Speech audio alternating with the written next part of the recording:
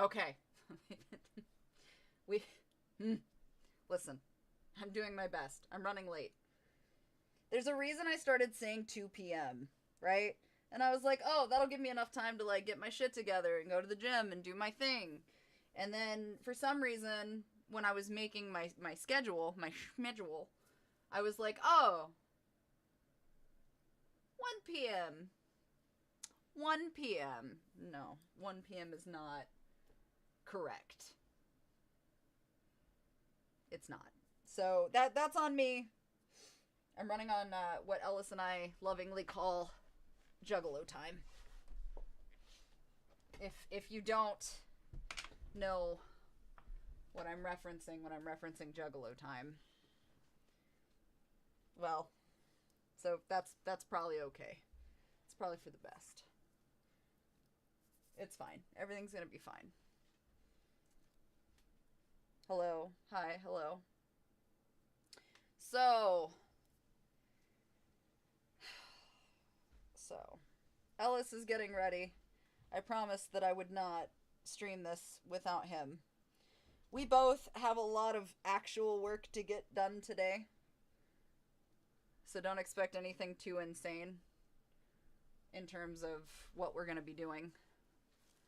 A juggalo is neither early nor late. They arrive exactly and talk magnets when they're meant to. It's because juggalos don't know how to be on time. We've pretty well convinced ourselves. So, you know. It's good. Same as BP time. Yeah. Actually, I'll grab... So, I think I'm going to do my heart rate monitor today for the game that we're going to be playing. Juggalo time is something only other juggalos get. Yeah. Yep. Correct. You right. That's true. That's true. Hi, David. Hugs back. So I figured they gotta find the Faygo. Not every store sells it. Listen, only... From what I understand, it's only if you're in Michigan. Or if the decoy for To Catch a Predator asks you to bring Faygo. That's the only time you can find Faygo.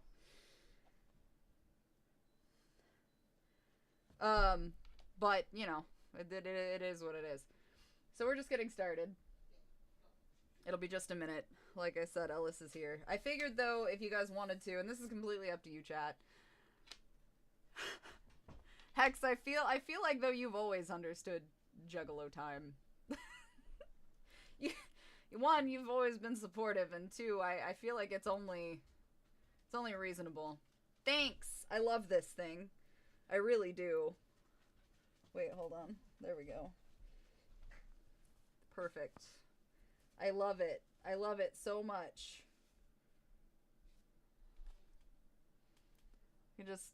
That's it. I'm just gonna do stream like this. Makes complete sense. But why don't you take us, find a Faygo? Yeah, I guess, we saw it somewhere here, actually. Oh, Rick, wasn't it the... Was it the equivalent of the Dollar Tree? The pharmacy, right? Yeah. Yeah, so, like, there's like, the equivalent of the dollar store in the small town that we live in. And, like, at some point, I guess, they started selling Faygo, and Ellis looked at it, and he was like, no, it's like finding a unicorn in the wild. Also, he bought this cat a fake Louis Vuitton sweater. Fashion.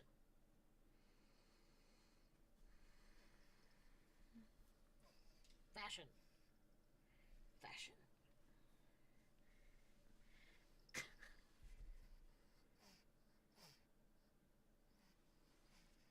Fashion. Breathe. This fucking cat has asthma, I swear to God. He has asthma because he chooses to stick his head in places that are full of dirt. Dr. Evil Meatball has to be fierce. Unless you're in Michigan, it's like finding a dragon. Yeah. Kind of, yeah, no, but that's, yeah. They do have the locator on their website, where you can plug in your zip code and it'll tell you where sells Faygo nearby. Jesus fucking Christ. Yeah, it's okay. The friend of Juggalos. Buddy, what are you doing? Vibing. Chilling. You, like, sank. What? He's warm, probably. Alright. My girlfriend refers to this breed as a naked ball sack. That's pretty accurate. It's a rotisserie chicken. Yeah. It's a rotisserie chicken. You want to go back to your warm house? Son. Wait, okay. What are we looking at, buddy? What? Where will you be when the acid kicks in? It is the cat that made Beerus exist. You're not entirely incorrect. It's actually true. Well, I need to get my meds. So if you haven't taken your meds, take your meds, drink some water. And I also need my water. So I'm going to collect that, and we're going to put this tiny child in fashion.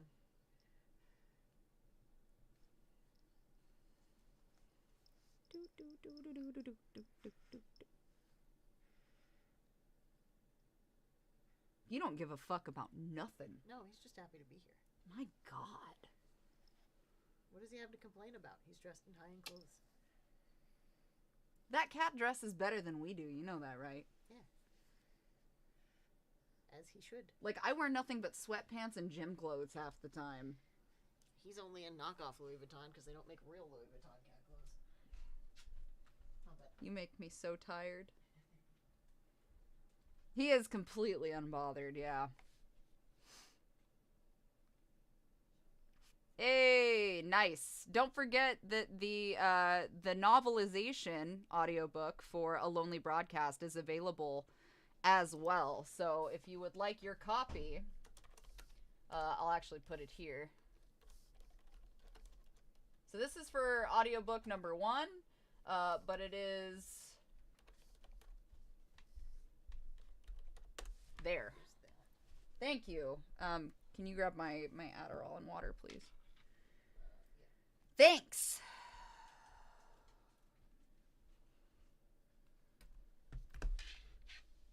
Actually, let me double check that. Maybe, was it Kel Byron? Hold on, website might be wrong. Yeah, that's my fuck up. Hold on, guys, I got you. Sorry. There you go.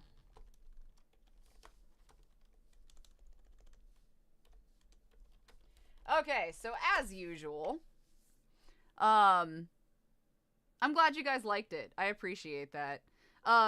We wanted to kind of make it so that it was a very immersive experience, which main character did the editing, and then we had the pleasure of having a very amazing and differently styled musician by the name of Behold.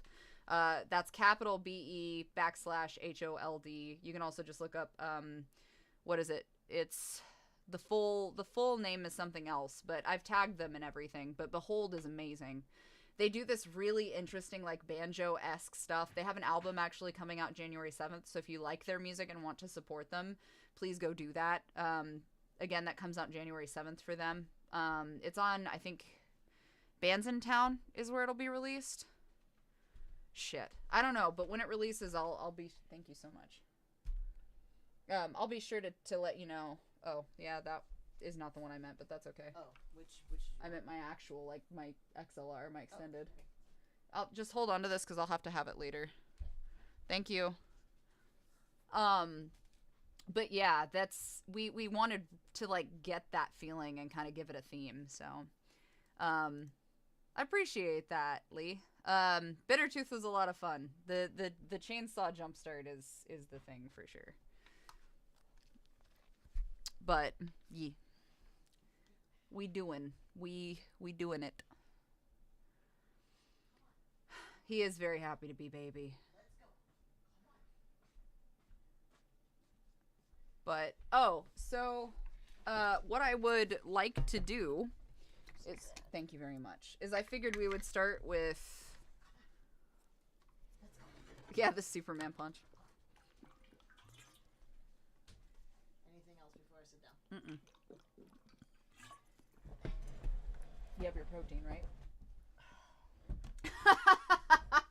You promised me, otherwise I wouldn't call you out. Alright. I figured what would be it. So okay, so these are at Walmart, and I think they're like $25 or $30. I like to decorate mine with stickers, because it reminds me to pick it up. But these are super helpful, and these are a little less than a gallon, but these are like gallon water jugs. But they are very, very useful. Absolutely not. Are you kidding? There's also the ones that have like the numbers marked on them. So those are good. That was on the floor for less than 10 seconds as she was getting ready to use it as a bed. That's all it takes. Okay. All right. There we go. So we're going to turn this a little bit this way. My toesies are warm. It's a good day. It's a big old chonkin jug. So for those of you, I figured this will be audience participation somewhat. I'm not sure what's going on or why. Why are you having a hard time focusing on the... Is it the... Oh, can you turn off Pickle's light? Yeah. Thank you. I figured I don't know. I like decorating it with stickers because, like, people give us stickers at conventions or, like, send us stickers and whatnot. It's on the left-hand side. It's the big black button. There you go. But people give us stickers at conventions, and I always wondered what to do with them, because otherwise I just have a pile of stickers, and I was like, fuck it, I'll put it on my water bottle. So I did. Anyway, I figured we would start with Ask Aunty Ivy, if you guys wanted. You were either... For those of you that have not joined us for Ask Aunty Ivy before, I'm Autumn Ivy. I'm Alice. And this is Ask Aunty Ivy. It's kind of like the old advice columns is how we like to run it, where it's like people put stuff. I would like to remind everybody, I'm not a doctor. I'm not a certified personal trainer. I don't have a certification as a therapist. This is the equivalent of you calling like the Clio hotline back when that was still a thing and going off of like riddled tarot advice that you just hope wasn't fuck shit. Like, none of this is professional advice. Please don't take it to heart. Please don't take it seriously. Again, I'm not a therapist. I get inundated sometimes by people presenting personal stuff to me, and although I understand that maybe it's because you feel comfortable doing that, or, you know, it's just,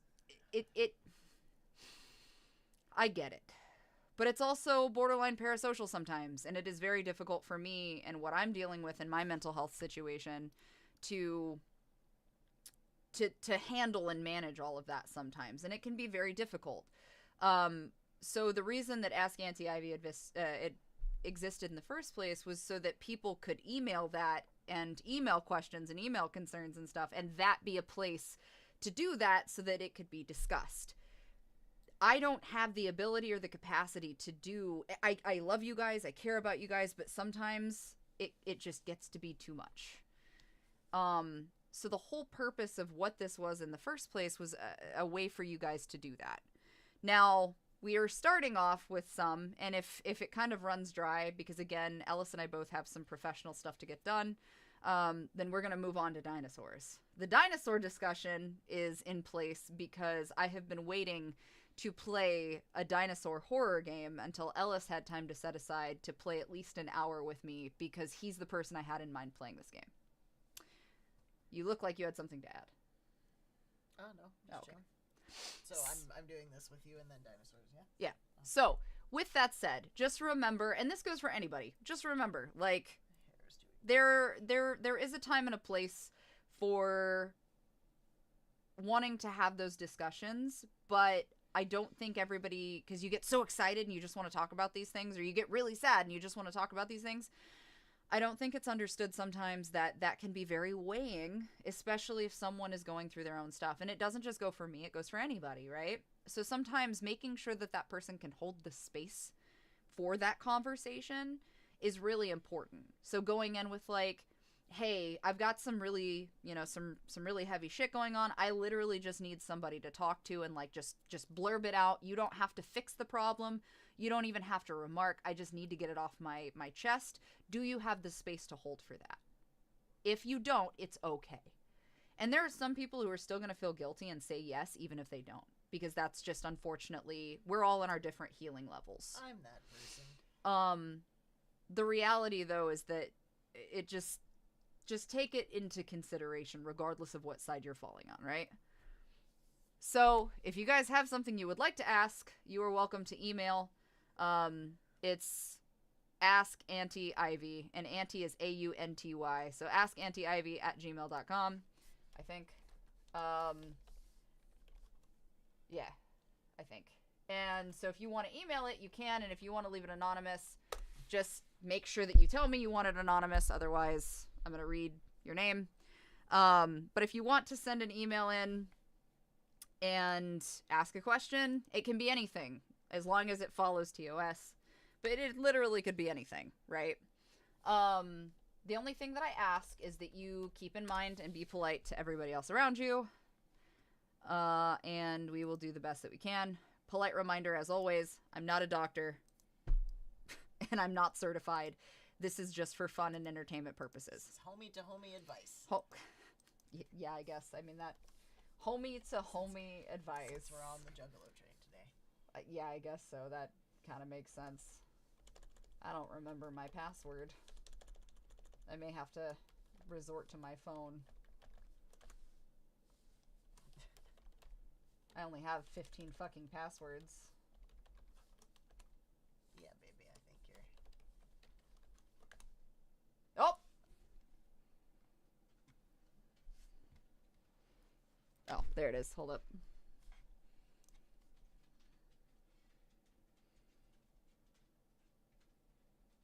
I don't know, but it worked. So we're gonna go with that. It's fine.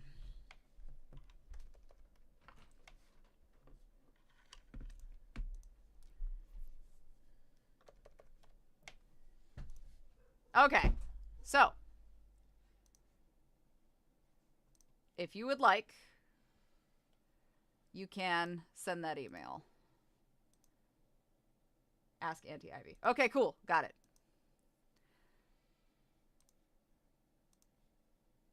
And we're gonna make this smaller and push it over here. Cool. I mean, you can. You don't have to. So some people can ask them in chat if you're comfortable asking in chat. Or you can email them. It is literally up to your comfort level. I don't try to push it, though, because sometimes people aren't comfortable asking things publicly. And I totally get that. I've had a couple of people ask some really personal romance stuff and, like, heavy stuff. And I don't ever want somebody to feel like they have to ask in person, because some people just don't want to do that, and that's okay. So I do give the opportunity to ask privately. Which Baxter wants to know a fun question, which is if you had to pick one of your OCs to enter into a fighting game, like Street Fighter, Mortal Kombat, Tekken, etc., who would you choose and why? Ellis? Oh, no. You can go first. You don't want any of my OCs in a fighting game. Ever. They range from too apathetic to bother, or too volatile. The unicorn. It's the too apathetic to bother ones that are alarming that you should be concerned about. Yeah. Yeah, because they just don't care. The unicorn's like,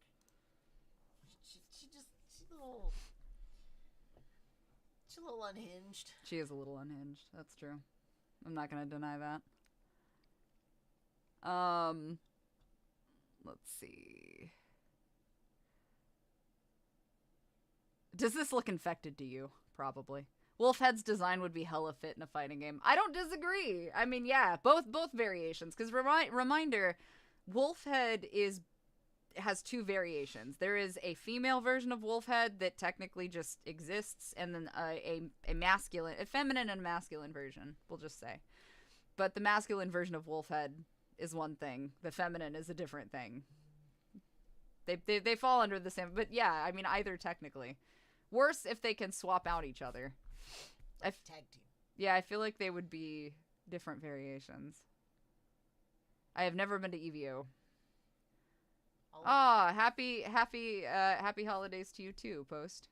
All of mine like to fight, they just fight different. But Eric's is the one that actually fights. So I feel like that's the cop-out answer. That's fair. I used to love playing Zelda /Sheik in Smash Brothers. That was my favorite character to play, so like I have to give you that one. Bone Collector. So I don't think a lot of people filled in because I've never listed Bone Collector as an official OC, even though she's the oldest OC. She's on. Oh no, she's not on. She's on that screen. It's the one on my background. You guys have seen it before. I'm cartoonishly low on low on energy, and with my mental health, exercise, and pretty much everything people suggest don't work. Any tips? No. I'm gonna level with you. Being cartoonishly low on energy and then having to deal with mental health and then try to figure out how to put up with exercise and daily life stuff and everything else. At the end of the day, and again, this is why I tell you, I'm not a doctor. I mean, there could be 50,000 things going on. Maybe it's just the mental health and the low energy. Maybe there's something medical. Maybe it's the fact that you just don't want to because you're fucking burned out. I can't tell you one way or the other which of these things they are because I'm not you and I don't know anything, personal about you with which to do that, nor do I have the actual degree with which to go, yes, it's this. What I can tell you, though, is from my own position of being that person, I'm tired all the fucking time, and that's the truth. I have 50,000 things going on at any given point in time. I still have to make it to the gym. I still have to take care of all of the animals. I still have to make sure that I'm supporting my partner the way that he needs support. I have to make sure that I'm feeding myself the right way, even though I don't want to do anything but binge eat until I can't breathe. I also have to make sure that I am taking care of the work that I have to do, because if I don't take care of the work, then I don't pay the bills. And if I don't pay the bills, I don't have a house over, a roof over our heads, or I don't have feed for the animals or anything else. Mentally, that's fucking exhausting. I have CPTSD. I am diagnosed with major depressive disorder. I'm not okay at any given point in time. I, at no point, am able to level things properly, and the best thing that I could tell you is to take it moment by moment. And I think that people get butthurt sometimes when I say that.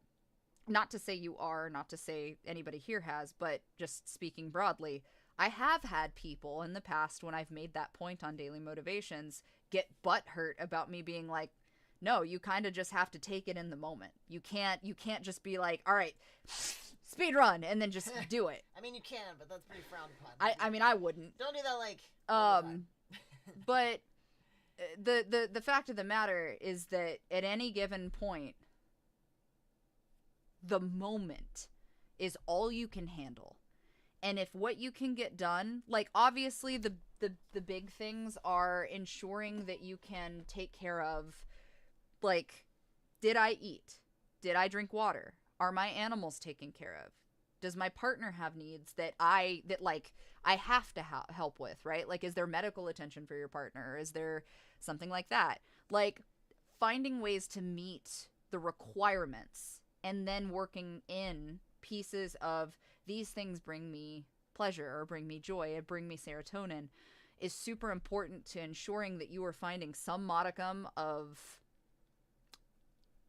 normalcy.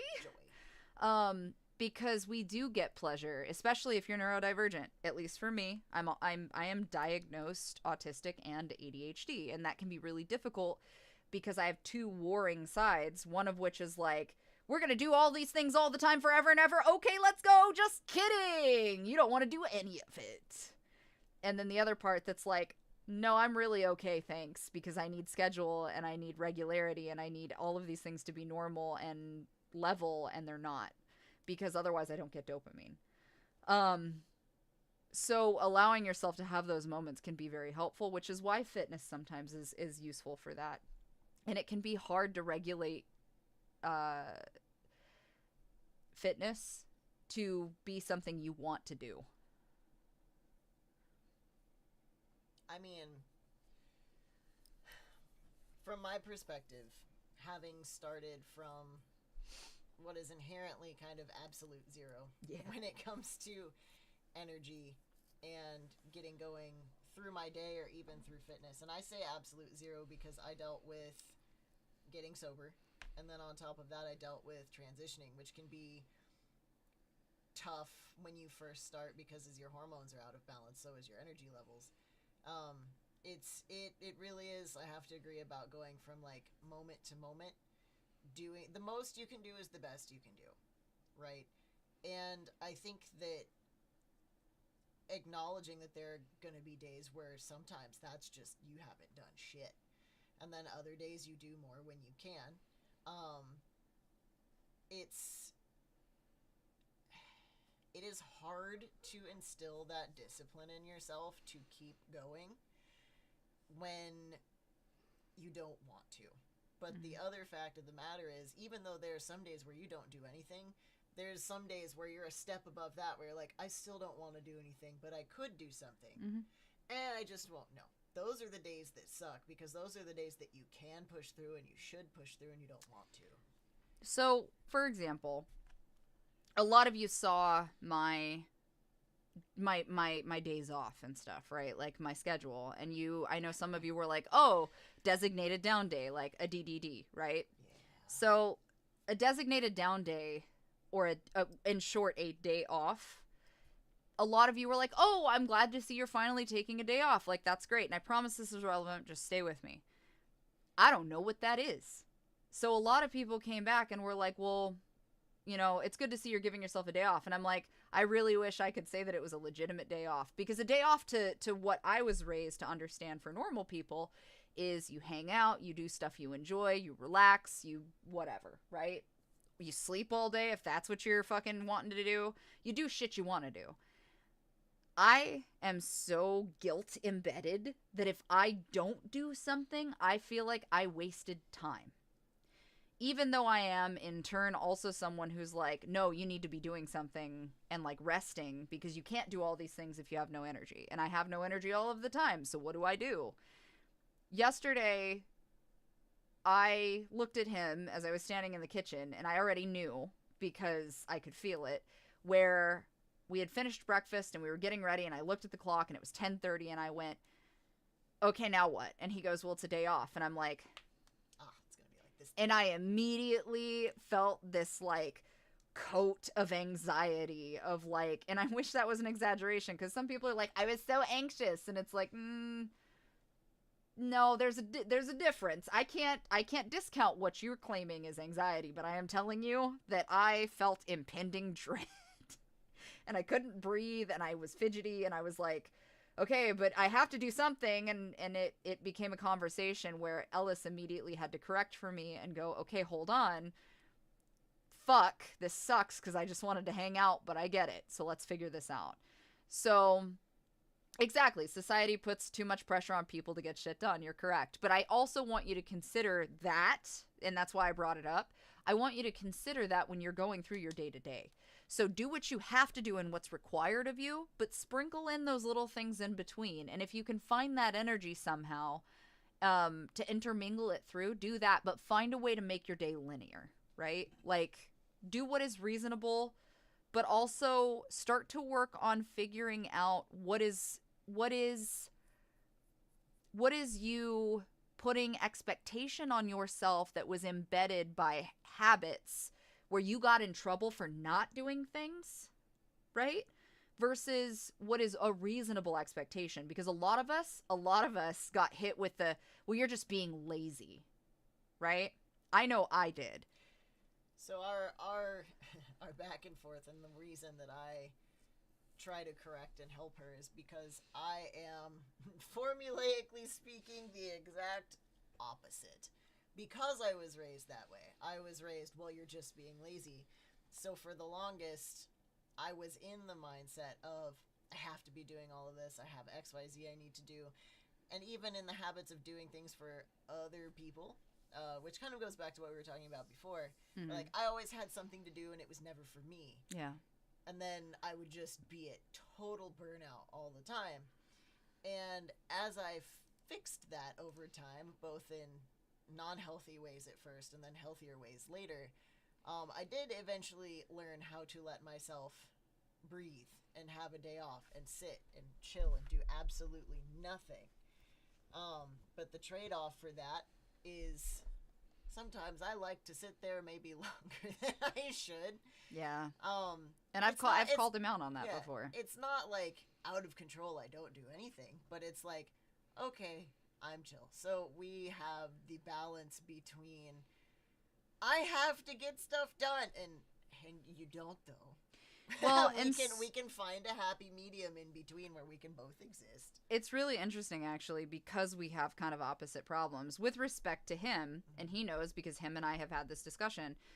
Ellis can be lazy, like actually lazy, like meh. And him and I have gotten into that conversation and that back and forth before, and I will not say argument, because it's never an argument or an expectation, because argument implies there's an expectation of change that would be unfair of me to ask without finding a proper medium with which we could meet in the middle, right? So him and I have had discussions, though, about like, hey man, you know that this is something I hate. If there are dishes in the sink and they haven't been touched for 2 days, because I try to give him a day, sometimes ADHD takes place and he's got 15 things on his plate. I get that. But, for example, if it was his turn to do the dishes and they haven't been touched and he's been in the kitchen multiple times and there was no reason with which for him to have not done that, and he looked at it, just went, meh, I always know the difference. And I will ask him, and I usually give him 2 before I get naggy. And then the second that the 2 reaches, I will turn to him and be like, can you explain to me why this wasn't done? And then I hold him to that expectation to tell me why it wasn't done.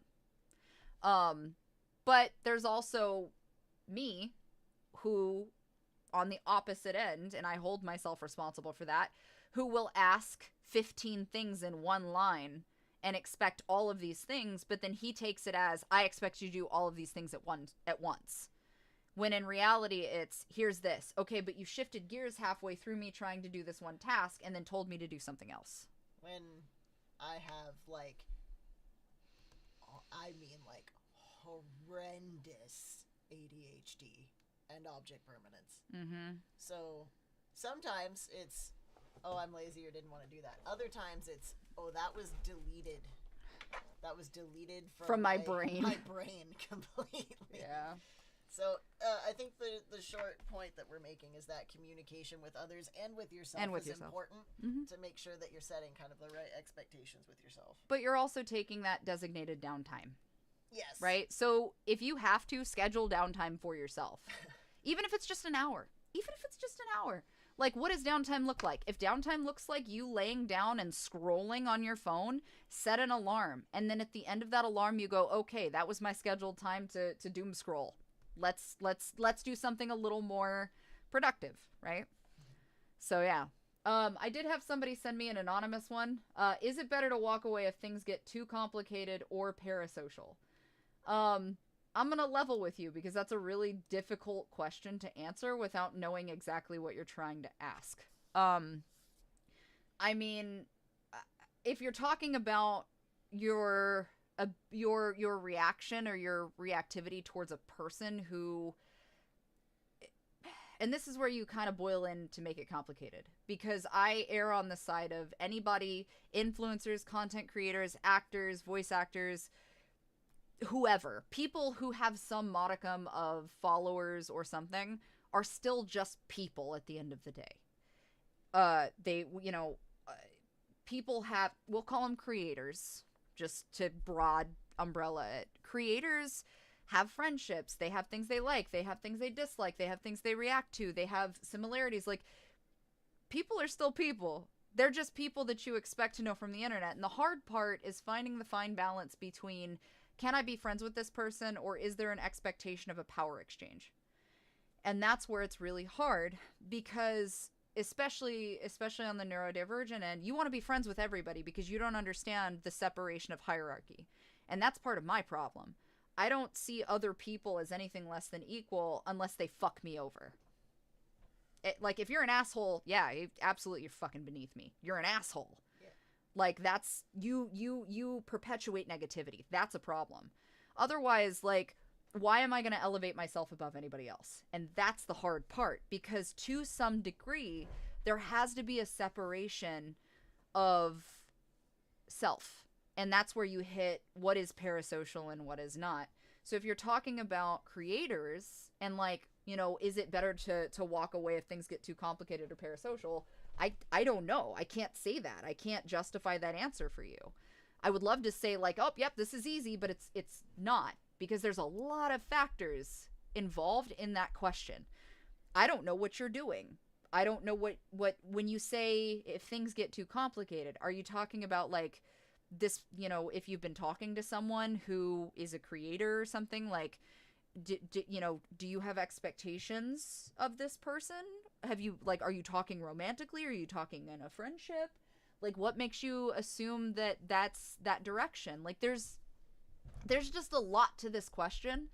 I would say in a flat, broad, just flat response, if you are in a position where you are becoming borderline antagonistic or obsessive, and you are starting to catch yourself doing things that you fucking, and don't tell me you don't know. You fucking know. You know when shit gets so far down the rabbit hole that even you start questioning your behavior. You fucking know. At that point, stop. Stop everything you're doing. Pull the reins and take a really long fucking look at all of the behavior. Step back away from the person that you are feeling these things towards and go, is this reasonable? And if at any point you have to go, as a third-party observer, this is not normal behavior, or this is something that's pushing the limit, no, you need to back off a while and really have that conversation and reestablish your boundaries. The same way that someone as a creator also needs to reestablish boundaries. I think that from the perspective of, I say this because I have no other great word to use in its place. And I hate the term fan. But if you are a fan of someone and you are in a place where you get to know them or you get to start talking to them as a creator, that is a good thing, right? You get, this person's successful, you can talk to them. That is something that is inherently a good feeling. Because whether you look up to this person, whether you like their content, whether you think they're funny, like whatever, that's a good thing. I think, though, that it's important to remember that, much like we talked about a second ago, everybody's going through fucking something. Yeah. Right? Varying degrees of absolutely fucking awful. Everybody's going through something. That's the life that we live. I would challenge you to question yourself whether or not you are using this person or the idea of this person as a form of escapism. And that's not me being negative in any way. Sometimes it just fucking happens that way, and it's not on purpose. Because you see this person or their content, or you know, they're accessible and you can talk to them, and they make things a little bit easier. And that's great. But in that, sometimes we forget that these are still people. People with their own lives and their own situations. And right. So it's okay to look up to these people, or they kind of like, you know, inherently watching them or their stuff or whatever gives you like strength to get through your day, or they're motivational. That's all okay. Just make sure that if you are talking to them, if you are questioning if something is parasocial, that they are not inherently becoming anything less than a person. Like becoming a form of escapism, becoming even a coping mechanism, because those are two different things in that degree. You just kind of have to evaluate how you're actually seeing that person versus how you say you're seeing that person. If you have things that you have been through in life, of varied degrees, and that's another thing. So like, we all have gone through variations of trauma of some degree. Like, it doesn't, stop. It does not matter. Everybody's and this is something that going through 10 years of therapy was the one thing that all of the therapists that I saw all defined it as and held in common, was that no two variations of trauma type was the same as anybody else's. Although variation of severity also depends on the person. I may look at something someone else went through and go, it wasn't that bad. That's a dickhole fucking thing for me to think. But the truth is like, it could have been worse. But that's not fair. Because it was as worse. Hill is another person's mountain. Right. It was that bad for someone else. On the counter end, I've told shit that happened to me to other people, and I get the, oh, you're still living? And it's like, to me, that wasn't a big deal. It was just, that was my normal. And someone else may go, oh my God, that's harrowing. It was just some shit that I went through. No two are the same. So, but with that said, because the acknowledgement of everybody's been through some shit is part of the conversation, the point is that sometimes the creator or the person that maybe is lining up on the parasocial side of things, remember that they also have their own shit to unpack and maybe are going through their own shit on the day-to-day. So it's hard to say, but keep it in the back of your mind for sure. Yeah, so somebody was asking what we're doing, just to reiterate. It's kind of like the old advice columns that people used to write into. Again, I'm not a doctor. I'm not certified. This is literally just homie to homie. Like, yep. We're just talking and kind of expecting things. This is for entertainment purposes only. If you happen to catch a nugget of wisdom that would be useful to you, please feel free to use it safely at your own disclosure.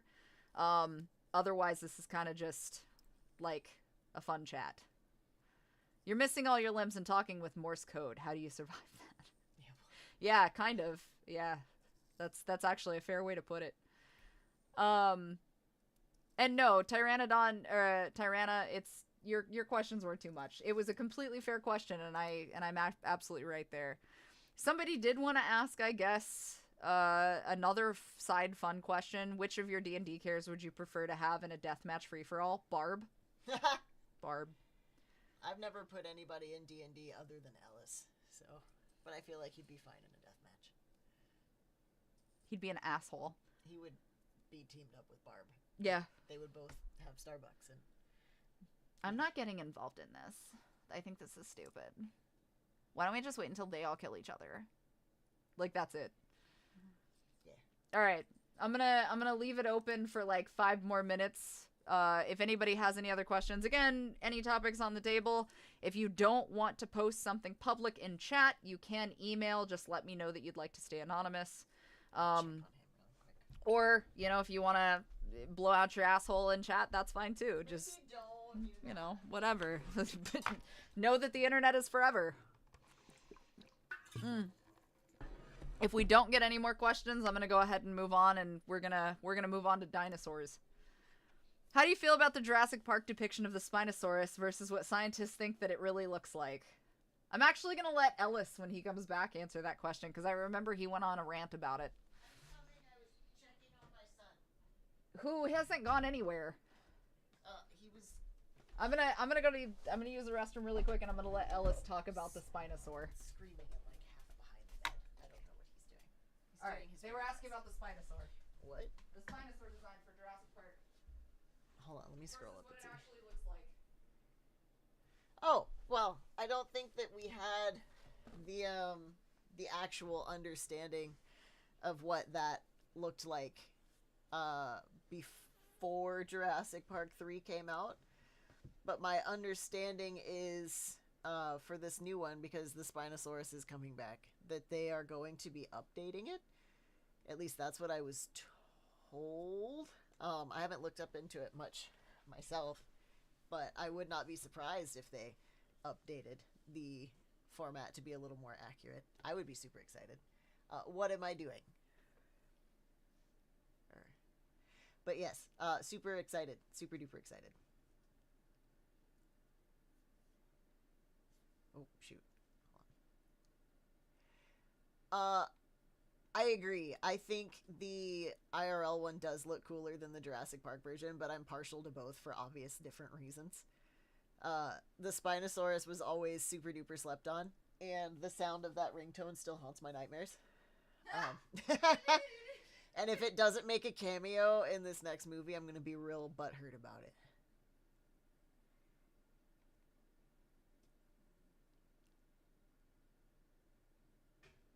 Yeah, there's another Jurassic Park Jurassic Park movie coming. If you were... Any news about the new Jurassic Park game? Not yet, but I think it's supposed to be next year. If you were in the Pokemon world, what type of gym would you run, and who is your team? I would definitely...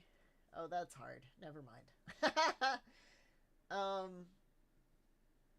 I think I would have I would probably have like a water or ghost gym. Maybe a water ghost gym. Fuck you. My gym's just gonna be on a sunken ship. Figure it out, nerd. That's the plan.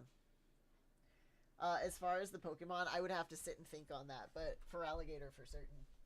If you were a gym leader, what type of gym would you have? Fire and fighting. That's the most unsurprising thing. So, you would just have a Blaziken? An Arcanine that punches people? I mean, I feel like an Arcanine that knows... And a Rapidash that also punches people? Could you imagine the severity of a punch from a Rapidash? This bitch doesn't need kick. I don't know. I got punched by Hugo. How much worse could it be? This bitch doesn't need kick. She's got punch. I don't know. I feel like that's fair. What is the craziest fan encounter you or Autumn have had, good and bad? I don't think I've ever really had any bad ones. In my really early convention days, I wouldn't call it a fan encounter, but like in my really early convention days, I had a girl who was like 5'2" pick me up without my consent and try to run off with me, which was very strange. Thanks, Angus. I wasn't there for that one. Yeah, that one was weird. Definitely, but like here's the thing, is there's a difference. If somebody's running at you to do it, that's different. I was seated and like was in a conversation with another person. Do that? I don't know. If I am lying, call me the fuck out. But I deadass was seated. I was seated on the ground having a conversation with somebody, and I hear like the distant sounds of a gremlin, and all of a sudden it was, which was, I want to point out, this was early days of conventions where it was like people were playing the game, and it was like Yowie Paddle Days and like the bear. The Homestuck era.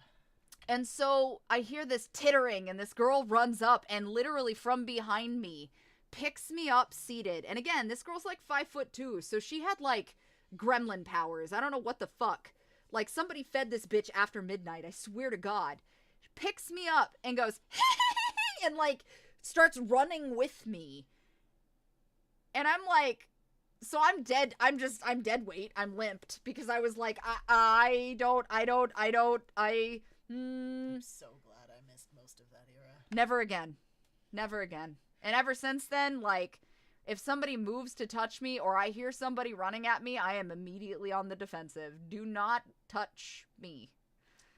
Do not. I'm cool with hugs and stuff if you ask first. Like, but no. No. Otherwise, I did have I say this because it was very strange, but my favorite fan encounter wasn't really a fan encounter, but it was a costume encounter. And I was dressed as Alice Angel for a horror convention. Oh.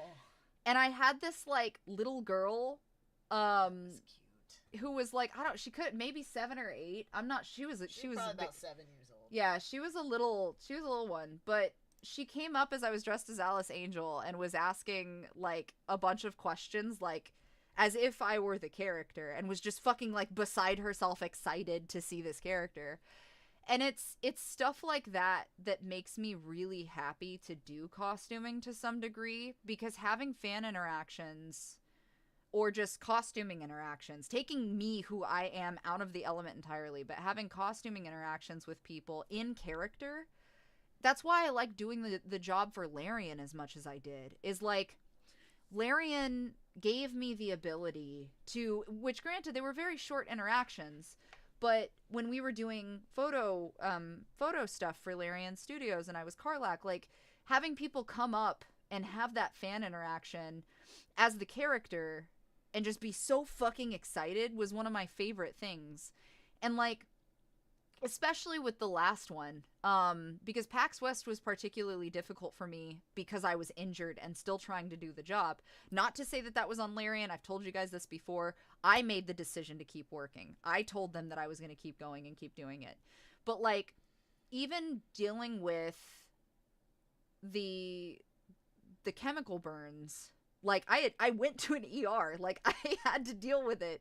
But even having the chemical burns after that first day. ER ever, by the way. Great fucking ER. The doctor was lit. The doctor was pissed and was like, why are you? And I was like, just don't worry about it. He's just like, help. He's like, all right, listen, here's a stack of bandages. Here's some shit you put on it. Like, whatever. Like, this is on you, though. And I was like, I know, man. And he's like, Godspeed, I guess. So, but my point is that it was the interactions from people despite being in pain, and like they had given me pain meds and stuff to try to work through the day, and I was really grateful for that because I don't think I would have made it otherwise. But I was really pushing to get through despite shifting and moving and kind of like having bandages and stuff, which looked gnarly but like kind of still fit the character, like fair enough. But having people come up and talk to me and be like excited to see Karlak and to have like really brief conversations or to get a hug from their favorite character was so important to me, because that kept me wanting to stay there and wanting to have these interactions and wanting to do things, because everybody was just so glad to see this character and have these interactions that, you know, it's like seeing, I mean, realistically, it's seeing your character, and sometimes your character hyperfixation, but like you're seeing your character in real time and like real tangible, you know, you can talk to them, you can touch them, you can see them.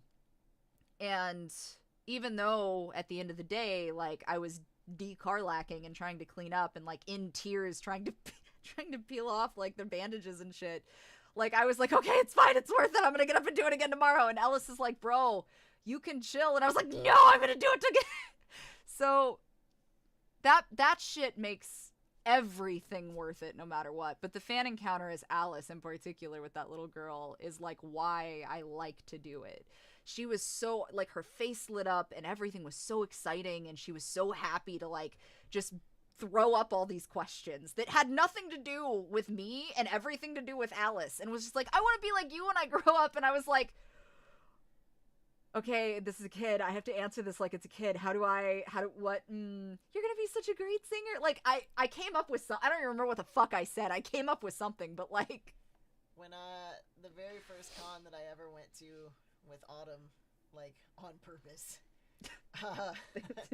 I was dressed as Kylo Ren, and I think we got like 4 steps through the front door before I got mobbed by a bunch of children that were also like younger than that. These were like 5 and 6 year olds. Yeah, they were very young. I don't know why they were so excited, but it was very, very wholesome.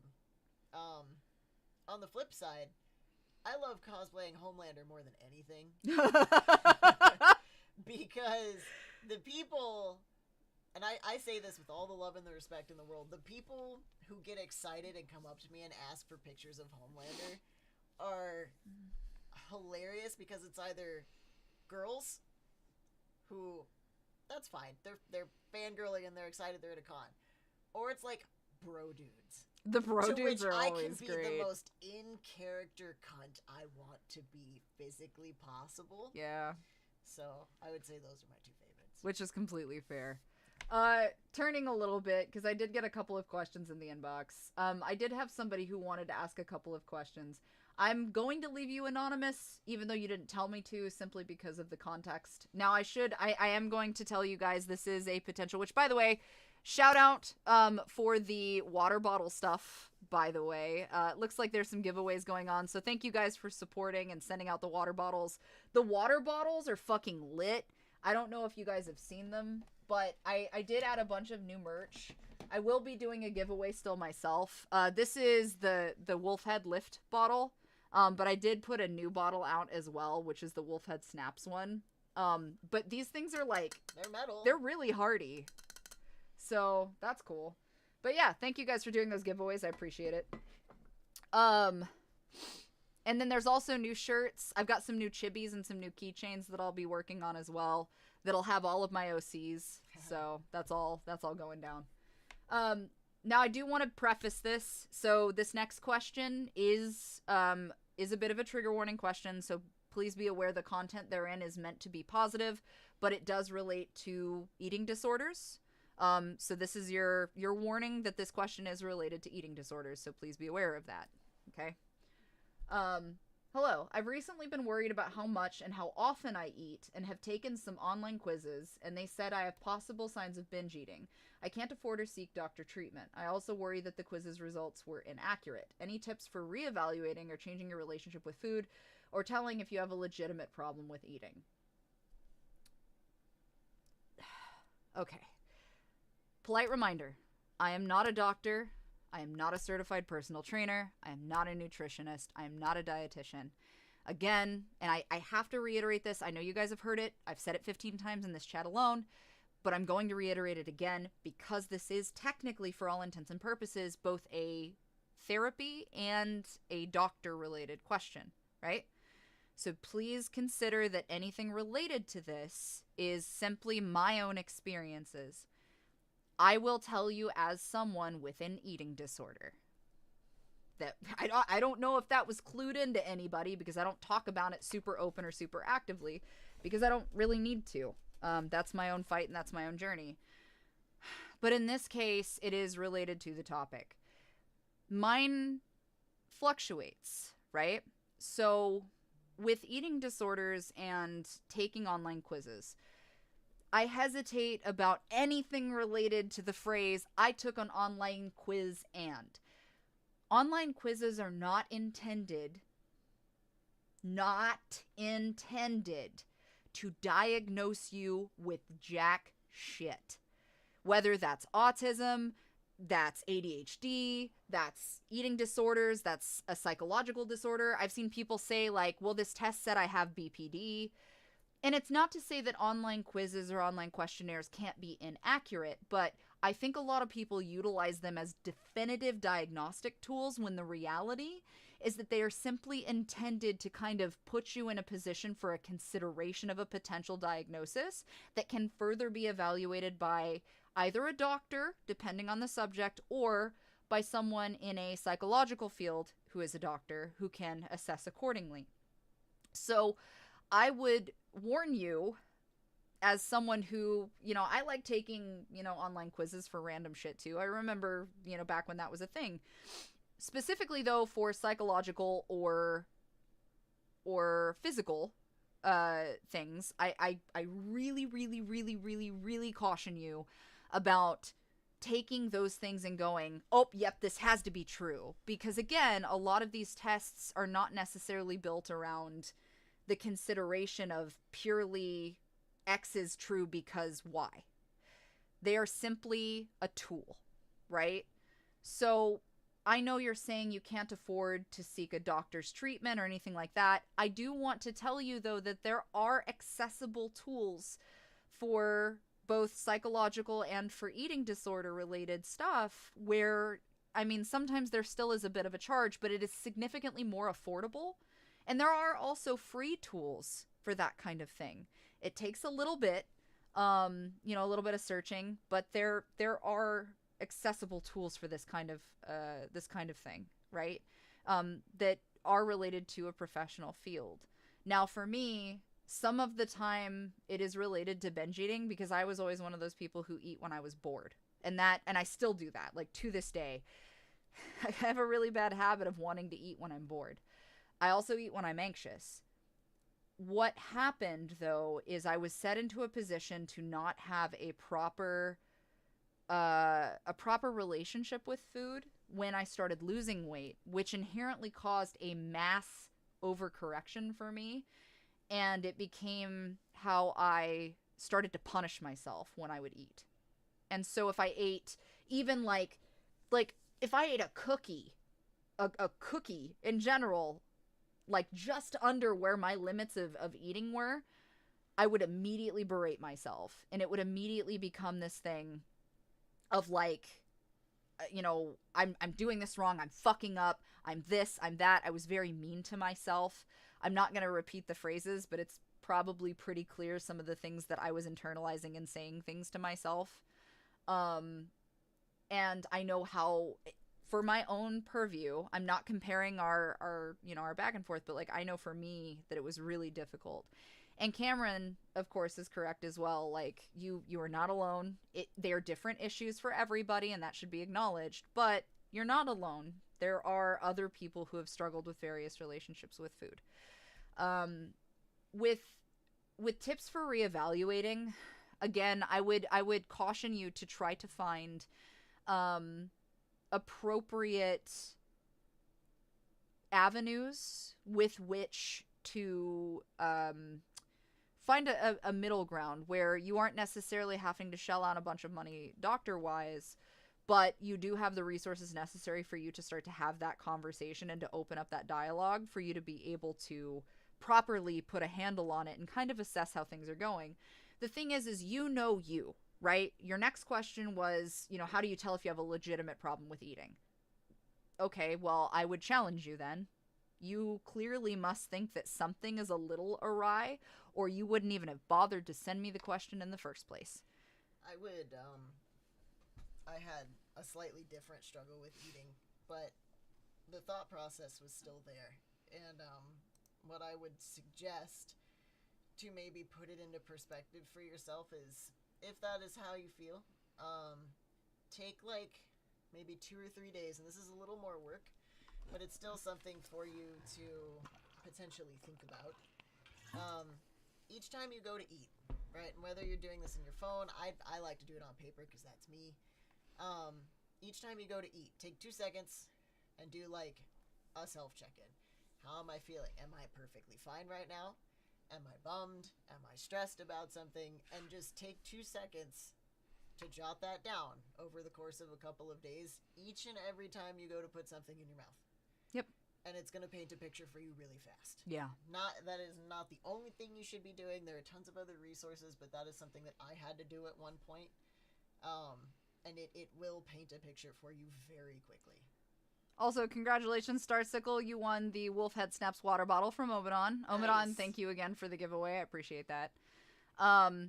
Yeah, but portion control is very much the case. I will say this, though. Although Demonic is right about portion control, about not necessarily what you're eating, but how much of what you're eating, that's true. That's completely fair.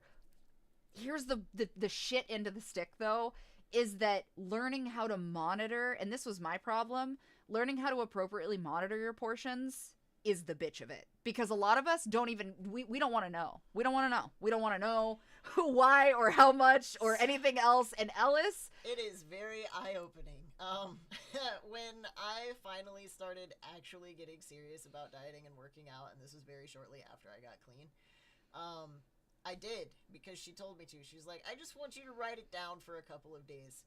And I plugged it into the little fitness app thing, everything that I was eating just on a regular day-to-day basis, and horrified myself. Mm-hmm. And like, that's not saying like, oh, I'm doing such a bad thing. It's just, I had no fucking idea that's actually what it looked like from like a standard of like calories and carbs. I just thought, oh, this is normal, it's fine. Yeah. And I think learning kind of what that looks like is something that you're really not ever taught. You're not taught. Do. No. And just like taxes, you're not fucking taught this. I had no fucking idea that like I was eating this much, and it was, to me, it was always normal. But on the flip side, from a health perspective, I had goals that I wanted to reach, and I had things that I wanted to improve on. Mm-hmm. So like sometimes it does take writing it down and looking at it and going, oh. Well, so all right, so a couple people just made some points. Like Trixie made a comment about eating a bag of trail mix. Hex, you asked if, like, an actual serious question, like, is a 15-ounce steak a portion? Okay, so let's break it down. Can I tell them about the cupcake story? Yeah. Okay, so I'm gonna tell you guys, and this is relevant to both of those questions, and here's why, and also relevant to the figuring out portions. What I would implore you to do, even though it's really hard, if you have to set a timer on your phone or do it like at the beginning of your meal when you sit down to eat, every time you sit down to eat, get like a free tracker. Like MyFitnessPal has a free version, but there's also like other free trackers. But get a food tracker on your phone. Like we have our phone all the time, right? Get a food tracker. Most of them you can scan the barcode of whatever you're eating and it'll plug it in. And it will auto plug in. You just have to plug in how much of it you're eating, right? So I would implore you to take a couple of days, like 2 or 3 days, set your little alarms or do it right when you start to eat, but track your food for a couple days. One of two things is going to happen. You're going to start to realize that what you're eating is maybe not the best choice, but really not as bad as you thought, or you're overeating. And that's going to cause your brain to go, oh my fucking God. And you're going to hit panic mode. Take a breath. Because I did that. I did that. And Ellis did that. And the story I'm about to tell you. It is normal because you're not taught that it's wrong. No. And you also aren't paying attention to the portion control, right? Does that mean I can't eat things that I like? No. I want you to eat. I want you to pay attention. I want you to drink water. I want you to enjoy food. I want you to enjoy life. I want you to still eat things you love. Jax Blade Fitness is a friend of mine. Jax is amazing.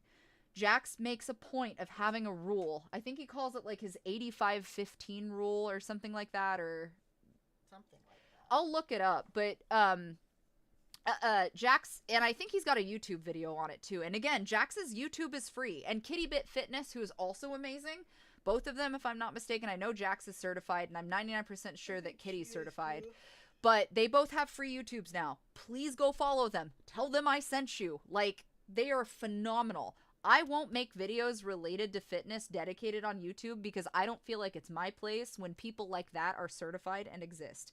I will make them for sub-sites, but that's because some people just like to watch me work out. But every time I make those videos, I tell everybody I'm not certified. Please remember that. I bring them up, though, because Jax makes a really good point about the relationship with food and the fact that you are still allowed to enjoy things you love in moderation, right? So, for example, you eat, and bodybuilders sometimes will do this too. Like, let's say chicken and rice and veggies and salads, and like you're vibing through the day. You're like dead on for your numbers. Like, you're filling everything out and it's looking fucking good. You have like 300 to 500 calories left towards the end of your day, right? And you're sitting there and you're like, all right, like somebody said something about creamer. I love creamer. I put creamer in my coffee too. I vibe. But prime example, right? You have a little bit of space left and you're like, fuck, man, I'm jonesing. I'm jonesing right now for a Reese's, right? Can you have the Reese's? Well, let's find out. So then you look at your numbers and you plug in, before you eat it, you plug in the Reese's and you go, oh, both of these Reese's, because there's 2 cups and a thing, both of these Reese's will put me over my numbers. I could do that, and I could do an extra 30 minutes to an hour of something, going for a walk or something. Okay, cool. Or I can have 1 Reese's and save the other one for tomorrow and still meet my numbers and be satisfied. I get what I want, but I still meet my numbers. And that middle ground, the happy middle, is where you're getting both. And that is the sweet spot, right? And Demonic's right. If you have an illness that requires you to be on a diet, that's another thing to consider, because there is a lot that goes into proper nutrition. Some people have a hard time writing shit down, especially if you're ADHD. And that's why I'm telling you that having like fun activities to remind you is important. Mm-hmm. Now, I say that to tell this part of the story, which is what I asked Ellis if I could tell. And that is the cupcake story. The cupcake story was a come to Jesus conversation between Ellis and I, where before I really started nailing him about nutrition, I got frustrated with him because, it's the truth, I ran into a bit of a relationship kerfuckle where I began to start to notice that sometimes it felt like, whether this is true or not is completely negate, but it felt like to me, and I explained this to him, that he was hiding food that he had eaten from me and hiding the fact that he had eaten the food. And some of you are going to be like, well, what does that mean? Like he was hiding it? Like I would find wrappers for like candy or other food or something like crammed into the nooks of his car on the side. Or I would go and like we would have a cheat meal the night before, right? That was, here's what we're doing. Well, he would go and buy, because he likes to eat those frosted cupcakes that you can get from like Walmart or Food City or Winco or whatever. So like he really likes those, and that's great, that's fine. But what would happen is he would eat like 3 or 4 of those during the cheat meal night, which was regulated, like, yep, we're good there. But then he would sit on them, and the next day, which is what happened in this instance, I went, and I already knew, I went into the kitchen and I was getting stuff ready for breakfast, and then I knew, because I had seen them, that there was X cupcakes left. I walked away, I went to do something else, I came back, the whole tin of cupcakes was gone, like off the counter. And I was like, okay, And we were back on that morning. I want to be very clear about that. And he knew we were back on, right? No excuse. So, sure as shit, I went to the trash can and I went to throw something away and I opened the trash can and like pushed into the trash can with some like napkins or something off to the side was the carton of cupcakes. Completely fucking empty. Completely empty. And these weren't like the little cupcakes. These were the regular like birthday party cupcakes. The regular birthday, like Five Nights at Freddy's cupcakes. And so that would have meant, because there's a dozen cupcakes, that would have meant that he basically ate like, I think 8 or 9 cupcakes, technically, because you had eaten like 3 or 4 the night before. He ate over, we'll say over half. He ate over half a tin of cupcakes. And so I had enough, because a few days prior I had caught like little wrappers and shit like that, and I had asked him and he was like, no, it's fine, whatever. And so I got pissed off, and it did prompt us to have a little more than a conversation. I was very direct with him, and I basically said, do you recognize what you've done? And he was like, what do you mean? And I was like, you ate this 10. And at first he started to kind of stutter step it. Am I wrong? And he started to kind of like, it was, and I went, okay, stop. Like, we're not doing that. Do you know what you've done? Well, no. And I said, okay, I want you to do something for me. And this is me being an asshole.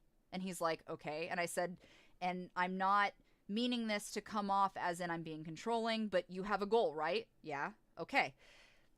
I'm being direct with you now. Okay. I said, can you take that? Yeah. All right. I want you to come over here and I want you to scan this 10, right? Okay. And he did. And I said, now I want you to put in a serving for every single cupcake you ate out of this 10 this morning.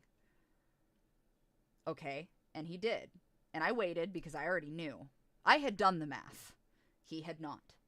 And it was a very, very, very mean reality check for him that took me being that direct and putting it in front of him to physically see the numbers. He plugged the number in, and what did you read? Oh, it was like 3,000 calories that I ate in cupcakes that morning. Alone. Not counting just like the off the chart amount of sugar, because they were like the buttercream ice. Oh, yeah. They were really good. But... I love. I'll do it again. Yeah. I'll eat a whole nother tray of them. I shouldn't, but I would.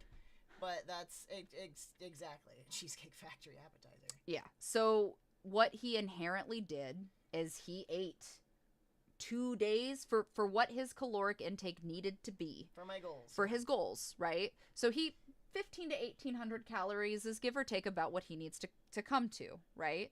And that's not including the breakdowns of fat, protein, carb. He basically ate 2 days worth of food. In 20 minutes. And in that moment, I could see that he got, and I admit this, and I felt, we've gone through some shit in our relationship together. Like, not us fighting, but like us going against other shit that has just been really bad that we've had to deal with together.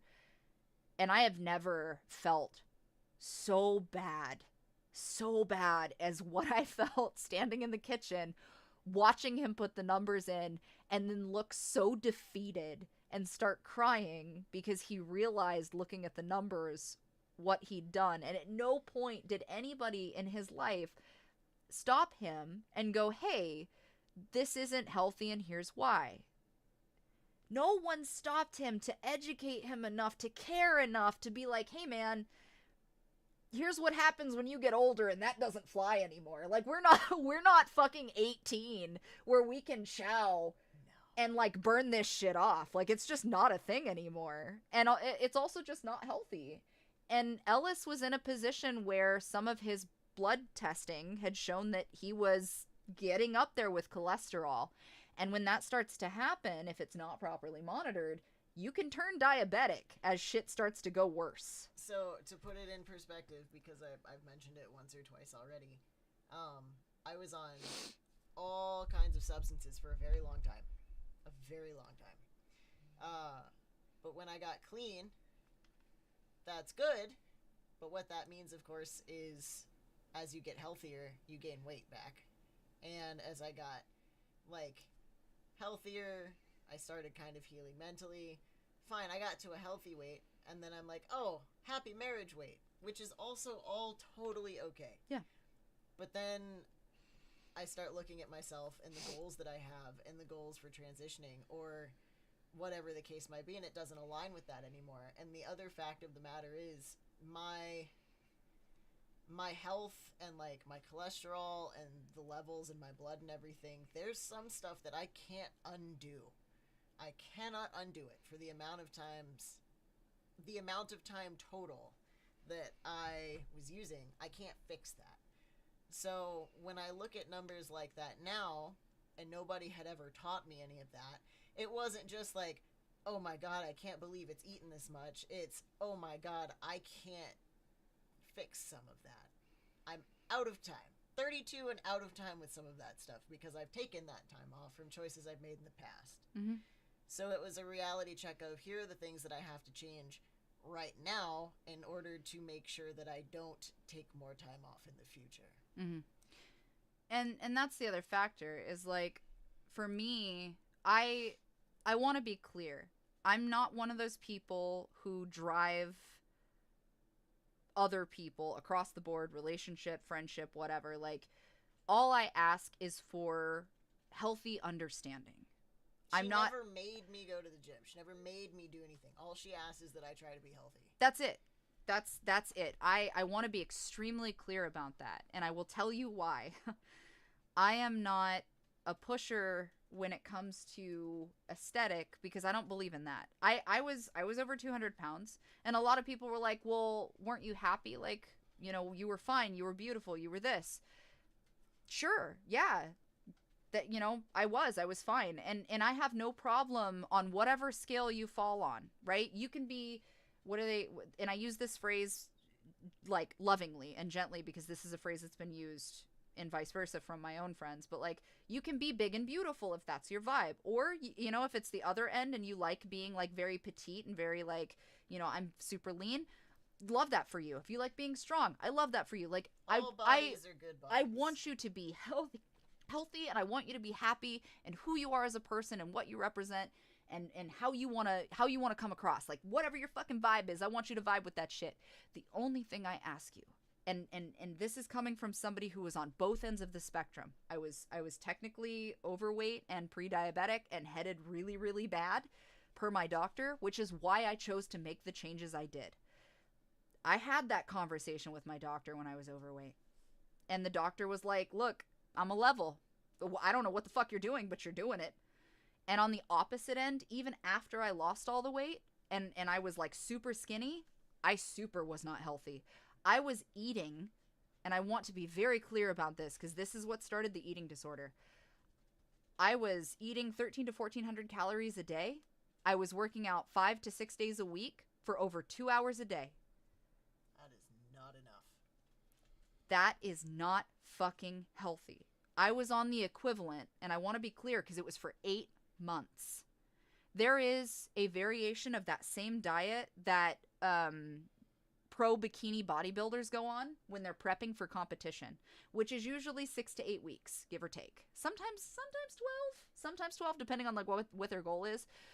But I want to be clear that kind of stuff and what I was doing was not long-term sustainable for me. And I should not have fucking done it as long as I did it. And by the time that I finished losing, I lost like 50 or 60 pounds. By the time I was done losing that weight, I was not healthy. I didn't feel good. I had no strength. It was just not a good situation. And then I was punishing myself anytime I put anything in my mouth that wasn't exactly what I had listed on the paper to eat. And that was so not good. So being someone who's been both sides, all I ever ask anybody is just to consider your health and your safety, do your checkups, take care of yourself, drink water. And I say that because with Ellis and the conversation Ellis and I had, I watched my uncle, who was over 400 pounds, by the end of his life, he was not very old. He was in his 50s. And he was bedridden by the time that he passed. And by bedridden, I mean that and Ellis can confirm this, I'm not exaggerating. By the time that my uncle passed, he was probably well over 400 pounds at that point, and he could not leave bed. He was bedridden. Anytime that he needed to use the bathroom, they had a bucket set up for that. Handled accordingly. They had to roll him over for bed sores. It was anytime that he had to see a doctor, because he had an enlarged heart too, he gave up. My uncle gave up. And that's just a fact of the matter. I love him. I will forever love him. I loved him till the day he passed. But I watched this man eat himself to death. And that's not a gross exaggeration. Like, you hear that phrase, I think, on you know, reality television and stuff like that. But I don't think people, unless you've lived it, people don't understand that watching someone choose, he chose to do it. And it didn't matter what you said to him. It didn't matter. And he had the gastro bypass several years prior, right? And he was losing weight. But he panicked because he was losing weight at such a rapid level because of the gastro bypass that it basically created this issue where he had the excess skin, and then he didn't feel attractive, and all he ever wanted was attention from women so he could have a family and he could learn what that felt like to be loved and to know what that meant. And it psychologically broke him down to a point where he couldn't function anymore. And then I watched his depression pick up, and then I watched him start drinking, and the drinking became a fucking handle a day mixed with orange juice. And I'm not exaggerating. No. Ellis watched this in real time as well. We watched him destroy himself. And there was not a fucking thing I could do to change it. I couldn't change the trajectory of what was to happen. I already knew. And sure as shit, he stayed bedridden for about a year and a half. I would say there was half a year period where he was still kind of getting up and scooting around. He had like this big chair thing that he would scoot around in, but he would go right back to his room. And then during that last year before he passed, he just didn't leave. He didn't leave the bed. So I took a lot of that personally and internalized it and became this person who became overcorrected with being health conscious. And I have people in my life right now that I care about very, very, very much. And I'm watching them do the same fucking thing. Not me, to clarify. Yeah, not Ellis. Like, I'm watching this person do the same thing, and I know what's going to happen, and I can't do anything to stop it. And I feel like I have to just watch it all over again. And I just wish for 5 minutes that they would listen to me and just simple, something simple. That's it. Simple. And I know this person won't, because much like my uncle, they have wrapped it in their head that nothing's going to change and nothing's going to matter. So when I had that conversation later with Ellis, I told Ellis, I said, I don't care if you go, if you don't go, if you do go. I don't care if you want to beat ass and start going to fighting and just make that your life and you just become a human Dorito. Or if you go the opposite way and you just want to veg and enjoy life and fucking vibe. I was like, enjoy food, enjoy life. Don't go to the gym. I was like, if that's your route, I'm okay with that because I love you for who you are. But all I ask is that you do what you can to make healthy choices to stay alive. Take care of your health. So when that final conversation happened with the cupcake debacle, that was it. And Ellis finally, I think, because that really does feel like a click moment, where Ellis took a step back, and I told him, I said, I just don't want to see this happen to someone I care about again. And I think that was kind of that moment. It was that moment because my default thought process was always, oh, well, it's just a couple cupcakes, or oh, it's just this one time. But we had that conversation, and I took my step back.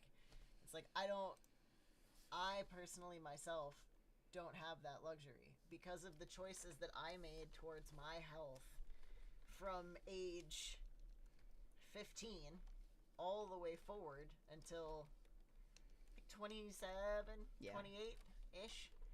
I don't have that anymore. I don't have, oh, it's just this one time, or oh, it's, I'll just be like this for a little while and then I'll get it together. No, I I kind of came to terms, and it's weird, because you would think it would have been one of the times that I overdosed, and it wasn't. It was the time that I was standing in the kitchen with my wife over a tin of cupcakes, and I went, oh, I'm out of time, because I've already chopped all of this time. And it's not something that I could sit here and pretend can be undone. It can't. I've done damage to myself. But that's kind of where that thought process came in over that tin of cupcakes. Is it's like, if I don't start changing that thought process now with something that might seem as nuanced or as trivial as a tin of cupcakes, I'm not going to have a longer date to make it to. And I think it sucks because sometimes people have to go through something really, really terrifying with their health, or something, really, really huge to kind of scare them into doing that, into like having that change of thought process. But sometimes it's not that. I went through the scary, terrifying things. I almost didn't make it a couple of times. Sometimes it just clicks. But regardless of whether it was something scary that gives you that oh shit moment, or if it was a simple conversation in the kitchen, once it clicks, you still have a decision to make. Mm-hmm. You can acknowledge it and you can buckle down and change, or you can go, that's a thing I know now, and do nothing. And the same goes for the opposite side. Not just losing weight, but gaining weight. Because gaining weight, and I know that because I when I was younger, I was that asshole too, because I was always larger. Like, I was farm built. I was a farm built girl. And Ellis was the opposite. Ellis was very lean, very toothpick, like, and I envied Ellis in high school because it was one of those things where, like, I was the like one. $1.20. Yeah, like, Ellis was pretty and skinny and, like, all this shit, and, like, the stereotype concept. And remember, this was in high school, so I was not well educated emotionally as I am now. 16 and 17 years old. Right, making dumbass decisions. And I learned. I was comfortable and happy with who I was. I liked being strong, but I did sometimes find myself being jealous of Ellis. And the reality is, whereas I could gain weight at the drop of a hat, Ellis lost weight at the drop of a hat. And Ellis found it harder to gain the weight than it did for me to lose it. So on the opposite side, anybody who's struggling, like, both sides are struggles. I don't want anybody to assume that it's one way or the other, because everybody's got their struggles, which is why I explicitly tell you, just be healthy. Little steps, little things. I'm going to move on from that topic because I noticed somebody brought something up. Yeah, of course. Somebody had brought something up, Sanctum in particular. I know that you were talking about some concerns that were related to, you can't say your title, you're a store manager for a large company, and your salary, so if somebody calls out, like, that's on you, right? And of course, you can't really close a large chain store. You could lose your job. So your husband is at home with the kids all day, and you get that. But you are in this position where, and to quote you, he's giving you zero help. You're expected to come home from like 48 plus hours, and that's assuming on the low end, a week to cook, clean, and then proceed to try to take care of the kids and stay up all night. You also commented, because it's Christmas, that you're on 6 days a week schedule plus, and then he wakes you up in the middle of the night to yell at you over crumbs on the floor or something. You love him, but you're beyond getting yelled at every single day. You're expected to pay the bills, to find a house, and then food, everything. If you slip up in the slightest, it's a huge fight. What do you do when you can't get them to understand you're just tired and can't do everything? One, I'm really, really sorry that you're going through that in any capacity whatsoever. I want to preface this, and I'll say it 1,000 times. I'm not a doctor. I'm not a certified personal trainer for that. I'm not a psychologist. I'm not degreed. Again, this is just a conversation to be had where if anything resonates, please take it. If it doesn't, throw it in the trash. Sometimes there is help that is necessary where professional help is needed, and that is okay. It is okay to try to find a resource that is sustainable, especially if finances are an issue, for you to want to seek more help, right? That's okay. I would implore anybody who needs that to do it. On the back end, I don't know your personal situation, I don't know anything about the ins and outs of your relationship. I can't pretend to, Sanctum, and I'm not going to have a good one, Demonic. Thank you. And I'm not going to pretend to do it, right? So what I would say related to that kind of a situation is a lot of people would push towards couples counseling, or would kind of implore you to put yourself in a situation where, did you have a conversation with your husband? You know, did you try to sit him down and have a very calm but very like, here's what I've written down about my feelings. I'm not asking you to, you know, to respond. I'm merely asking you to listen to how I feel and what's happening, and get that response and have that open and honest communication. There is an issue and a wall that a lot of people hit, and I only say this because I've been divorced, having gone through a situation where I've sat down to have those conversations and I was not listened to. And that's not that I didn't feel listened to, like, I wasn't listened to. And even when advice was sought outside of me, and my ex would go to friends, mutual friends, he would facilitate it as if it was on me. And when they would explain, like, oh, have you tried X? He just never tried. There is no talking. The big issue is I'll tell him to leave. I have no one to help with the kids. Can't afford childcare. I lose my job. I stay. It's arguments over looking at small things. Someone that you cannot argue with. They flip it no matter what you say. I also am very sorry that that's the case and that's what you're going through. I mean, the easy thing for anybody to say is, you know, well, you could just leave him, or you could just this, or there's always a way. The reality is, yes, there is always a way. There's always a workaround. They're never easy, and they're not always simple. And as far as the kids are concerned, like, I was not in a situation where I can speak on having kids. Not being able to afford healthcare, especially because healthcare right now, like, I pay for Ellis and I's insurance separately. I know what I pay for insurance, so I can imagine what a family plan looks like, and that's nuts. On the other hand, you could, it's not sustainable, and you're internalizing a lot of it based on what you yourself have said. It sounds like you're internalizing a lot of the problems that you guys are running into, and you don't really know what to do because you don't feel like they're listening, and they're consistently arguing with you and only creating further problems, which I would also challenge you to consider is also not a good environment for the kids. I mean, I raised my half-siblings. I raised them. Period, end of story. There's a lot of backstory to that, and I am not making it about me. I just want to be clear that my only comparison to having kids involved in a really severe situation is the acknowledgement of what I had to do to protect my half-siblings from fights that didn't even realistically involve me. And that can be hard. But it does inherently affect them. But if he's trying to find things to do to fight over that, if you can find a way to go to counseling or find a good middle ground for that, I mean, first and foremost, that would be my recommendation.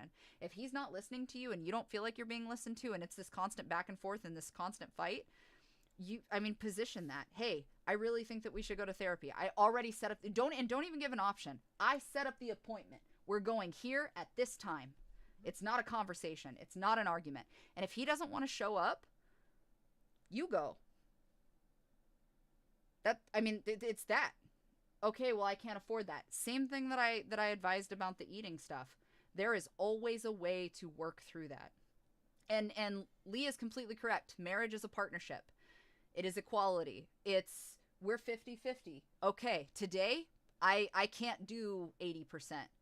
I can do 20. I can't do 80. Ellis picks up the 80. Opposite.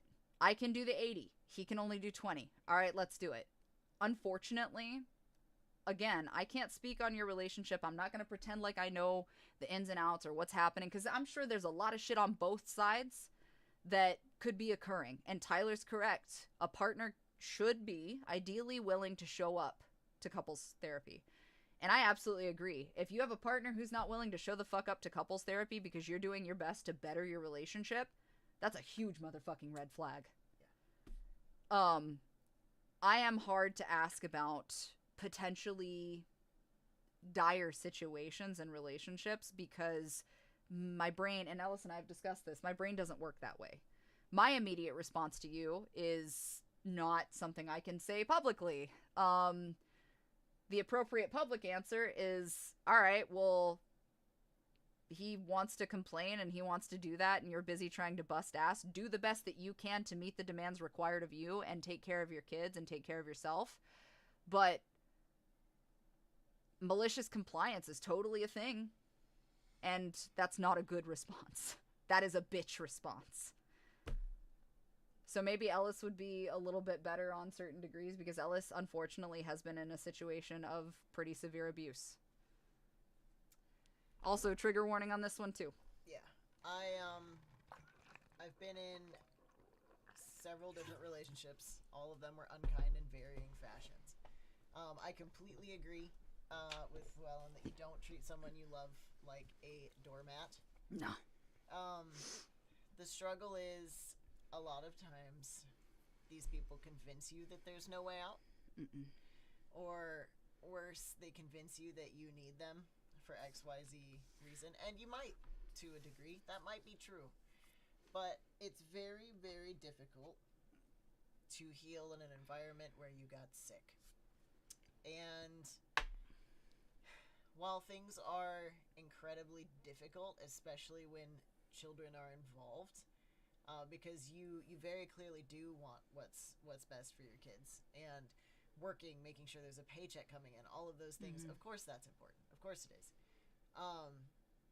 But I would challenge you to look at kind of at what cost, right? My parents were also not great together.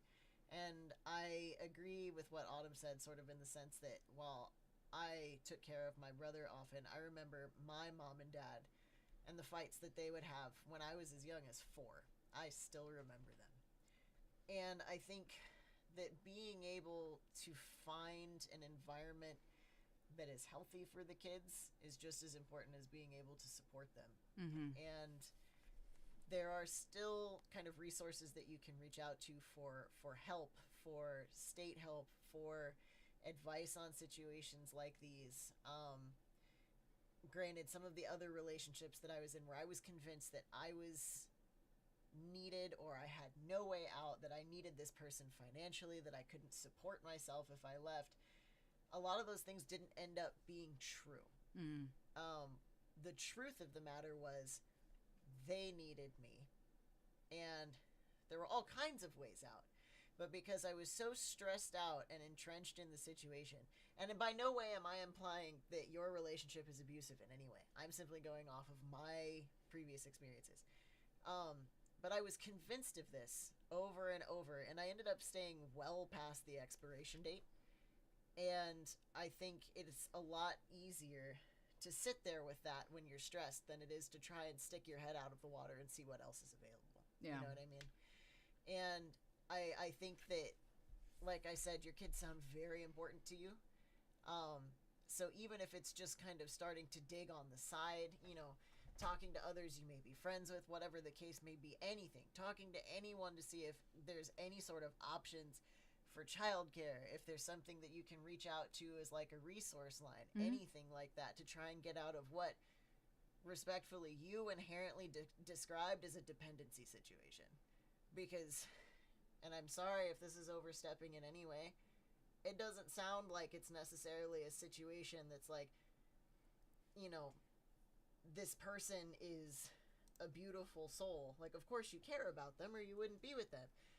But the root of the situation that you described to me is, if I don't deal with the way that this person is treating me, I lose security for my children. And that kind of tells me where you're at with your relationship.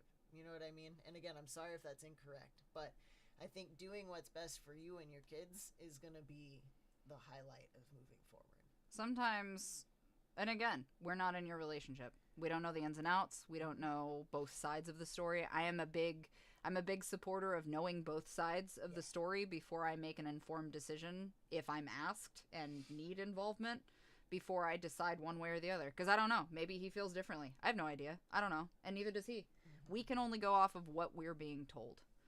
I do agree with Gregoroth a little bit, but maybe that's just me. Well, yeah, I mean, Greg flat said with respect to your husband, it's, you know, sounds like your husband doesn't have a real friend. Otherwise, his real friend would have knocked him on his ass, and that's, I'm not going to deny that. I literally even, I'll go past figuratively. The reality, though, Sanctum, is like, I mean, if you're in that position, your safety, your kid's safety, your sanity, your kid's sanity always comes first. There's always a way to get through the jungle, right? Like even if the road is so overgrown and so gnarled and twisted that you can't see the light at the other end, you know that there is a path to be cut. Someone beside you has something to start. Even if it's a small pair of shears, there's a way to get through to the other side. That's not a knife. This is a knife. But if you are at the position now where your expression to us is not, I love him so much, I really want this to work, I just don't know what to do, it's not that. You have exhibited, based upon those descriptions, just like Ellis said, the equivalent of, fuck that, but I don't know what to do other than sit down and shut up because that's what I'm being told to do. And I'm not that person. I'm a level. Oh, fuck. Reel it in. No, that's not fair. I promised myself that I would not. There's a level of censorship that's required, of like TOS requirements. I promised myself that I would not do this shit anymore when people did certain things. If you are inviting my opinion into your life, you are also accepting responsibility of the type of person that I am and I continue to be. I have tried so hard to be a kind and loving person and to ensure that positivity is the first and foremost goal at the end of the day, because you do not get better if there is not a position of healing. Just like Ellis said, you cannot heal in the same environment that you got sick in. I have worked really hard to heal over the last several years and do it with kindness as my forefront, but I would like to politely remind everybody, because Ellis and I had this conversation today, and hold with me everybody, this is relevant. Ellis and I had the exact same conversation because I realized a couple of things about some people in my own personal life, and I am in a position, and moving forward into 2025, especially with this promise to myself, that there is a difference between approaching life and moving with grace and kindness and love, and getting trampled by people who have begun to take advantage of that, because in your healing and in your kindness and in your growth of healing as a very kind person to work on that, you also have forgotten what boundaries look like. I will not forget what boundaries look like. I have been kind. I have set things up appropriately, and I implore you, Sanctum, to hear me on this. Be kind. Do what you can. Set your motherfucking boundaries. You are not a goddamn doormat. You're not. And I will die before I ever let a man treat me the way that some of the men in my life have treated me. I will deadass die. I'll take them with me, but I will die before I ever let that happen again, because I am not a motherfucking doormat. I act in kindness, and I try really hard to push people to be better than the person that they were yesterday, because that is truly what I believe. I want people to be better and kind, because you cannot perpetuate kindness with violence. But I will also implore you to remember, some of us that live that life because we were born in violence. And we know what that looks like. You're not a fucking doormat. Your children are not a fucking doormat.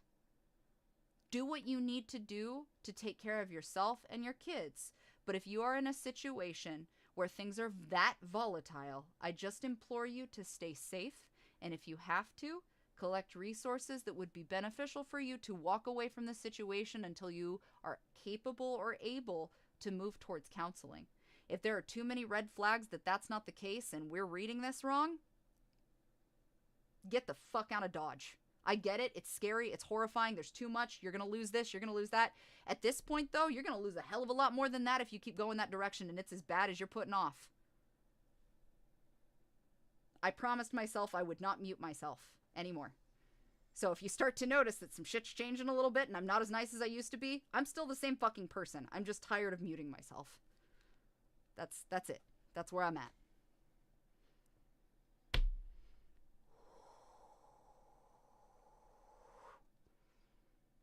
I am sorry, Lee, about your sister. I am very sorry about your sister. You are allowed, Hey, music, thank you, to aggressively protect the peace of yours and your kids' lives. It's that simple. Yeah. So, with all of that said and boiled down, I implore you to find the kindness and the love in yourself. And I implore you to move in that kindness and love and betterment so that your kids can see what that looks like and can move within that same motion of grace. But moving in grace and love and kindness does not mean that we don't set boundaries. Boundaries are part of that healing too. So, with that said, now, yeah, see, and that's not, I don't vibe with that. I have. If you're noticing it, honey, and I say this having been in a very similar spot a few times, if you're noticing it, and you're at the point where you're here in a chat on a live bringing it up to have somebody to vent to, it's time to go. And I'm sorry if that's overstepping, but it's time to go. It's the same thing as what we just had the conversation of with the person who was bringing up eating disorders, right? Again, I am not a doctor. Ellis is not a doctor. We're not therapists. We are not counselors. We're not trained. We don't have degrees. Everything that we are discussing is merely life experiences and bringing things to find a space with which you can have that conversation. No different than writing to, like, the writing columns, yeah. Right? That is what this is intended for. That's what it's for. Education and entertainment purposes. I have to say that legally, but there is a place where that line is drawn, and I am telling you that if you are in a situation that is potentially deemed unsafe for yourself, the people around you, or there's a medical condition involved or something else, I merely ask that you do what you need to do to stay safe, to stay sane, and to move into a position of betterment. Mm-hmm. And do not stay if the safe and the sane is out the window. And I came from some shit. And as a kid that dealt with a lot of fuck shit on the back end, and Ellis too, both personally and other stuff, we merely implore you to consider that if you're here having that conversation, there's some deeper seated shit going on than us sitting in this chat having that conversation. So, with that said, we are moving into a position where we're starting to run out of time. And I also would like to lighten things up a bit. So for everybody who, I saw the other questions. I want you guys to know that I did see your questions. I acknowledge them. I did put them in a folder. We will revisit this again. I think that part of you guys really like the Ask Aunty Ivy stuff because it can genuinely put perspective in, and I don't mind doing it. Again, though, from the parasocial perspective, bringing things to my table, in message, because I get inundated sometimes, and like, yes, Ellis and I both would like to be there to help. We like to be friendly. We like to be, that space for openness and honesty, but we also have life stuff going on, and we can't be that person all the time. I can't him and I both cannot just have people throwing shit into our inboxes and divulging things if we don't have the space with which to hold it, because that doesn't enable us to, one, be the best and show up as the best versions of ourselves for you. On the counter end, we also got our own shit, right? So this is my way to meet in the middle with you guys and split some shit apart where we can have friendly talks and friendly chats and be fun, but also have those serious moments as well, right? So if you find yourself kind of leaning in or needing that extra stuff, let's save this space for that, okay? And then that way you guys have it. Sanctum, I'm sending you the best that I can. I hope that you guys stay safe. To everybody else, to everybody else who sent stuff out, you guys are amazing. Thank you for being brave and stepping up and asking questions. Again, if you want to ask stuff anonymously, everything can be sent accordingly to the AskAuntyIvy@gmail.com. And I, of course, am happy to do those periodically, but that's going to be the space with which I can do stuff. Otherwise, we will revisit this later, and I will get to the other questions that did not get answered on this one. Again, Ellis and I both have work to do today.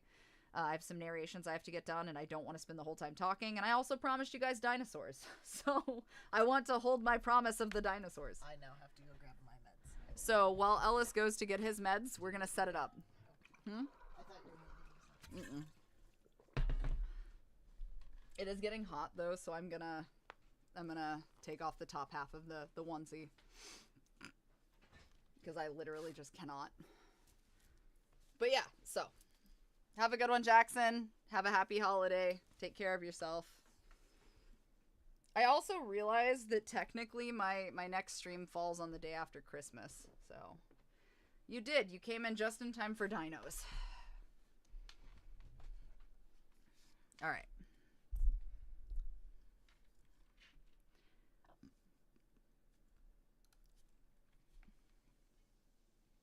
Of course, and I'm happy to be that person. Like I said, some of the shit that I have to say from this point forward is not going to be the best, but you know. No, it's really not. We appreciate that, Jackson. I can't speak for everybody else, but we also care in turn, and I'm glad that you're here.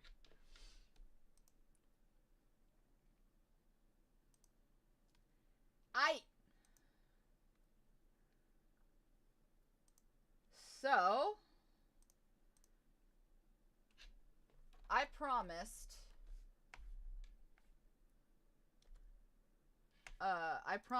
that we would revisit this. Now, some of you guys, I think did not. Have a good one, Tom. Thank you for stopping in.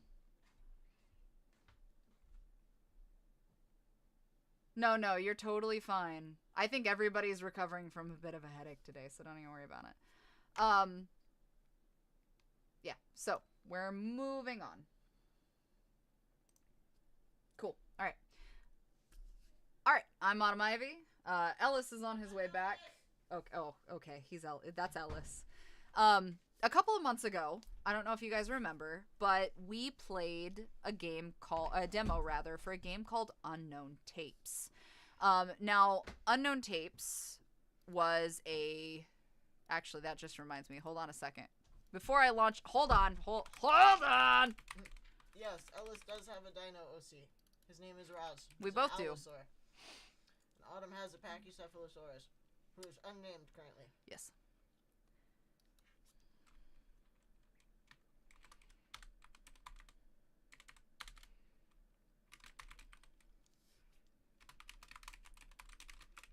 Okay, cool.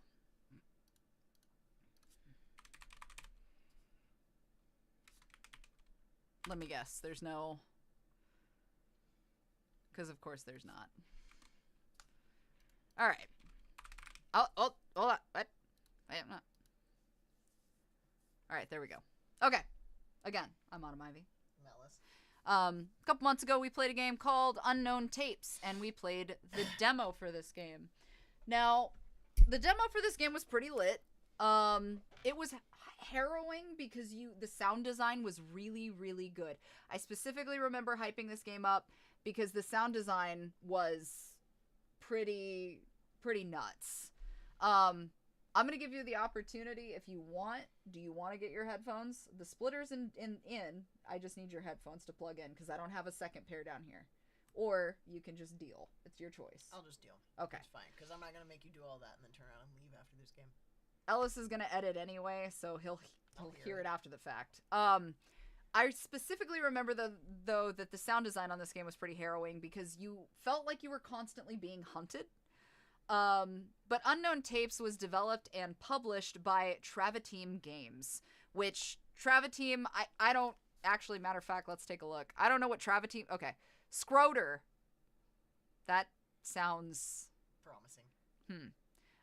They've done games Planet Gore, which is coming up and looks like a card game. Resurrect, which does look like a deck building game. Oh, I've seen Resurrect before. So apparently this developer, this is kind of its first foray, I guess is the word, into like this type of game.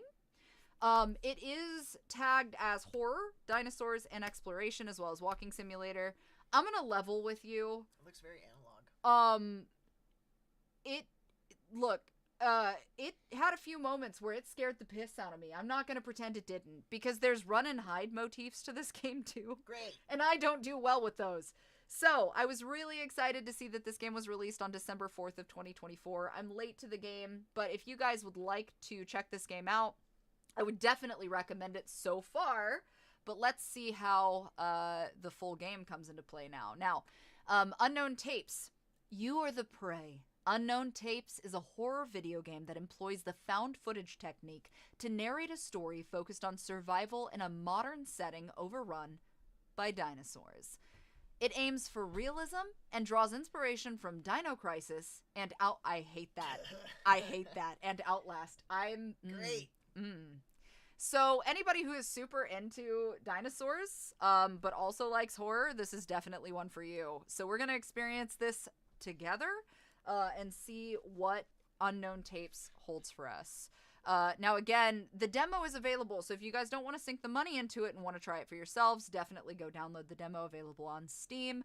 Otherwise, the game is $20, so we're going to see if it's worth $20, and I've told you guys this before. I am very honest about this. I love to support indie horror, but, you know. Hello. We're starting strong. Oh no, hold on, my sounds may be... The sounds may be sounding. Hold on, guys. Give me a sec.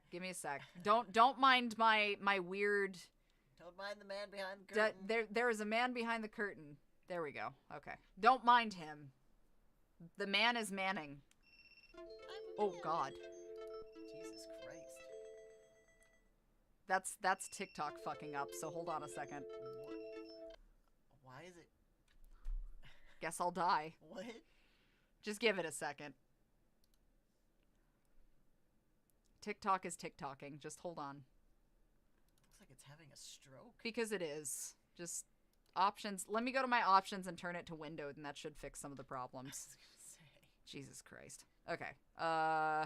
Display. We're gonna turn full screen off. Okay. This is better. Alright. Okay, VHX. I'm gonna turn the brightness slightly up because I'm a wuss.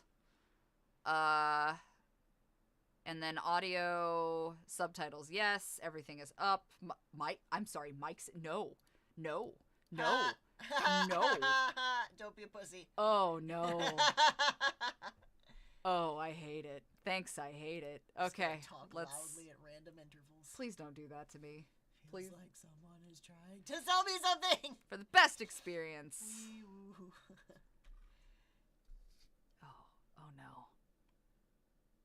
The material you are about to see is the account of what happened in Sector XW4, codenamed to discourage curious people. This material is government property, and viewing it without authorization will pose serious risks to your personal safety. Furthermore, every voice, face, or data that could make a person or place recognizable has been altered for government reasons.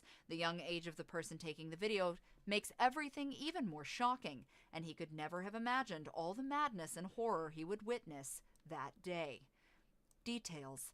Recording begins approximately 5 to 7 minutes after the helicopter crash, according to estimates. Great. Very nice. Oh, fuck, I forgot. Okay. So this game, again, I did play the demo. This game starts horrible. So... I mean, you crashed a helicopter, so... Oh, God. Okay. Alright. And again, it is very analog. That was a blow. Oh, it's starting already. Okay. The problem is that running in this game sometimes... I should also check my backpack. Press I for inventory. Oh, I hate the sound design in this game! Ah! Today is the 2nd anniversary of your passing of your passing, Dad, and I still don't even have a body to cry over. Were you very proud of your work at the ARU Research Center, and how did they treat you? Yes, I say they, because to me it wasn't an accident like they tried to make it out to be. For me, something else happened, and the fact that in theory your body was totally destroyed makes me think about this even more. My complaints to the police and investigators were of no use. You know how bureaucracy works, especially if the injured party is a single common individual, and on the other side there's a company that has various connections.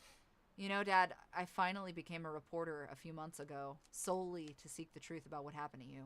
So tonight, using the help of a contact of mine who's a military pilot, I'll try to sneak into the area of the ARU Research Center to find out the truth about you. I love you. Freshman reporter N9475, Travis Kahn. Yeah, this is very N-Gen. It is very N-Gen. Hello? Why was that in front of me? Oh, God, I hate this game. Oh, that was nothing. It was nothing. It was a wall. It's fine. We are shitting our pants, and we're not even 5 minutes in.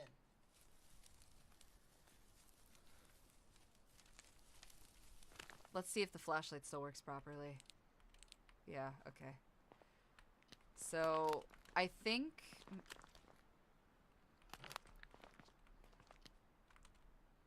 Damn, I need a code. Okay, so I can't just random input numbers. Okay, I've noted it down in the journal. That's half a man! I found a keypad to enter the scientific station. I need the code to get in.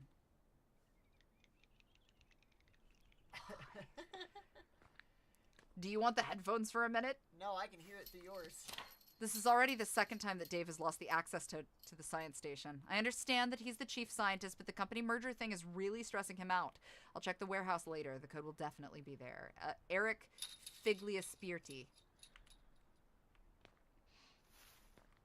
Is there a satellite phone in that shit, Ellis? You guys laugh, but there's a Spino. Hi, There's a fucking Spino.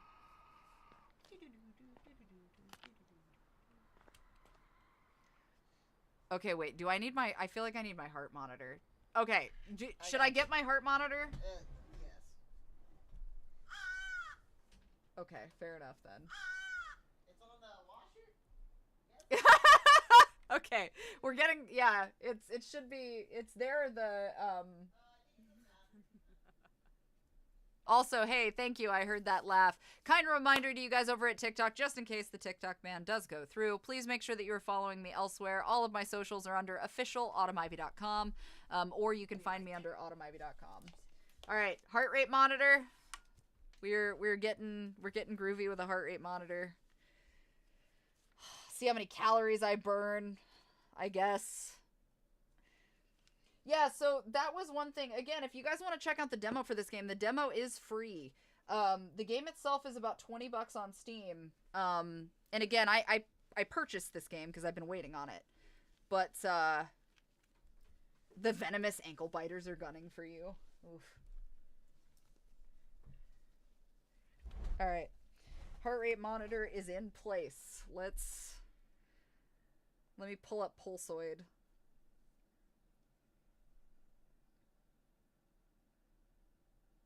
There we go. I do want to see. You're asking about the other Jurassic Park game, right? Yes, actually. Okay, so heart rate monitor is up. We are in business. 2025 at the earliest, so my guess is late next year. Fair enough. It is. All right, and we're good to go. We've got our stressy aggressy monitor here. I'm gonna move it over here for that. Okay, cool. This is fine. It's so not fine.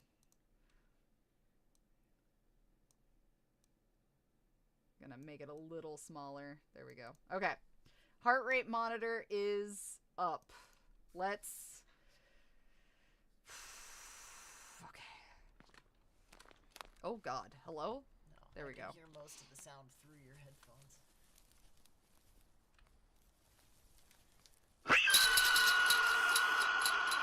You also have it cranked the fuck up. It sounds like it's coming from not your headphones. Oh. That would be because you're hearing it through this. Oh, okay. Which is fine, I guess. I'm gonna leave that running. I came in for a heart attack. Sorry, guys. Yeah.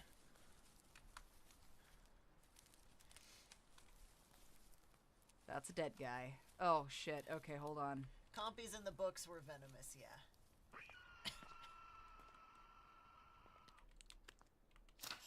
ARU 7203. Oh, I can't see dick. Take a shot every time Autumn has a clever girl moment. Hello?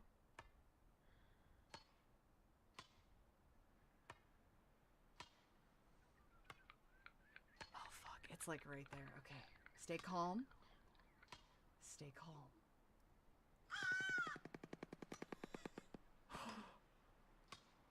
We're fine. Everything's good.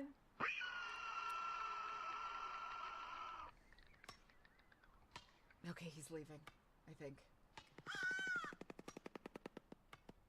Everything sounds like it's right next to me. Now or never, I have to walk crouched to make as little noise as possible. They can hear me. Oh, I was looking at the ceiling. That tracks. Okay, let me grab this while I'm there. Okay. To go unnoticed, I should move crouched and only stand up when I'm far enough away. Running makes a lot of noise. I need to be careful. Okay. I'm calm. I'm cool. I'm collected. I'm calm. I'm cool. I'm collected. I'm calm.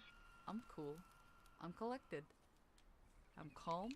I'm cool. I can't see. I'm collected. I'm calm. I'm cool. Please. Don't be suspicious. Don't be suspicious. Okay, I think I'm Trying to casually sneak away with your fucking light. I think I'm far enough away. Okay, let's go. It's fine. It's fine. You have to uncrouch. I don't remember how far I should have been, but I remember panic. Oh god, stop. Stop breathing! Why are you breathing so loud? Stop breathing so loud. Are you out of stamina? Yes. I forgot, I guess. Fuck. Yeah, you're right. It absolutely is a spoonbill.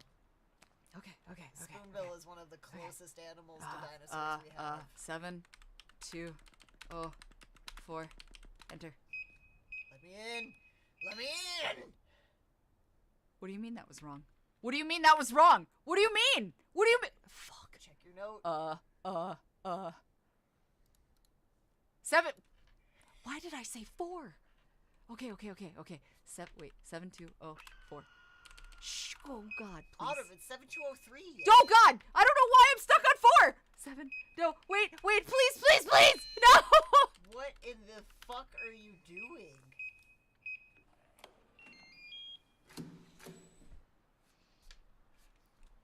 Bye, Shiamo. Okay. I did it. Leave me alone. Oh God, okay. So, I remember some of this. They recently started construction at the complex on the other side of the lake in the S1 area. Dave usually relaxes on the top floor of the building because he says there's a nice view from up there. Dave seems really strange lately. I can't see him well. In any case, I heard he's probably going to get fired. I think they found out something really bad he did in the underground complex. I don't want to die, Eric. That's a sign-off, my guy, but okay. Okay, can I... Nope. We sure are, buddy. We are all dead. Had the shot glass halfway to my mouth, you right. Okay, so... Why are you running? Why are you running? More importantly, I want to know why this motherfucker is keeping the door open. Like, it's very clear that some stressful situation has occurred. And he's like, oh shit, I forgot. Oh god, I forgot. Okay, hold on. You forgot what? Okay, wait, no, I don't think it happens yet. Project R1, name Velociraptor. Lived during Upper Cretaceous, 75 to 70...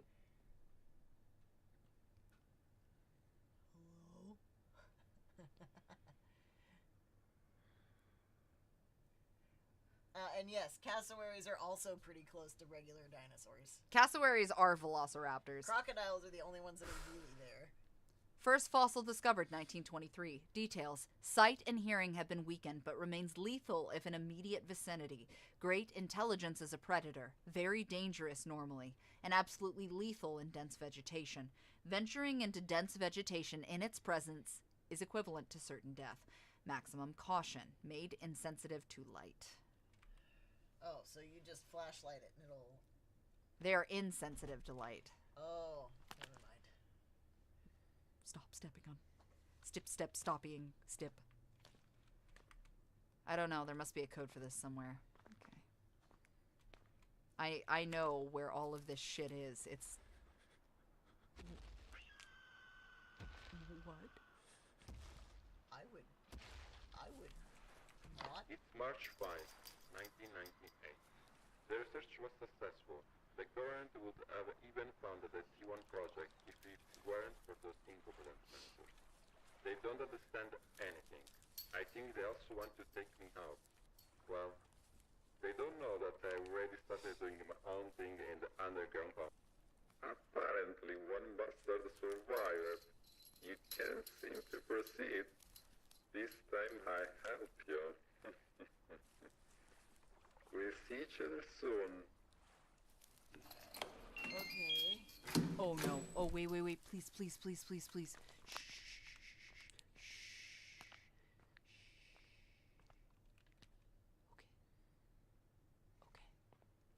Okay.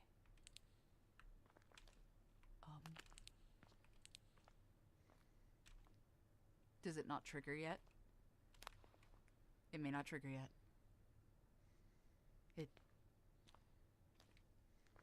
Oh, you guys don't know yet. We played the demo. If you missed the demo for this, you're in for maybe. Okay, I think I have to trigger him first, which I'm gonna be. It feels like someone's Shit. trying to sell me something. Fuck nuggets. Okay, I have to trigger him. Oh, is it not?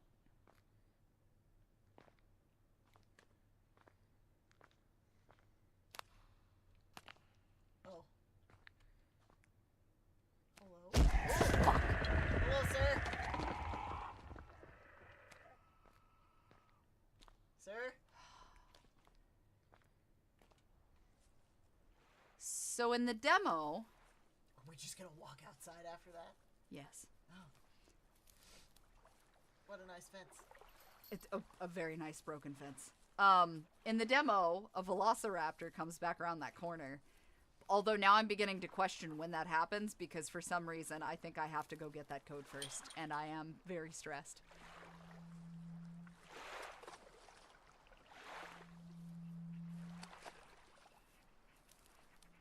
What a nice water. What are you doing in these waters? Hi, pig. Yep. Sorry, pig. Yeah. Yeah. Sorry, pig.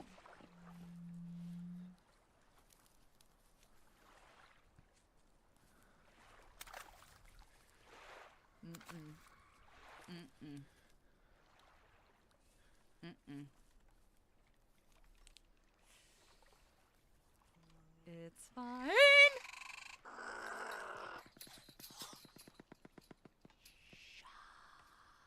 Woosa. Da da da da da da da da. Need a fucking crowbar.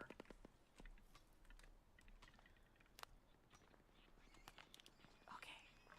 Just hide in the shitter. There's no...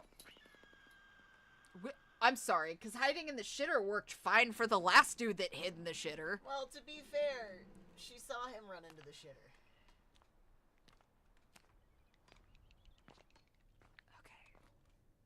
Okay. It's July 18, 1998. I fooled you idiots. You wanted to get rid of me and I said I got rid of you. The results of those experiments never be yours. You little rat bastard! Never! Try Is to this like fool me now. Jurassic Oh, Park that's right. Nebula? You can't. Because you're probably already dead. If this Kind of, is yeah. ever heard by anyone, well know that the safe located in front of the imprint to the underground complex is 0936. Compsognathus? Compsognathus. It's a compy. That is a G? Yeah, Compsognathus. Okay, maybe. Alright. Lived during late Jurassic, 150 million years ago. First fossil discovered, 1859. Details, very small size and non-lethal if alone. Lethal if in a group.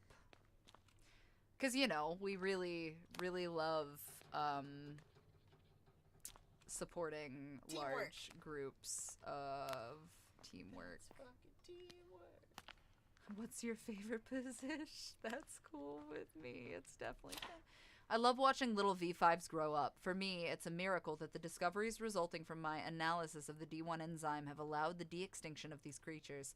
I think I'll go to the entrance of the V5 area to look around for a while. P.S. Apparently, we have an infestation of tall plants in that area. In any case, I'll just walk along the sidewalk and follow the directions to the sign placed on the fence. On the way back, I just need to do the reverse route. I will make a report about it. David. Something tells me that David did not make it back. Yeah, he's down there. Okay. You as well. I want to point out that I'm the worst with these holidays. Pretty sure Yule was yesterday and I didn't even register.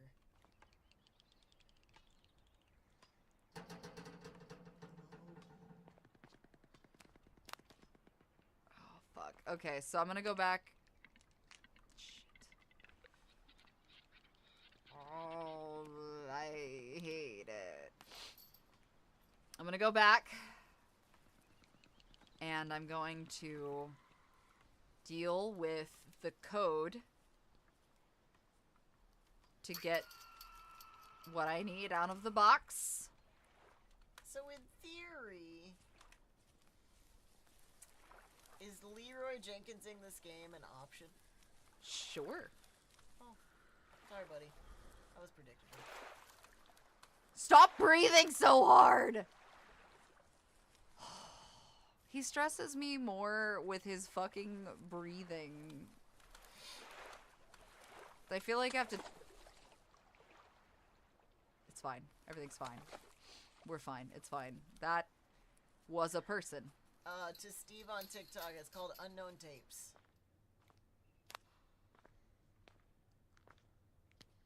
Yeah, okay. We're...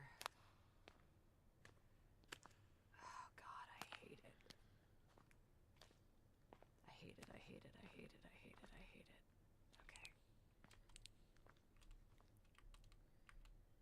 Okay. What do you mean? What do you mean? I have the code!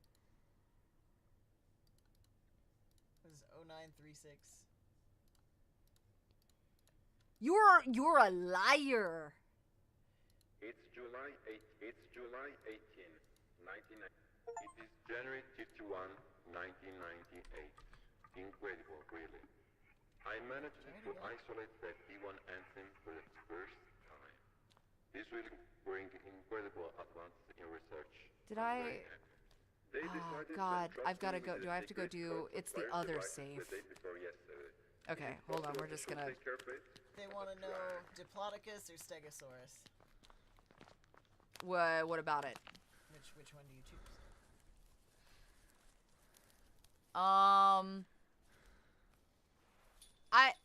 I've never liked Diplos as much as Steggies. I don't know. That's hard. If I have to pick between the two, I feel like that's different. No, Poseidon, I will not get in the water. I don't care how much you try to sell me. I can see we're doing this again. That's cool.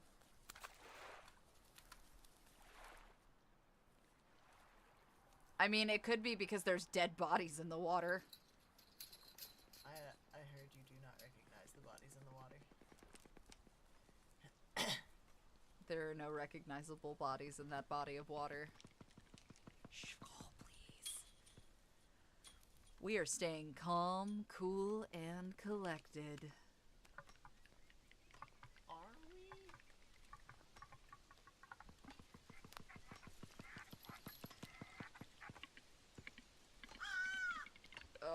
right there. Oh, they're right there. Oh my god, please.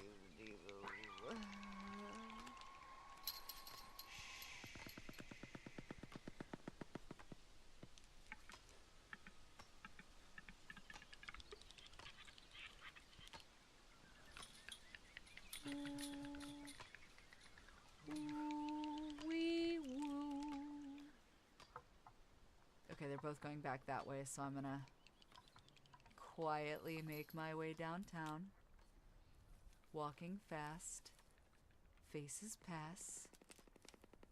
I am homebound.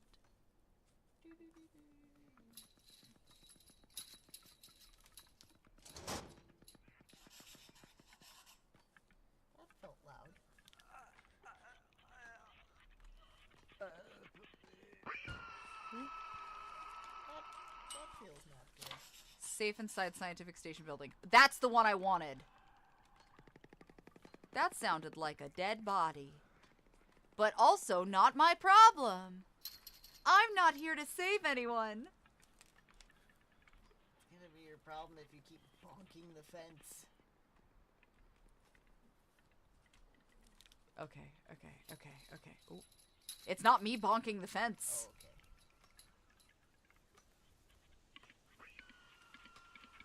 Oh, okay. Oh, I hate that. Oh, I hate that. Oh, I hate it. Oh, I hate it. Oh, they sound so much closer than they actually The fact are. that this is listed as a walking simulator is so fucking insulting. Oh, it's a walking simulator, alright? Walking to your fucking doom. Oh, flashlight? Flashlight, why are we wavering? Flashlight.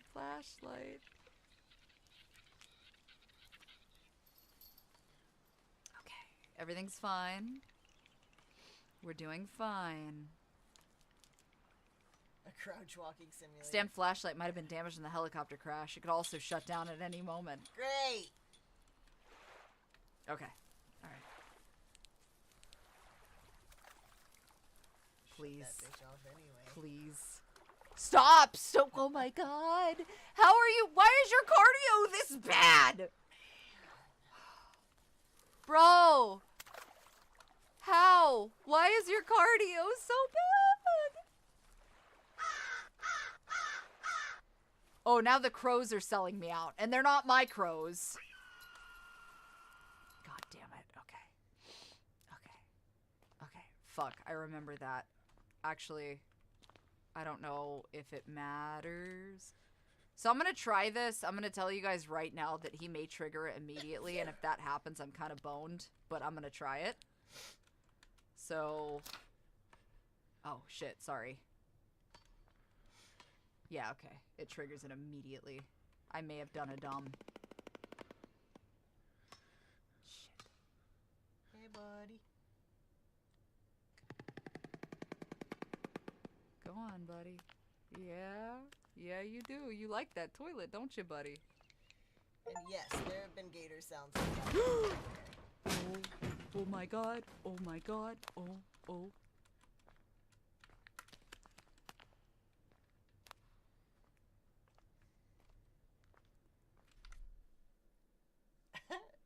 I just want to point out that I don't remember him busting the door open in the You're doing fine. Shit. I can't Ooh, stop, cancel. What? I can't. Oh.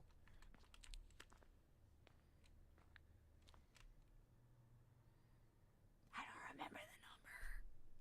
Can you check the thing? Shut up, Kevin. Travis. 0713. Okay.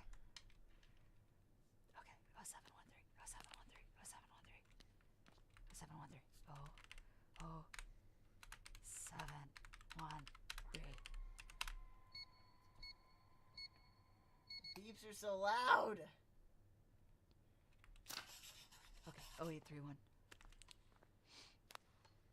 Okay, so the Velociraptors, so they're basically using almost like echolocation. Okay, so I feel a little more... Hey, buddy.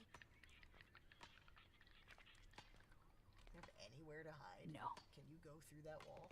No. Oh. He, thankfully, should stop at the door.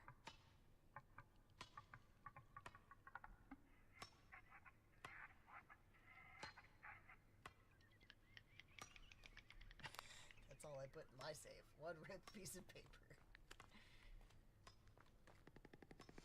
Okay, he's moving out. So we're not gonna wait. We're gonna...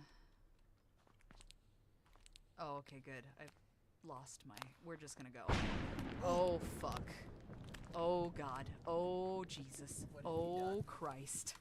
Stop! Stop! Now is not the time, Kevin! Why is your cardio so shitty? What did you do? Turn your light off.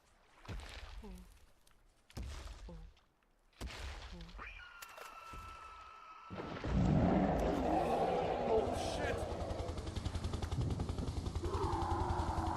What? Oh, okay. Okay, we're fine. Everything's fine. No stress. Huh? He's really pretty. That's what Jack was asking.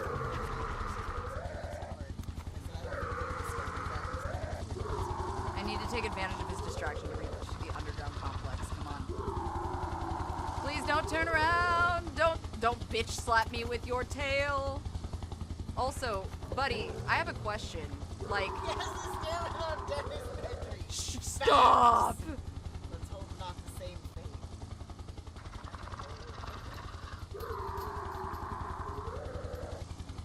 He's entranced by the light.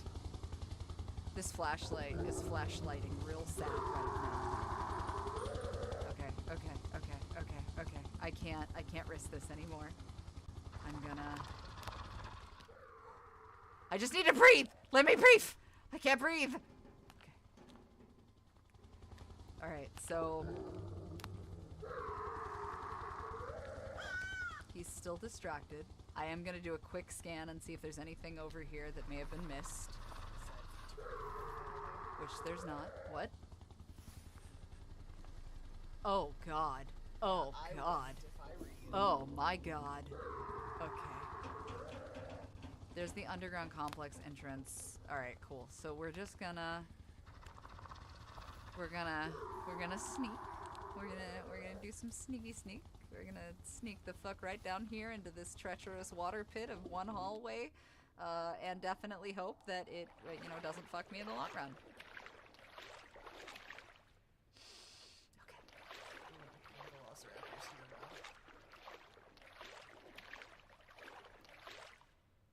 This could totally not go wrong at all. What was the code? What was the code? What was the code? Okay, so the underground complex is 0831, but the I'm pretty sure it's 0831. no, there was the other piece of paper. 0713?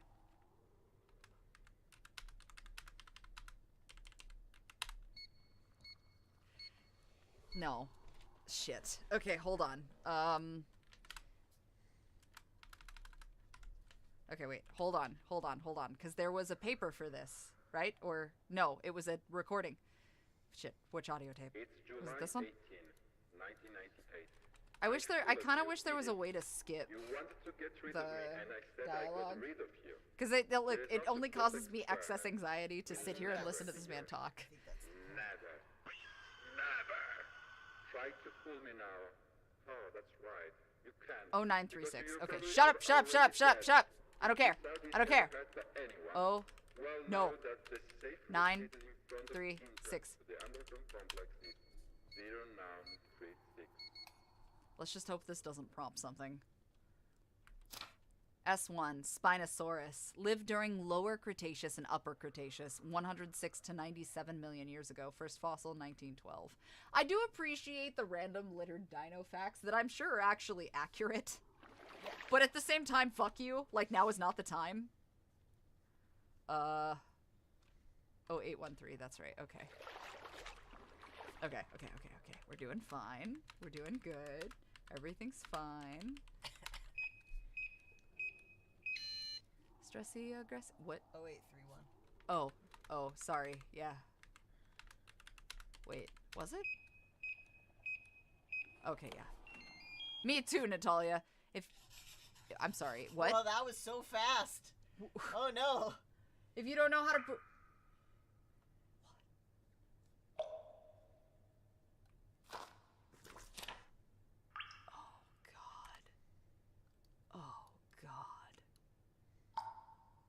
Oh god. Okay.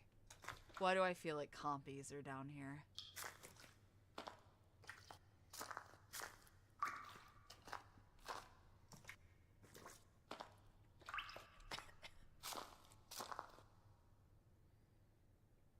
We believe in educating you during your impending demise. Please enjoy these helpful dino facts. So it's funny because when you wait in line for the Jurassic World ride, They give you dino facts. at Disney, or not what? Yeah, Disney. Disney. There's like a constant running video thing of Oh dino no. facts. My babies! Project AL1, name Allosaurus, lived during Upper Jurassic, 155 to 145 million years ago. First fossil discovered, 1869. Details: the AL1 specimen created appears to be smaller in size than normal, and has also taken on a totally dark pigmentation, which allows it to be almost invisible in the dark. Lethal predator that apparently prefers to wander, especially in places relatively rich in carrion. Thank you for the follows, guys. I appreciate that. Kind reminder, you can find all of my socials at official.autumnivy.com and merch at autumnivy.com if you're into that sort of thing. It helps me help you and continues to create content, so there's that. I need a magnetic card.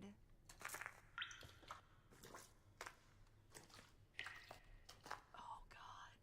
Okay. It's fine.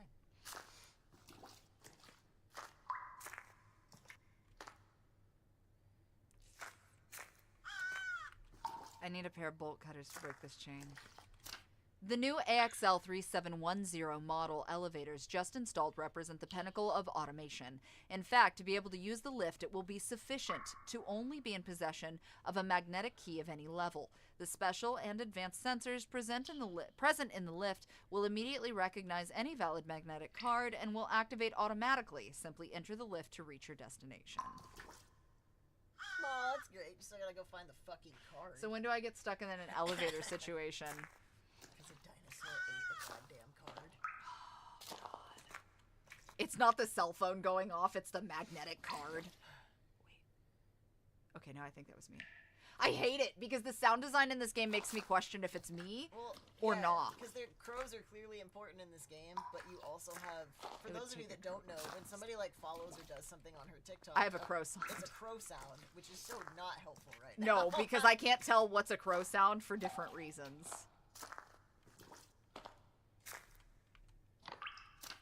A sound detector?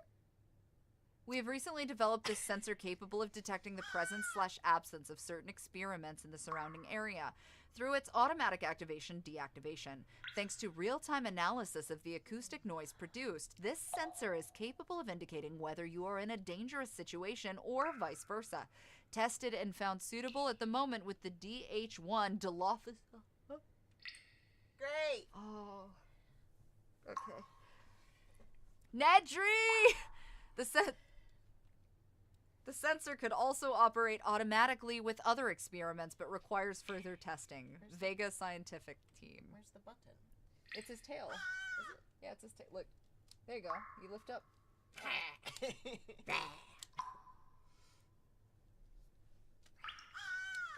I like getting put him right here for emotional support. I like getting wet as much as the next person, but this is not the way that I want to go about doing it.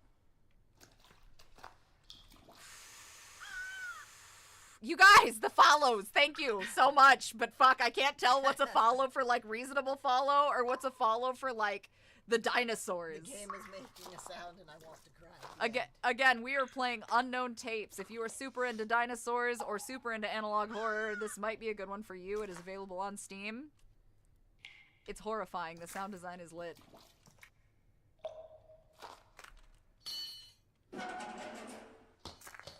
What? Hello? What do you mean the crowbar broke? Oh, you bitch. To answer your question, there was a venomous dinosaur. It was called a Sinornithosaurus, and it's fucking terrifying looking. Just so you know, since somebody in the chat asked that. Oh my god. It's basically everything. It's so. Sinornithosaurus is how I would assume. Derived from a combination of Latin and Greek meaning Chinese bird lizard. Yeah. It is a feathered dromaeosaurid dinosaur.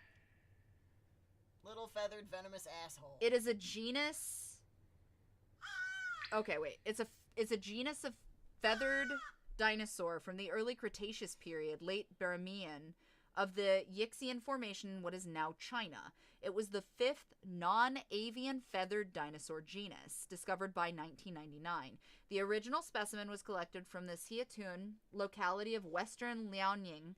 It was found in the Jingxiaoguo beds of the Yixian Formation, dated to 124.5 million years ago. Additional specimens have been found in the younger Dawangjangji bed. I'm also really sorry. I hope I'm pronouncing that correctly. If I'm not, please understand I am very fucking American. Very American. Dating to around 122 million years ago. How big was Zhu it? described Sinornithosaurus and performed a phylogenetic analysis which demonstrated that it is basal or primitive among the Dromaeosaurus. He has also demonstrated the features of the skull and shoulder are very similar to Archaeopteryx and other avians. Oh, Archaeopteryx, so it was a rat. Archaeopteryx, sorry, thank you. Together, these two facts demonstrate that the earliest Dromaeosaurus were more like birds than the later Dromaeosaurs were. He was among the smallest, with the holotype measuring 1.2 meters, which is approximately 3.9 feet long, and weighing 3 to 5 kilograms, which is about 6 to 11 pounds. So he was small. He be small, but poisonous. Yeah, it was literally a venomous Venomous, microraptor. sorry. Venomous. Yeah, but yeah, it was a venomous microraptor. So he was kind of like what Ark makes out the... Microraptors are venomous in Ark. Yeah. Yeah. So it's basically that. Yeah. He noted several features suggesting it was the first identified venomous dinosaur. Unusually long and fang-like mid-jaw maxillary teeth that had prominent grooves running down the outer surface towards the rear of the... Oh my god, so it had teeth like a fucking, retic. Yeah, they were curved backwards. Yeah, this thing, so its middle teeth had teeth longer, but teeth like a retic. So it basically dug in. Recurved teeth are basically the teeth that point backward that you see in a lot of big constrictors. So for you guys wanting to see it, hold on, I'll show you. So this is what they think it may have looked like, give or take. I'm gonna try to show you there. Yeah, so that's what they think it may have looked like. So when you think like bird of paradise, but with teethers and venom. That's it. That's one of my new dinosaur sonas. CT1 project, Carnotaurus, lived during Upper Cretaceous, 72 to 69 million years ago. First fossil discovered, 1984. Details, CT1 specimens are very sensitive to light. Use of any light sources, such as torches, in their presence is absolutely not recommended. Pointing a lit flashlight at the CT1 will be fatal. Got it. No flashlights with Carnotaurs. DH1, Dilophosaurus, lived during early Jurassic, 193 million years ago. First fossil discovered 1942. Details, the created DH1 specimens show exceptional hearing. They can easily hear even the most inaudible sounds. Talking, running, or walking while standing up generates enough noise to be noticed. Pay close attention to its venom. This creature is capable of spitting, blinding, paralyzing venom. It is strongly recommended to use the sound detector if you are in its presence. This technological device will automatically activate, deactivate. Apparently, they have a leather collar that's always on. I still have my gripe that was taken from Jurassic Park, but that's okay. I really like Alan. He's one of the last to arrive at the ARU Research Center, but he immediately proved to be very kind and helpful. He recently obtained the level 1 magnetic card, essential to access the elevator that leads to the underground complex and to access the presentation room of the new scientific advances obtained located on the same floor. He was very happy. Alan is also throwing some sort of party at his house, the Gurgery residential complex, next weekend. I can't wait. Security room shift worker. Is this an Alan Grant reference? I think so. You didn't say the magic word. I don't know about I forget this. that Samuel L. Jackson was in there sometimes. Yeah, man, he was just as pissed in Jurassic Park as he was everywhere else. Ooh.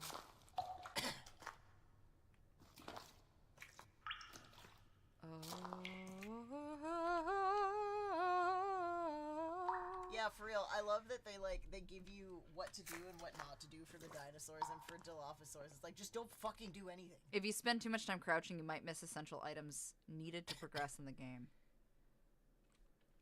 Thanks? It was a direct call out. What do you expect me to do?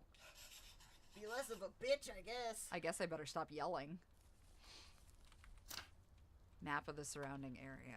Okay, so we've got all this. We know we can't get any further into where we need to for this until we get through... Oh, God. Why is it just Silent Hill with dinosaurs? Yeah. Fuck!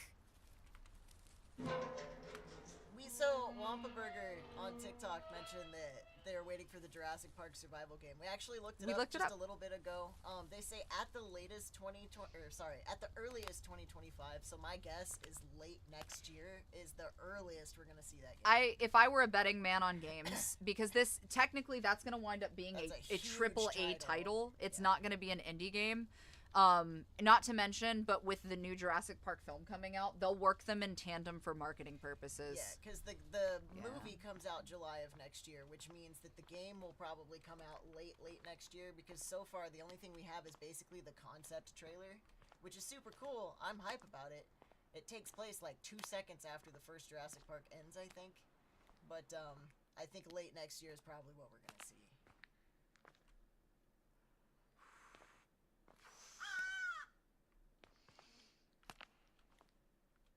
I don't like that there was a little loading right there. That bodes not good. Something is rendered into your space. Gurgery. Great. I don't hear. Okay. Great. Stop buzzing! I'm turning your phone on Do Not Disturb. It's stressing me out. Okay, so I feel a little safer because this appears to be relatively linear, but why is the grass tall? So, to recap, can't shine anything at Carnos. No. Can't do dick if it's a Dilophosaur, but the thing will tell you it's there. So that's just red light, green light. And then Allosaurs are just fucking invisible, I guess. They didn't mention if they were sensitive to light, which concerns me. Oh, fuck you. Shit. I don't know where he is. Oh, he's over there. Okay. We're okay. We're okay. No stressy-aggressy. Everything's fine. It's gonna be A-okay. I have not played Signalis. Missing. Jeffrey Sparkle has been missing since September 3rd, 1998. Why is your thing He was wearing a blue shirt and a pair of gray trousers. Anyone with information, please call the police. Jeffrey Sparkle, male, 45 years. Your lens is so dirty. My Rip man. Jeffrey Sparkle. Can we get an F in the chat for Jeffrey Sparkle, please? Mr. Sparkle. Press F to pay respects. We hardly knew ye. He went out dazzling, one could say. Shit. He's walking back and forth over there, so I think we're okay. Okay, so... This game is dope. Fact or fake? People continue to disappear, and there are those who enjoy inventing sightings of strange creatures. Oh, InGen propaganda. Cool, we're here now.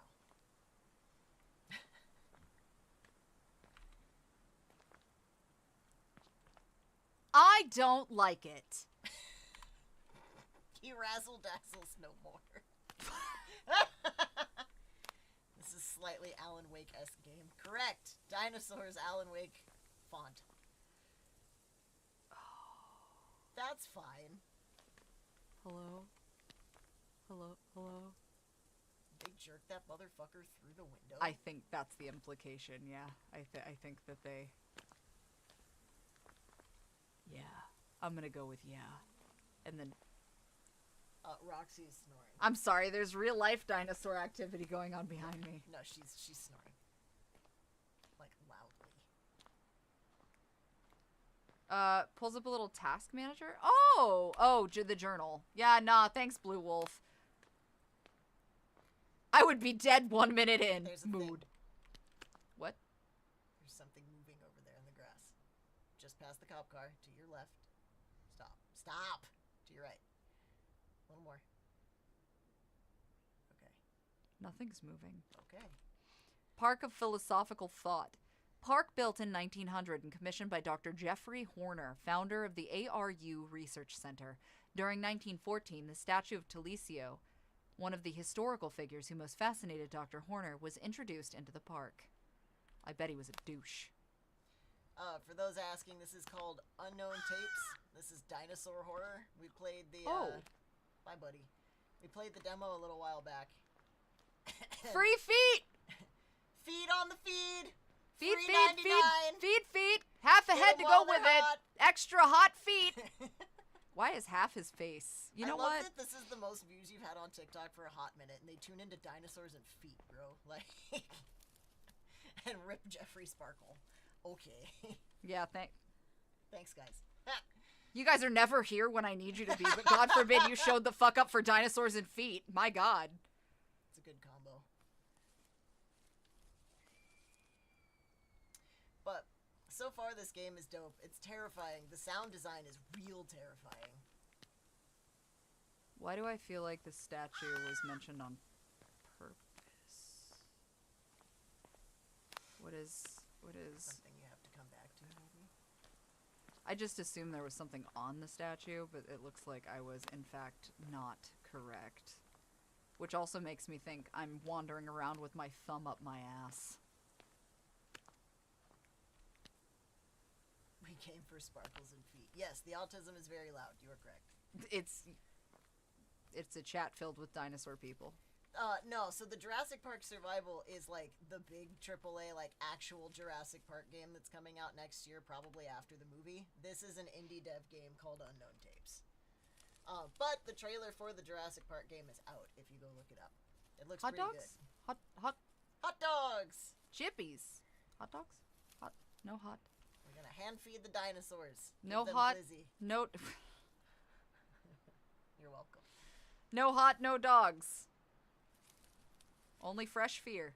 And feet. I don't like that the school is an option. Okay, so oh, hello. Okay, well that's. Why didn't you just stay in your armored military vehicle, sir? These guys are smart. They're not that fucking smart.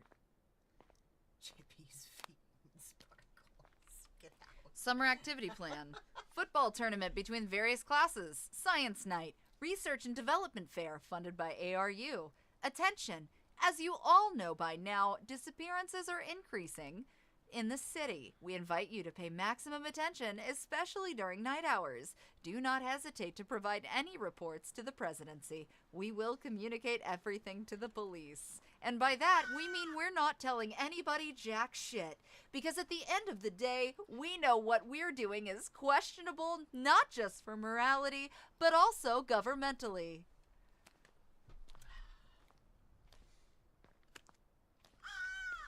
I need a key. Oh god, that means I have to go into the school. I want to say that this area seems relatively dinosaur free, but I know that the moment that you like I'm sorry. Did you mean downtown Silent Hill before all of the nurses show the fuck up? Is that what you meant? It can't be the Trinity because there's no trains yet. Stop! Stop! Listen, That one kid on TikTok who has the funky camera angle that's like the autistic train kid, I get so happy every time he's on my feed. Like, watching his, like, autistic joy at trains brightens my fucking day, and I hope that he has the best day every day. Yeah, so they said, where are the nurses? Honestly, you need to bring a couple of those kung fu mannequin bitches. Oh my god, he's going into the house! Please don't notice me! You're fine. Get some of the kung fu mannequin bitches from Silent Hill and bring them here to fight the dinosaurs. The mannequins? Yeah. Fuck those bitches. Is he just hanging out in the doorway? Like, what is... Oh yeah, I guess he's just... Is he stuck? Are you just hanging out in the doorway, homie? What are you... He might be stuck. I would not I think he's stuck. stick around. Do you want to ask him? Oh, I think you do have to ask him. Look, right? Oh, maybe not. No. Oh, can I not? Are we not? Okay, that's not an option. I can hear you fuckers. I think he's supposed to be wandering, but I think he might be stuck. That, or I have to go in there. You might have. Maybe you go around back. Rando house number 362. I would rather not. Thank you. Poor little guy, go help him. He's letting out all the cold air. You don't pay no goddamn bills in this house. Maybe I can reach the other side of the street through the bus. Oh, please. He heard you. Please. Sir. Sir! Shit. Oh, this is stupid. Oh, this is stupid. This is not ideal nor safe. Oh, this is stupid. Oh, this is stupid. What is banging on the trash can lid?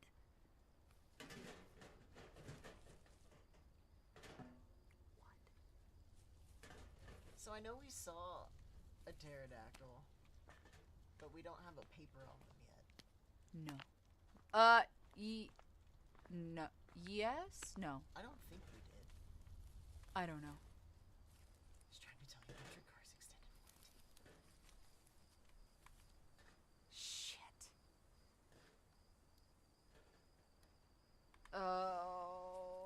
Okay. Does this game autosave?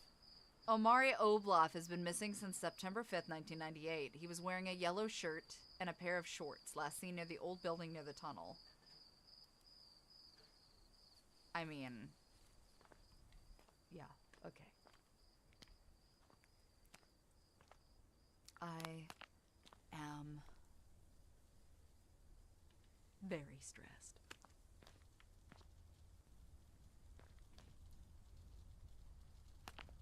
Oh, okay, no, that's just fire. That's a gun. Alan? Mr. Grant is not. I need some about. key. I could check near that black car. What? As if you know? Okay, but there's no near the black. Okay, and then Look in it, maybe. no. The front seat. Oh, you collected the key for the gate. That I just happened to know where it was. The raptors learned how to shoot. Go, bail. There's no gun control when you're a dinosaur. I saw a picture on Twitter the other day of Godzilla with an AK-47, and it was like, yeah, okay. I am so...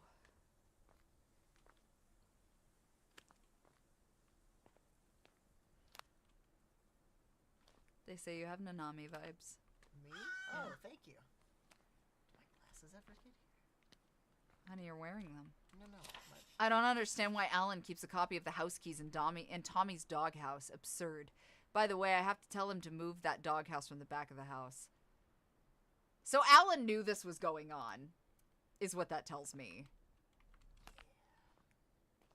Oh, I don't like it. Okay. They have frickin' laser beams attached to their heads. The sharks with laser beams are the only natural opposing predator to velociraptors with guns. Sometimes it takes a pastor, honey. A velocipaster. Yeah, okay. What? Is that a generator? Oh, it is. Don't cut that man's generator off, damn.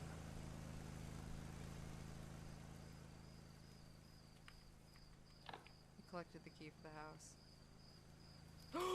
I would...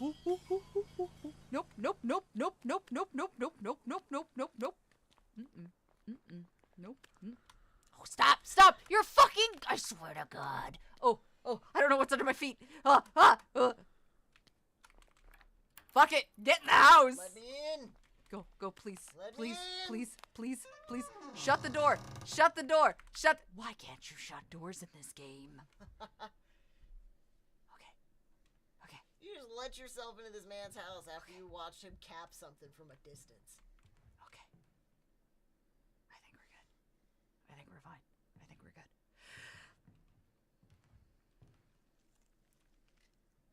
Is that a fucking...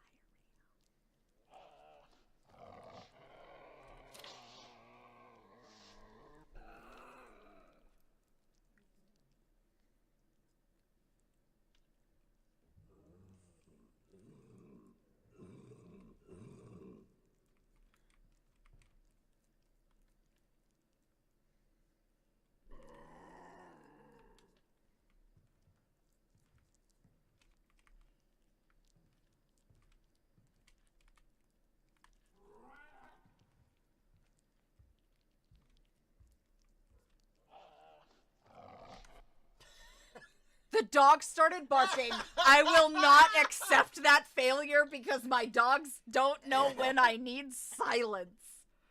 Bet you 2 to 1 it's fucking B-Guy. I have to pee. I bet you 2 to 1 it's fucking Fuck B-Guy. It's always when I need it quiet. I have to pee. I'm stressed.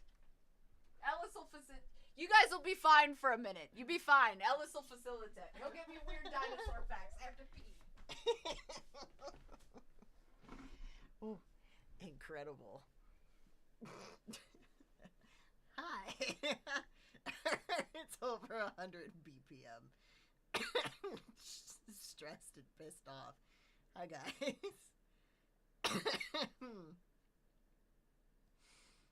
Oh, that was pretty stressful. That's fair. Yeah. Oh my god. Weird dinosaur facts. I don't know what weird dinosaur facts I have to give. We've gone over a bunch of them already. I believe it's Dilophosaurus. And also, this is a shirt for Set It Off, which is a super dope band, if you don't know who they are. Yeah, I loved this game so far. I'm curious how long it is. I know we played the demo, and that was dope, but what got you into dinos? I mean, autism. No, I was a kid, and I just, much like most, watched Jurassic Park at a young age, and loved dinosaurs ever since. Nah, didn't really change, just kind of got worse as an adult, so.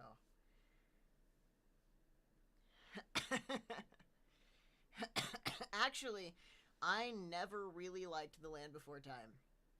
Just didn't. Wasn't my vibe. Didn't really care for it. I did like the dinosaur bit in the original Fantasia by the Disney movie. Most underrated dinosaur is... I mean, I'm biased. I like Allosaurus, but that's just me. Land Before Time was big depressing. Game's 2 hours. Oh, we should be headed towards the end. Ish. Oh, it is only 2 hours? That's what it says.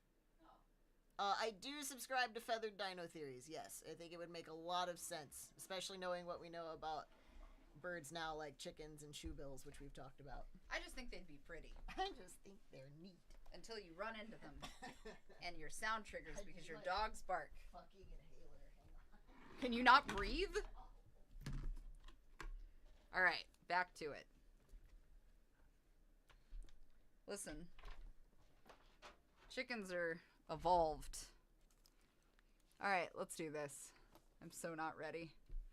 Which is good because we're running out of time before we have to start working professional job work. A peacock dinosaur would be so pretty, but my god, it would be such a dick.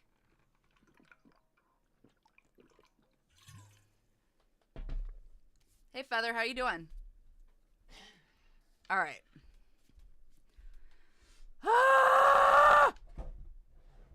Okay, great. Shh.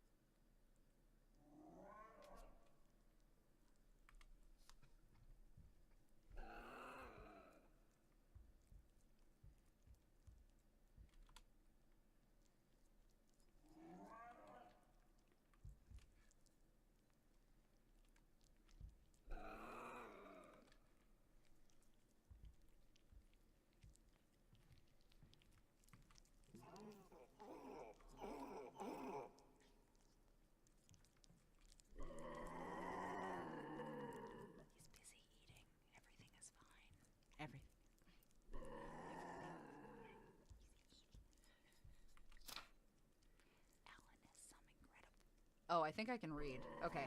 Just kidding. I guess I could have been reading this entire Better time. fucking hope so. If not, we're going to find out real fast. Alan has some incredible security standards for his office. I don't know what he does in there. He told me several times that it's government stuff or something like that. The office door may seem like all the others, but in reality it's reinforced and electro-actuated. As if that wasn't enough, you also need a special key. He must have put it in some drawer of the bedroom.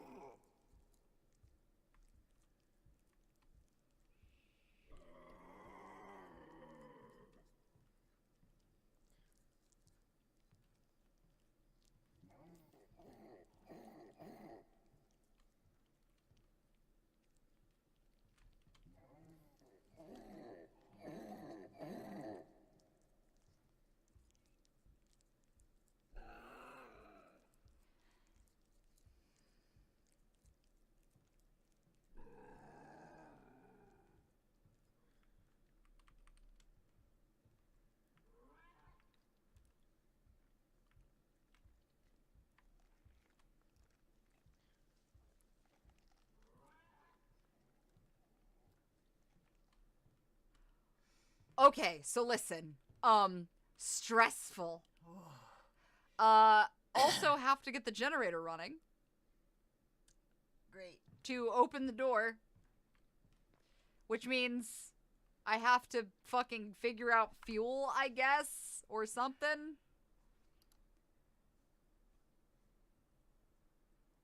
Okay, so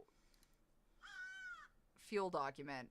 Few cans of fuel. If the generator at the back of the house were to fail, there would be no electricity. They should deliver everything enough. They could fix the 4 indicators of the vehicle with which they make deliveries. They are always on. Incredible. I don't know what that means.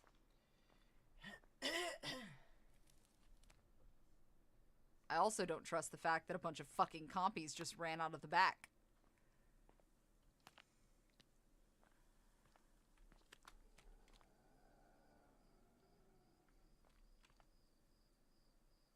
The camera does look like it was used in Chernobyl. I thought the sound meter was a fucking Geiger counter for a second.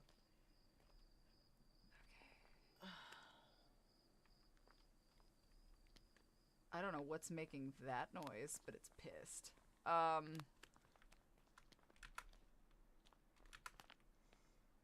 So, my assumption... The fuel? So... Indicators. Would this be a fuel truck? Why do I feel like this is way too easy? Sure. I don't know about that. I don't know about that. What could possibly go wrong here? Everything. I also definitely screamed and ran when the compies came, so I'm 99% sure that that probably facilitated that. So there's that, which is...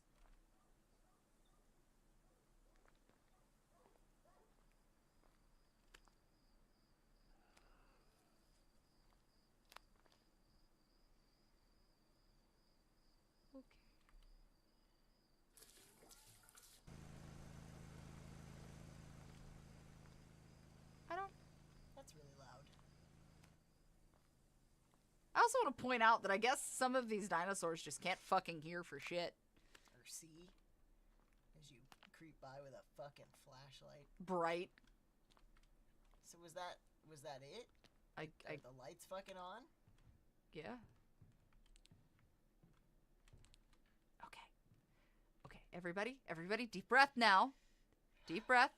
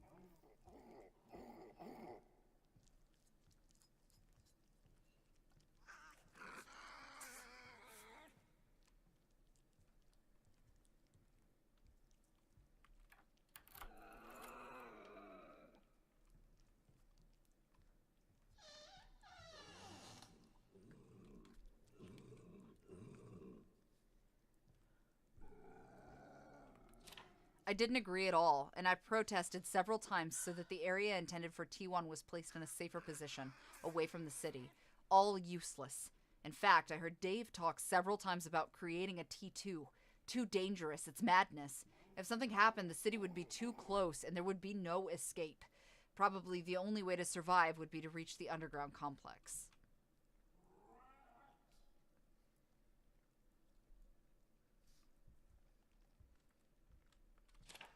In case of emergency, I have created a chemical compound that in an emergency is capable of killing all dinosaurs almost instantly. At the moment, it's just something theoretical, but I'm already well underway. It's all in my office in the underground complex. I made the decision to create this compound since I'm too worried about my family's safety. I'll keep it a secret. I don't trust Dave at all.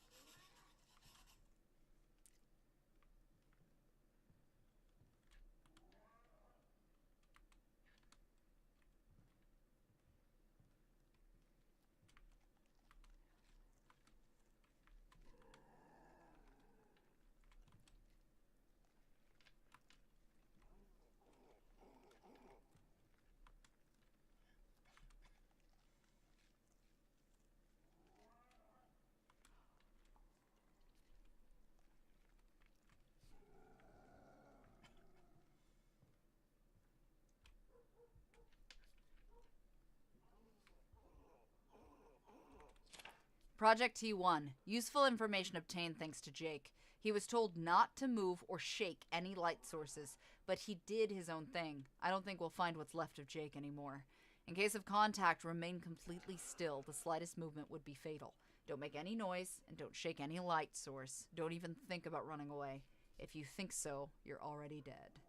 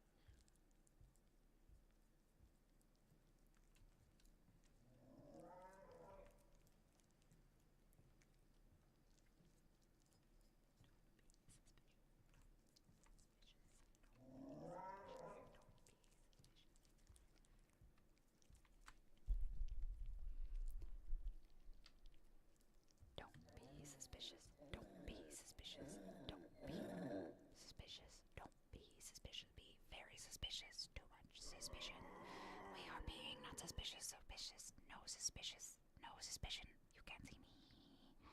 You can't see me. We're doing nothing.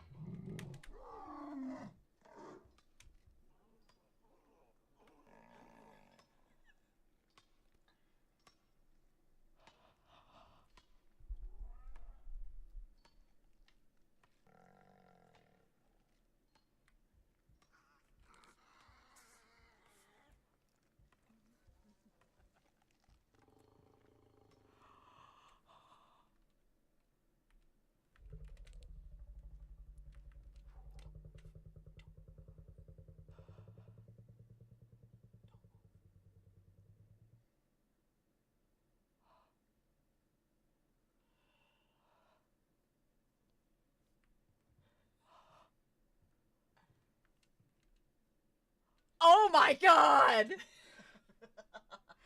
was too much. Why would you do that to me? That was way too much stress in one fucking go. Don't sit still. What are you doing? I don't know.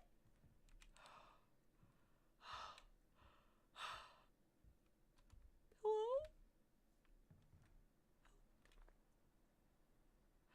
Listen, I don't like how they just pop their fucking heads in and then disappear. Yeah, this is a fucking dinosaur house party, bitch. Like. Oh, oh, oh, oh, oh, oh, oh, oh, oh, oh. Shit, fuck. This suddenly got so much harder. I don't know. Those are raptors? They're raptors. I think. That's not a dildo, is it? Is that a dildosaurus? No, you'd have a sound meter. Okay, we're good. It's a raptor. I don't know, but I think he's coming this way. Is there an exit back that way? No, fuck.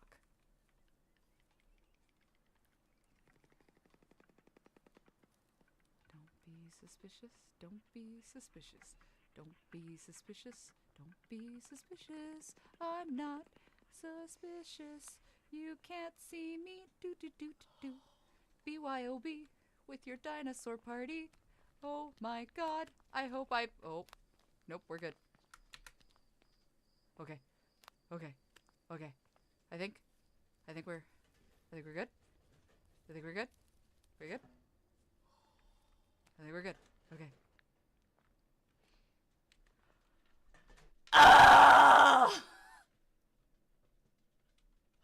Why? We went through the entirety of this fucking game. The entirety of this fucking game, relatively stressed. And then they were like, just kidding, we're gonna throw all this shit out in one go, you fucking cunts. That was the tutorial. Now you're into the real shit of the game. Shit, fuck. Okay, I'm gonna cut through the park. So where are we even trying to go right now? We have to go to the school, which is right there. Fuck it. Fuck it, we bucket, let's go. Let me in! Let me in! Yeah, you turned on the generator and they said, oh, house party, don't mind if I do. Thank you for the follow again, I appreciate that. This Please, looks like it would be Compy Central. please remember you can find all my socials at officialautomivy.com. Don't forget to follow across the board, because you never know when shit's gonna happen or something's gonna shut down. And my merch is at automivy.com as well. So thank you guys. I'm glad you're enjoying yourselves at my fucking horror. Yeah, this game is... Okay. Yup. Oh my god, what the fuck? Oh, oh, ah! He's got places to go. Oh no. I would be more Oh no. concerned about Why what is the he fuck running? he's running? Why are you running? Why What? are you running? Why are you... Why are you running? I absolutely will be editing that in later, thank you. Oh. Oh.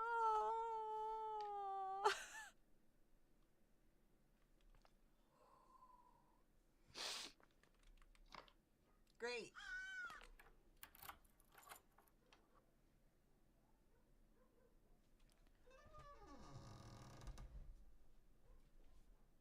Big guy.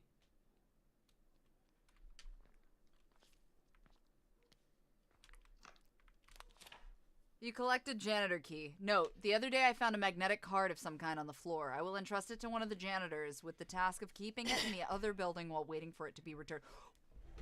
Can you guys stop keeping shit in the other fucking buildings?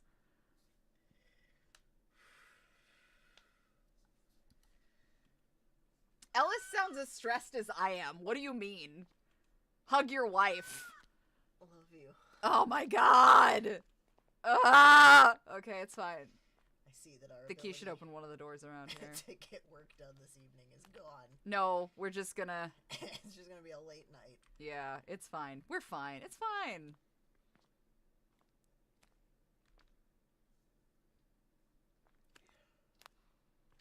Where did the Dildosaurus go, though? The sound meter will tell you. I don't know, but... Turn your light off. Look out the window. Oh, okay, it's the fire. What are the lights, though? That's weird. I got concerned. Doesn't matter now. Oh, nope, not for that door. Do not... Oh, hell no! Are you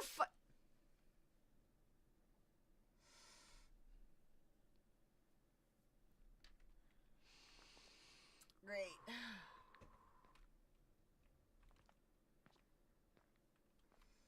Oh, God. Again, for those of you that are watching, this is called Unknown Tapes.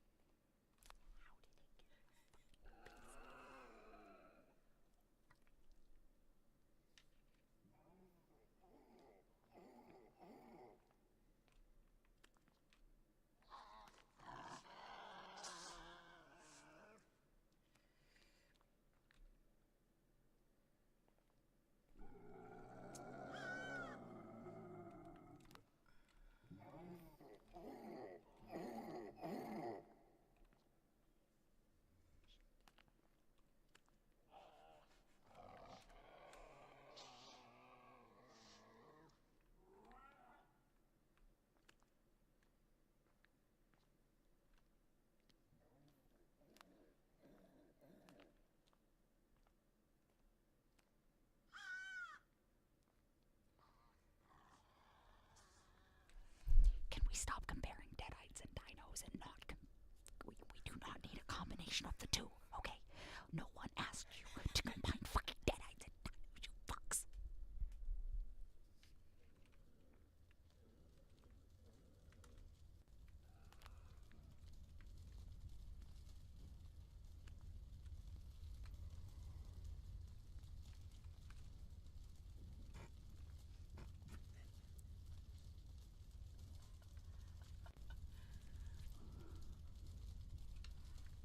That seems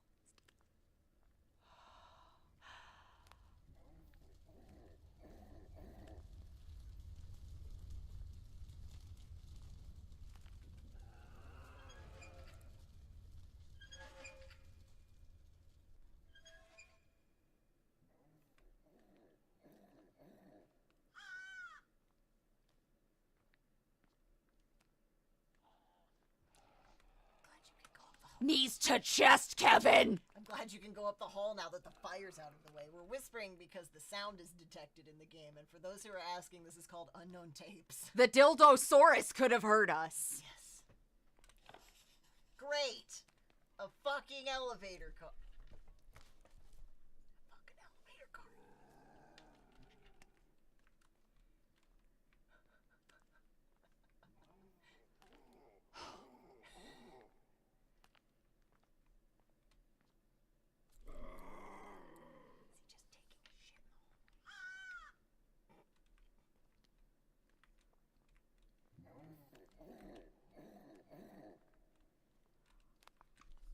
Are you fucking kidding me? Yeah, this is about to be a clever girl reference. Or not clever girl. The kitchen reference. You gotta lock that bitch in the freezer.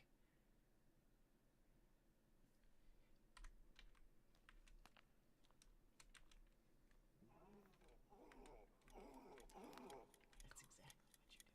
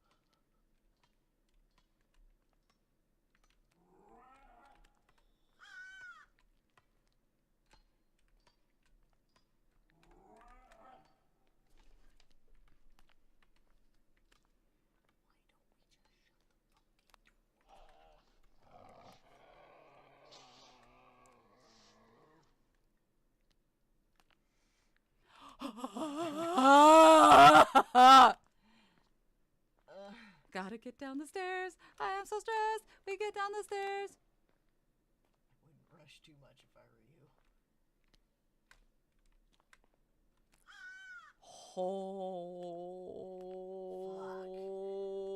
Oh, my stomach is in my throat.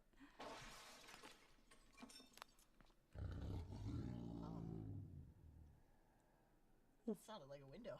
What the fuck was that? Yes, some dinosaurs can hear the mic input.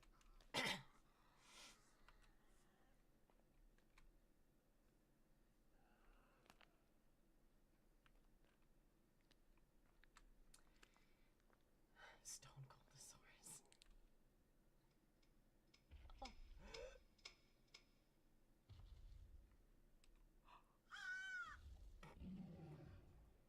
How the fuck did you get up the stairs?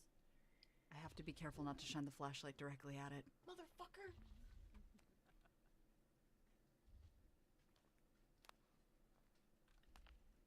Hey, buddy. Can I just go back? Where did you apparate? Where the fuck did you come from? Oh, that's not an option. Please don't turn around and come back this direction. That's exactly what you're gonna do. Well, at least we can talk shit to this dinosaur. He doesn't have a sound bar. Nope, just can see my flashlight. No pressure or anything though, guys. Let's just hope he doesn't turn down this particular hallway. He would be this dinosaur would be a terrible, terrible hallway monitor. I've never seen you get this many follows in a TikTok live, and it is fucking hilarious. Hello?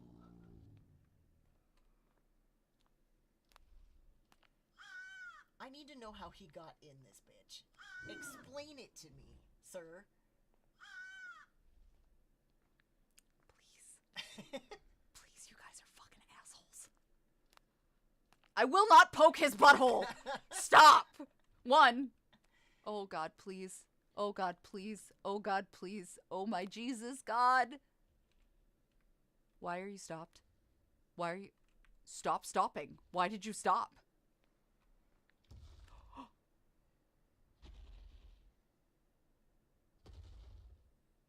Hello, ma'am.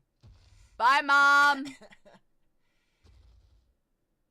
you guys know that Rexy's real name from Jurassic Park is Roberta? Also, there's a second one across the park. What? There's another T-Rex way over there. The fuck? How? Just telling you. Oh, God. There's several. Oh, In case no. you were wondering. I wasn't, but thank you.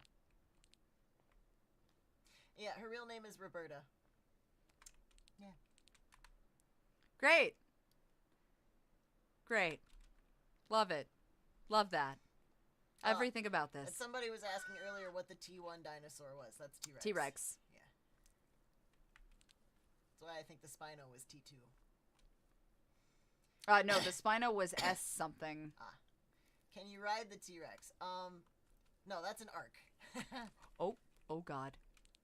Are they fucking patrolling? Yes. Yes, they are. What is their... Oh, is that the Carno? Yeah, that's a Carno. That's not even a Rex. That's worse. Oh, God. I think the Rex shows up for you to play, like, the worst game of red light, green light fucking ever. I don't remember the specifics of the Carno, but I know that I can get across this park.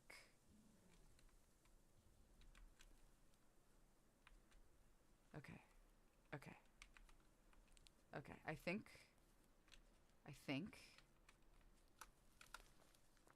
Okay, I think Oh, what? God. Oh, shit. Oh, God. Oh, my fuck. He's gonna turn directly into you. Yeah, probably.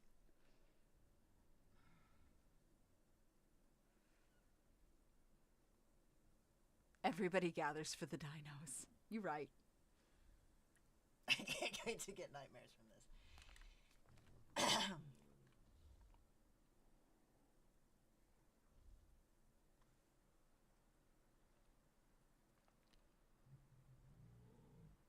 This game is giving... Oh.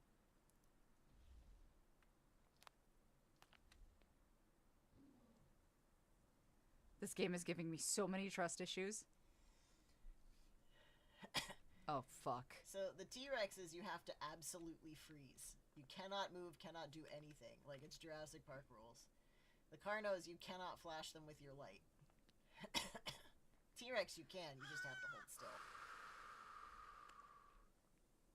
Oh, shit. He's just patrolling back and forth. I've got to get You have. that way, though. Can you not go behind the house? No.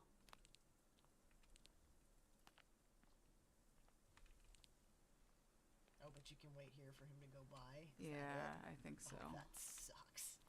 Is there another place for you to duck in after he goes by?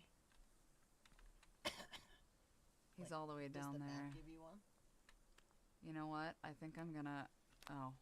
You know what? We're gonna risk it for the biscuit. Risk it for the biscuit. The biscuit is the risk it. The risk it for the biscuit. We're risking for the biscuit. Shut up, you fucks.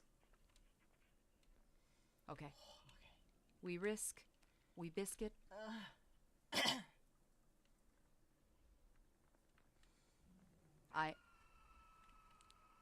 Oh, you bastard.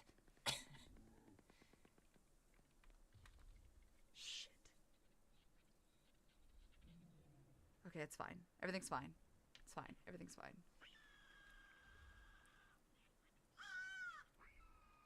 Is that a car? It's a Carno. Yeah. I thought it was an It's- Allosaur. No. Okay, so as long Allosaurs as we are a don't little shine smaller. the flashlight at him, I think we're okay.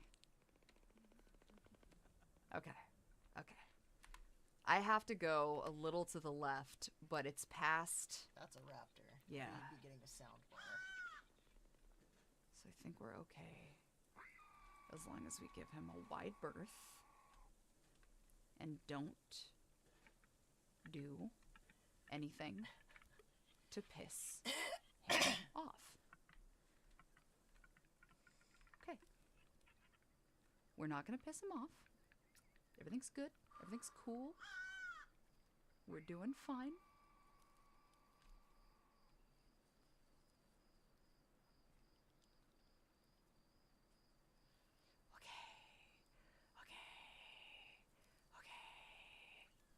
Okay. We're not going to talk about who is firing the gun. Because it's their fault these motherfuckers are everywhere now. Well, you did turn on the generator that called the house party, I guess. I hate you.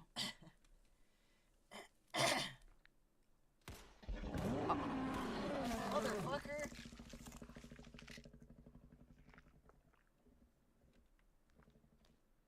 No. Mm-mm. Mm-mm. No. Nope. Mm-mm. Where? Mm-mm. Please don't chase me through this tunnel. Please don't. Why do I feel like that's... Oh, God.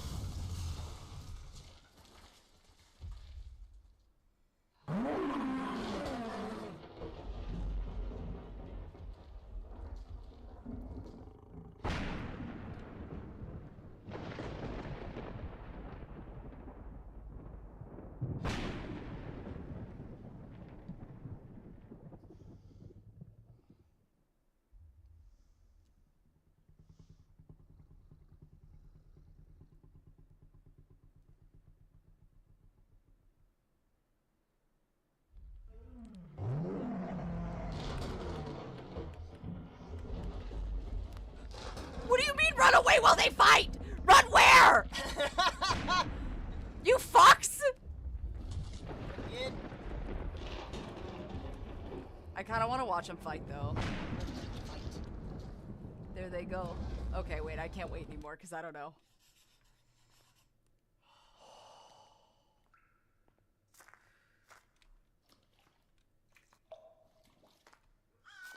This feels not safe also. No. I don't know about... Okay, where was... Was there anything in that room you just passed, the security room? No, that we were already there. We're we're back Yeah, here. we're back in the Okay. underground complex. And I have a very strange feeling that the T-Rex portion was not it. Still no fucking bolt cutters. They're probably in his fucking office. I don't... Let me in. Let me in. Nedry somewhere. No, this is on Steam release. Steam. It's called Unknown Tapes. I would love to see it go to console, though. Yeah, like, it is a really good game. Oh, I thought... Bolt cutters. Okay. Okay, but what significant happens? I don't... Who's gonna cock block me from the door?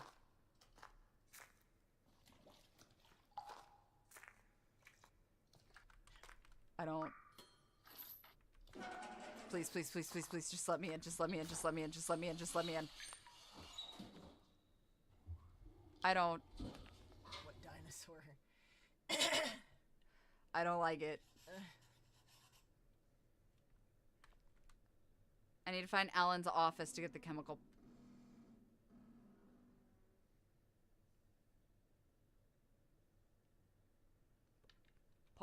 Pardon? Omelette du fromage? Oh, God, are you serious? Ah! Okay. Oh my god. Hatchet's yelling for me.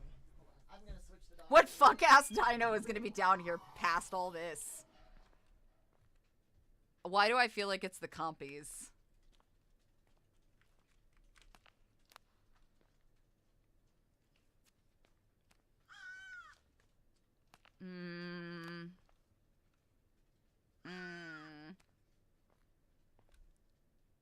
Okay, it's good. We're good. It's fine.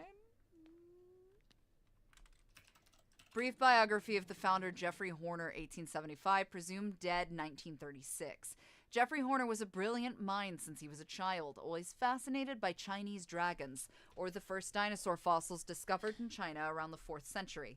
He founded the ARU Research Center in 1900 and contributed greatly from an economic point of view to the development of the nearby town of Gurguri, also founding a school and donating a park. Thanks to the economic development and the jobs he created with the ARU Research Center, he is considered by all to be the Great Jeffrey. Sadly, Jeffrey Horner ended up missing in one of his expeditions in April of 1936. He was presumed dead 5 months later. No body was ever found. So why is it that I feel like this man is... Oh, I don't like that. Oh, hell no. Fuck. Okay. Need a level 2 magnetic card because of course I do. So Jeffrey's body was never found. So he's either still chilling down here or extra dead. One could say. How are there dinos down? I don't know. I don't know. I don't know. I'm not here to ask how or why. Below is the information to be able to synthesize the chemical compound that I have called extinction. The following compound should eliminate most of the experiments if released into the air via the diffusion machinery, in theory. To synthesize extinction, you need 3 parts, compound X, Y, and binder. With these 3 chemical components, a test tube and the synthesizer machine will be enough. The situation seems critical, so I have already loaded the correct synthesizer software in advance. The synthesizer machine should do the rest. I just hope I can save myself together with my family. Well, Alan, Karen's dead. And I think Timmy is too. She's probably talking shit. Okay, was that the last? Yeah, that was the last door. Okay. So we know. I don't trust any of this. I don't know if I've made that abundantly clear. No. Is this also a level 2? No, that's a do not enter. Okay. Shit. All right. Great. Vents. This is gonna go perfect.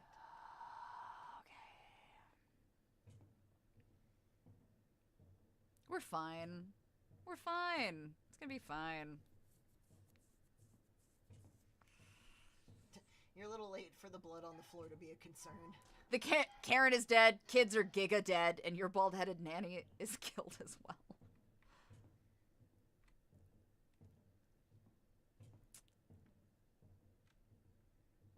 This is so compy territory. Oh, God. Okay. They're in the walls. They're in the goddamn walls. It seems like a very clean vent. It was very well maintained.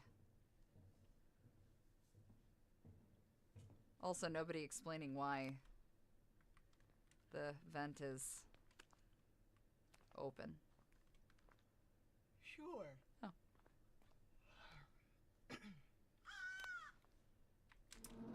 Now, I don't know about you, but that looks like it could be useful. He doesn't need it. I'm not a monster. My family must know the truth. They must know the truth. On the lower floors, I saw some abominations. I'm sorry, but Dave forced me to help him. If I hadn't done so, he probably would have killed me, or even worse, those dear to me. Dave has completely lost his mind. His admiration for Jeffrey Horner's research turned into pure madness when the corporate merger decided to block and cancel all experimentation and cloning research. I don't know what he was trying to do, but I couldn't believe my eyes. Dave used to lure the CEO of the other company that was part of the corporate merger into a genetics experiment. I only had time to read the name of the experiment, the MARP1. The responsibility for that and many other lives lost is mine too. I can no longer live with this remorse. May those in charge forgive me one day. Yeah, you need the paperwork, not the gun. Correct. We're just gonna assume he only had 1 bullet.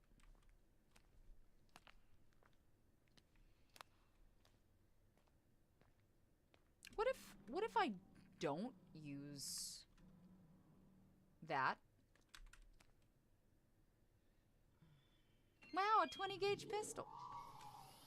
I'm not gonna lie. I deadass expected that door to come up and there to be a raptor right in my face. I mean, we already know we're gonna deal with a weird fucking human thing here in a minute. Yeah, that was my assumption, right? That's yeah. what he just said is he was experimenting on the opposing CEO. Like, oh, I hate it. what is the goal here? Oh, to find the compounds and shit? Mm-hmm. Aunty, AUNTY. Ask Aunty Ivy at Gmail. You are getting as much attention as Ellis and I can muster during this stream. Yeah. We are very stressed. Also, I am less likely to respond if you ask me for attention. That's something you need to know about me. If you ask me for attention, I am certainly not going to give it to you.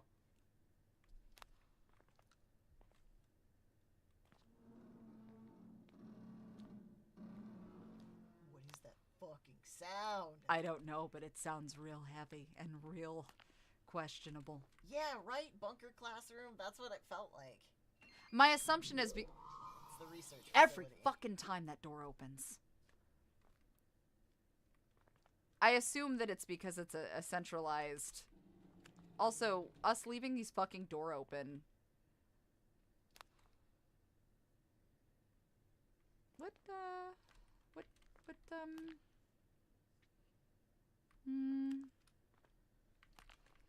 Buddy, you see hazmat suits. I would assume that you probably should take into consideration... Apparently the dinosaurs open doors, I guess.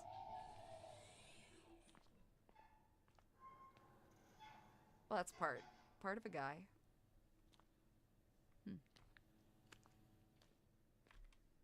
Are we not going to ask why there's a bunch of hazmat suits in a decontamination chamber? Is that not part of what we should be?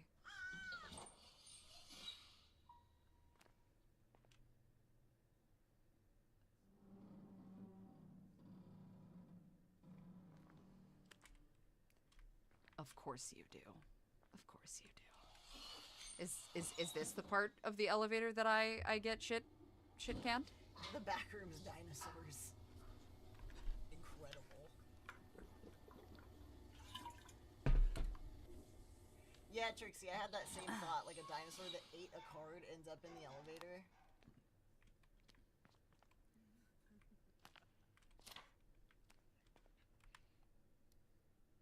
Scientific room Icarus, Project R1 area.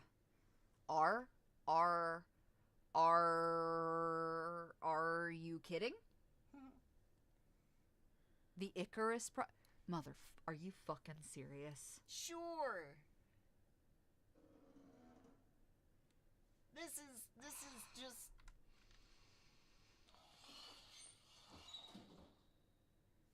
Yes, you are correct. Now we have reached alien isolation levels of, like, stress.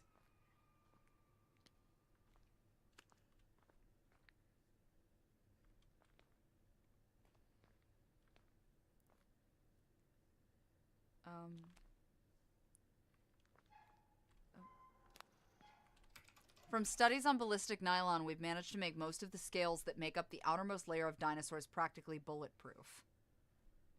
This is a big step forward in our research. As studies on brain cells progress, I'm sure that we will be able to create the ultimate life form. Great. Jeff? Jeff? Go fuck yourself. That's it. I recently obtained the level 3 magnetic card, and as a task, they assigned me the maintenance of the area dedicated to the R1 project. Apparently, there's a problem inside cage number 1. I'll go invest... I'm sorry, a problem? Are we not gonna clarify what that means? Are we... Okay. Stressy, aggressy. Oh, that looks safe. Sure. Okay. Great. Definitely. Evil Jeff Sparkles. We made the dinos bulletproof. Jeff Jenkins, you fucking idiot. Jeff Darkles. Oh, hell. This is very NGen, yes. Nor was it OSHA certified. Yeah, sure. Well, at least we can explain how a raptor, TM, got loose in here. I hope. I don't think this is a raptor enclosure. That I think is because... Where are you, you little bitch? I bet you there's something in there I need. What do you want to bet? Can I go in there? Oh, no, I can't. Okay. I thought I'd try. Why? I don't know.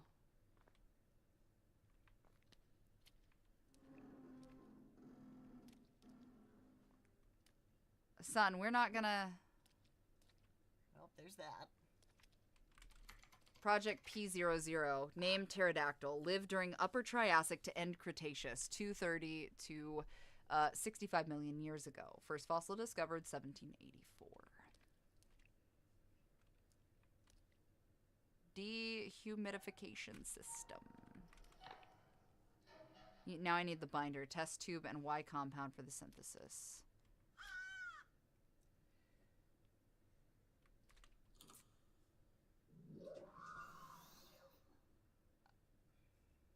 Huh. 3.5 floppy. Peak security. You right?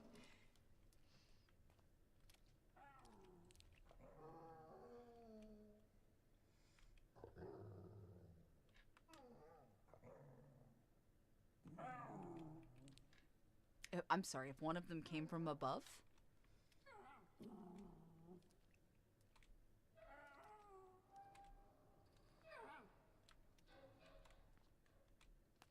Oh. Why do they sound like angry Rottweilers?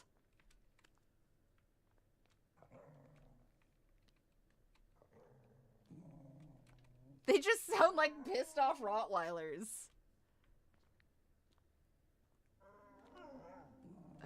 Okay. Staying crouched. Staying crouched. Staying. Okay.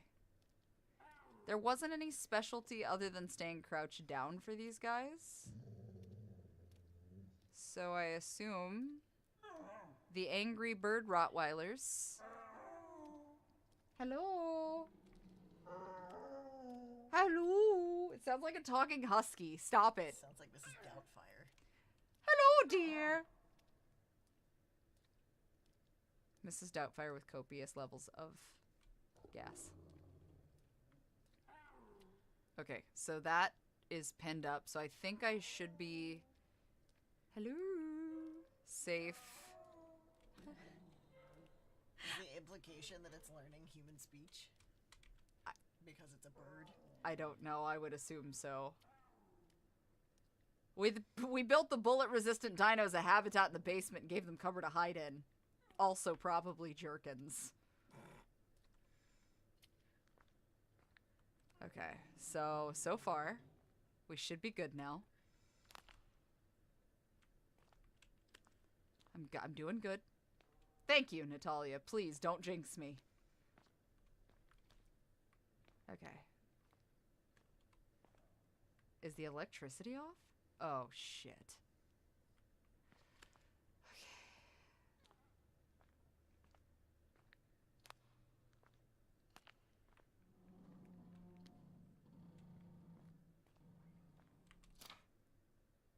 Alan tasked me with obtaining that strange chemical compound. I have no idea what he wants to do with it. Calling it Compound X doesn't leave many clues.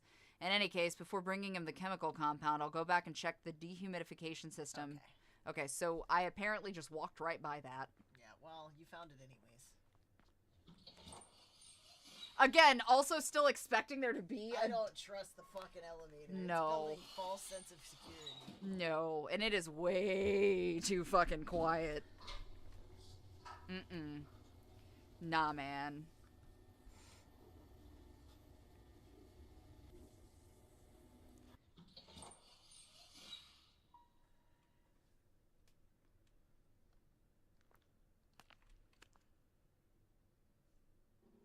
I don't trust any of it. Didn't I? Oh, I didn't pick it up. Shit. Fuck, did I miss something? Wait a minute. I need to find the empty test tube to synthesize. I need to find the binder. Okay, so we found the Y compound, so that's done, right? I would assume? Yes. So we should be good on that one. Okay, so the magnetic card is the other thing that we're missing, and that's what's got me extra stressed. It is $20 on Steam. If you guys want to give this a go for yourself, though, and see if you like it, you're welcome to do so. The demo is free and still available, so you should definitely check it out. All of my links and stuff, by the way, if you want to follow me across the board, just so you don't lose track of me, are under officialautumnivy.com, and I have cool merch, which is under autumnivy.com. So definitely please do that. It is very helpful, actually. And my Let's Plays are up on YouTube, so. Unknown Tapes is the name of the game. Jerkins has a copy of the Lusty Argonian Maid in his locker. Hello? Okay, wait, no, we're good. It's fine. I feel like did I miss something? I feel like I'm going back too far, right? Oh, wait, no. Did we open? A door opened somewhere when you hit the button. Was it this way? I think it was the other side. What is making that noise?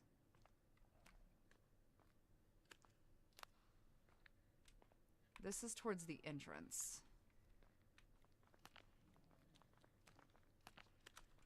If the gun misfires, I'm getting eaten while I'm screaming, delete my internet history.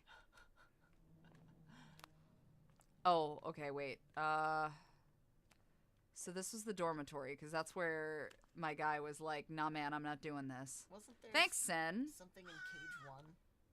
Oh, yeah, there was a problem in maybe I've got to go back downstairs. Maybe I moved too quick.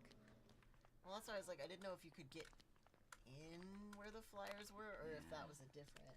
No, because I tried to walk through the broken area with the flyers, so I know that wasn't it. Hey, thank you for the follows. I appreciate that, guys. Only love opens the door. They do. They sound like fucking, Rottweilers. Thank you. I appreciate you. Pale King, Sleepless, Holy Fox B. You guys are great. You guys completely missed me shitting myself a minute ago. Welcome.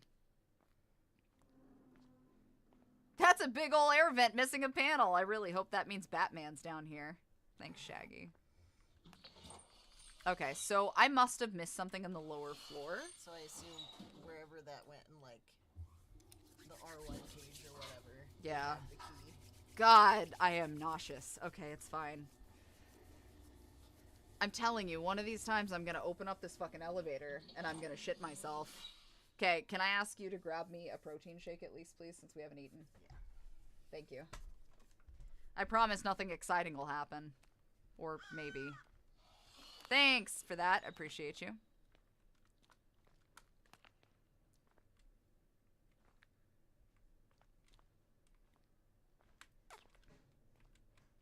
Shit. Okay, hold on. All right, so let me think. So we did the Project R1 area, I think. No, Icarus Project.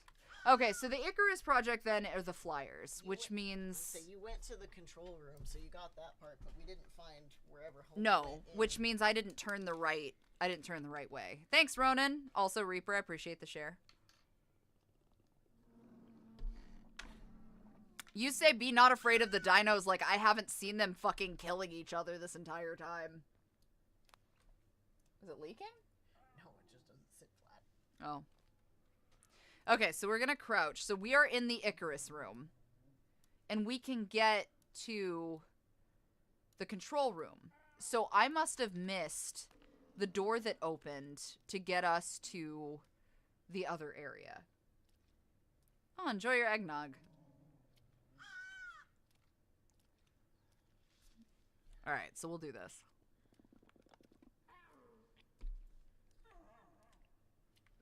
I'm telling you, I agree with you. It does sound like they're learning language, which is horrifying. Yeah. I'm her husband, actually.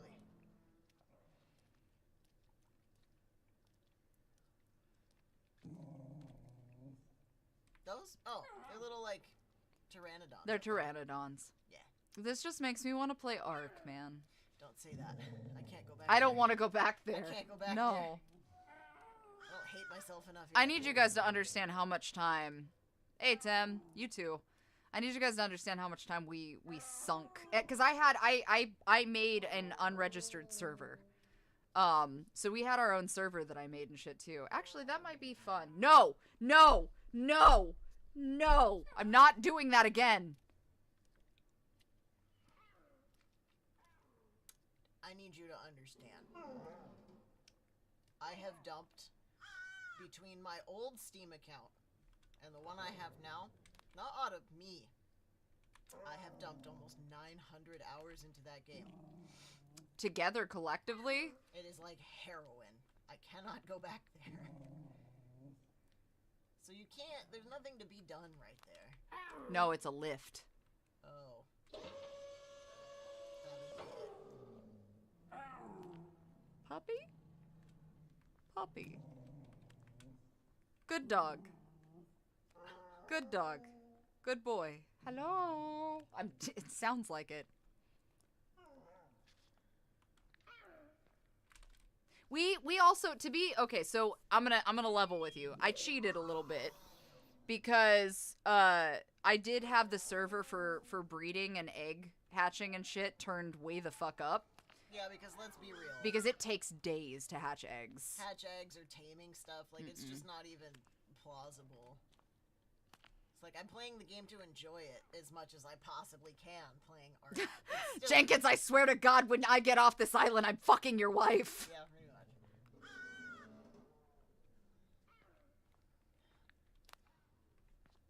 What, why does it still sound? Dino Sims, but a lot more stressful. Very. Ark is one of those games where you can put 8 hours of work in and then have it destroyed. One nasty thing spawns in that you aren't ready for and it will wipe your entire 8 hours like nothing ever happened. Okay, so this must be the synthesizer. So now I need the binder, the test tube, and the Y compound. Okay, so this is our synthesizer. We have our test tube. Now we need to find a binder. Did that just move? Am I tripping? That's where I came from, so... Okay. Shit. Hello? Oh, you bastard. Okay, so we're moving into a raptor area.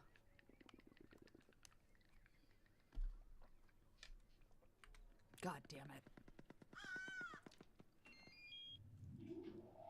Yeah, that's why I won't play Ark on PvP. I refuse it because the second that were to happen to me, I'm going to systematically make it my life's mission to never ever allow you to have fun in a game again. I don't care what game you're playing.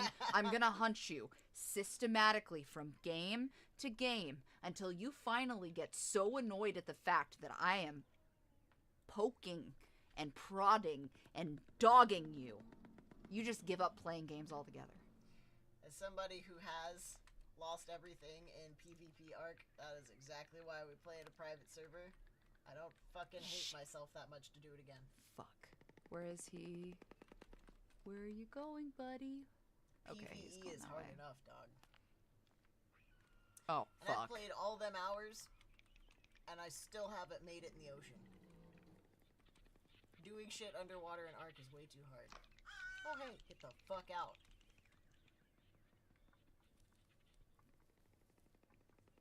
Shit.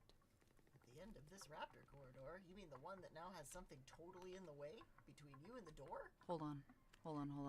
Because I think... Here's my problem. Yeah, down that way and around the corner. No. Definitely something in the way now. Ah, fuck. No, I don't have to go that way. It's just that I bet you that there are collectibles.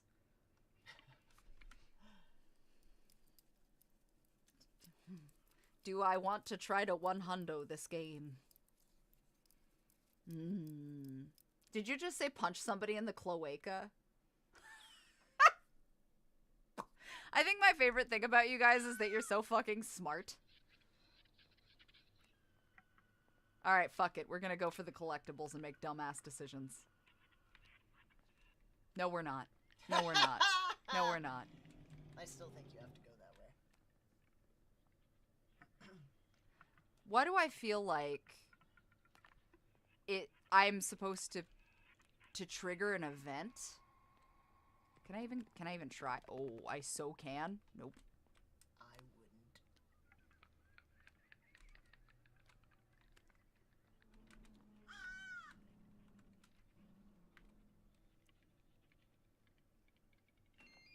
Unknown Tapes is the name of the game.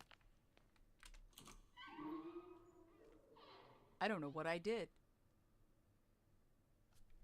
I think I did it. Okay, so we are... Oh. Oh. This is totally gonna go fucking fine. Oh, no. Because we're back in the initial... Oh, fuck me. Because we needed the level 3 pass, which means it just went from hard to harder to even harder. This game is called Unknown Tapes. It is available on Steam, and if you would like to check out the demo for yourself, you totally should. Honestly, the sound design in this game is aces. And no, this is not sponsored. I definitely bought this game up myself. Super excited to see that it released and is as good as I hoped. That elevator's gonna get you, dog. It's gonna fuck me up, bro. It is as good as I hoped it was gonna be. The full game itself is $20. Could be, you know, Christmas gift. I think Steam sales are coming and going. It is very worth the $20. Are you the gamer version of Rhea Ripley? Listen, I would love to work out with Rhea Ripley. Someday. Our leg days would be a menace to society.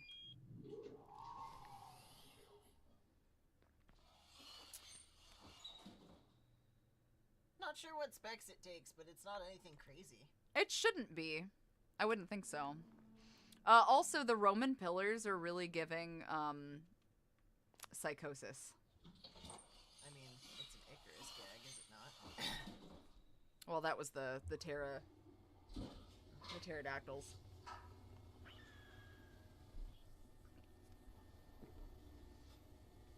Okay, random raptor number 362. Yeah, we're coming up on the whatever hybrid bullshit that we're about to deal with. Oh, fuck me. Yeah, sure, looks safe. I'm sorry. TH.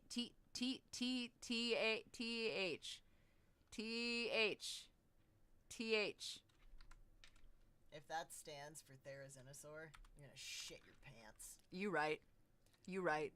I ain't even gonna pretend. You right. Hey, Zero, everything's good. How are you? Tyranno-human. Listen, dog. Shit.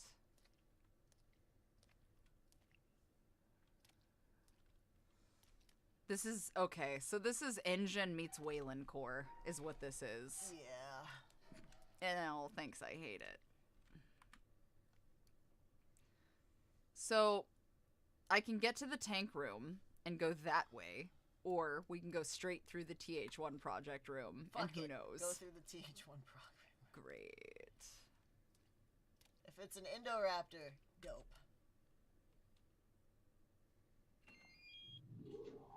They suggested. Oh. Alright, well. Whatever it is, I guess it apparently needs... So when you inevitably have to disarm the laser beams... Yeah, it's freaking laser beams attached to its head. A Uteranus is definitely one of the worst case scenarios. Shit. Can you go through? You can.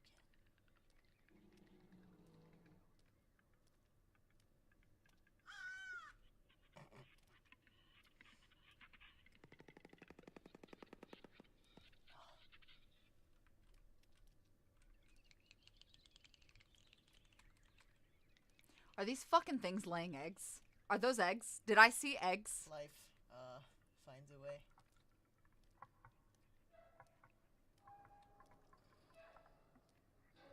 Tap it on the nose with your flashlight. What? Yep, those are eggs. What was the purpose? What was the purpose? What? Are you fucking kidding? I wasn't even supposed to go this way yet. Right? No? I am very upset right now. No? No? No? Mm-mm. It's fine. Mm-mm.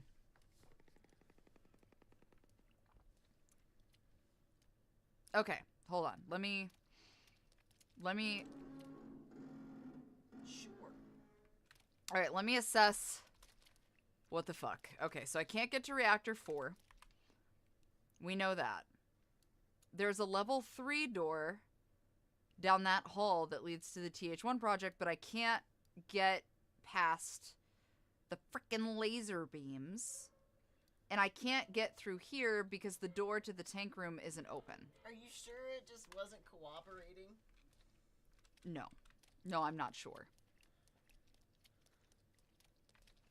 Oh. Stop. Okay. This is a fine example, guys. Reflecting of what stress does to the brain. Jesus Christ. Oh, Oh, good. Whatever's in this room is gonna kick my ass. The weird human hybrid thing, I assume? That can throw rocks or some shit? I don't know, but it's big enough to throw fucking boulders. That's not a boulder. It's a rock. That's not a rock, it's a boulder. What is in this enclosure? Dead people! This is giving a direct knock on the Indominus Rex.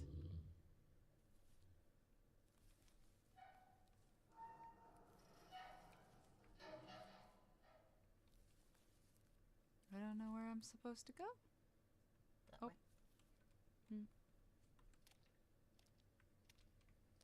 Anybody gonna question why this thing had lasers?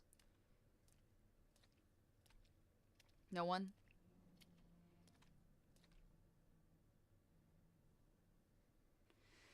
Kevin, you're fucking up, buddy. Director John Grant. Hello, Director Grant. I wanted to let you know that the other day I noticed the tank room attendant handling an LV4 magnetic card. I have been working in this place for 10 years and I still have a level 3 card. I don't think it's right. How is all this possible? If you don't take serious action, I will act accordingly. Oh, it is a tickle chicken! I Fucking- was right! I don't wanna! The Tickle Chicken, aka Therizenosaur. We actually talked about that the other day, Overlord, about Jurassic Park being set back to its horror roots. I like Jurassic Park anyway. I've watched all of them. I grew up with dinosaurs. We done diddly did this. I also narrated a couple of pieces from the park, from the book for Jurassic Park. But we talked about what it would be like if that were the case. Wood. First fossil discovered, 1948. The specimen placed inside the containment cage seems to have developed unnatural aggression. Probable consequence due to the isolation and unnatural conditions to which it is subjected within the enclosure. Mira, you will not be upset if you Google that dinosaur. They're fucking terrifying looking for something that typically only eats berries. Tickle chickens? Yeah. Tickle chickens. They are horrifying. And if you've ever played Ark, they just ruin your life. They do. They're really useful. Yeah. If you can tame them, super useful. Therizenosaurs are one of the reasons that we put the mod in and turned the tame calculators up so it didn't take forever. Because without turning up the tame times, it takes like, Jesus Christ, like 8 to 10 hours, I think, to tame a Therizenosaur. It's ridiculous. Okay, so I'm gonna hit the buttons and we're just gonna pray, and that's how this is gonna go. Are we ready? Are we ready, kids? Aye, aye, Captain. Yes, that's the correct dinosaur. Hello? You Freddy Krueger ass motherfucker! It knows. It didn't tell you how to handle this dinosaur, did it? By chance? Even a little? Okay. Go. I half expected it to be like standing on the.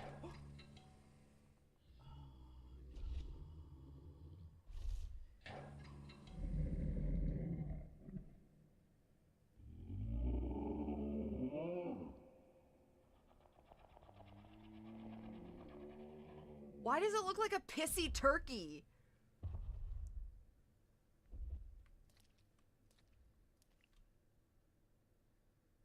You better hope hope it doesn't know how to push the fucking button.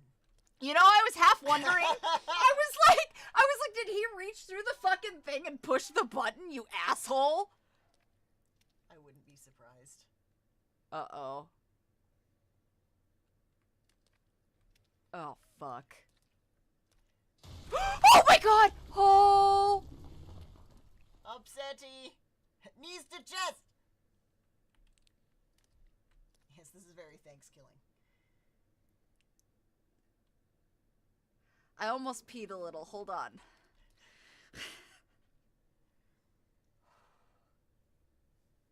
I'm not gonna cry. You're gonna cry.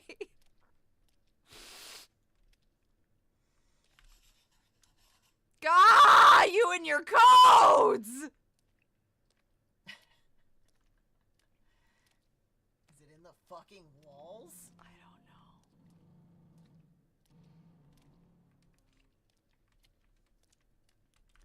The diffusion machine they installed on the 18th floor is... Sorry. Wow. On the... Deep breath. You guys don't understand how many times tickled chickens have fucked up my life. Is too energy intensive. More electricity is needed. I think running it with an external fuse supply is ideal for now. Apparently, this machine is used to spread various compounds into the air that render the creatures highly harmless. So if the power goes out, I think the above-ground fences could have a tough time. While waiting for much better performing fences, they will manage those damn monsters through the power of chemistry, evidently. Oh, Sure. is that when we decided that that was going to be the grand plan that failed? Hey, thank you for the follow. I appreciate that. Bob came in.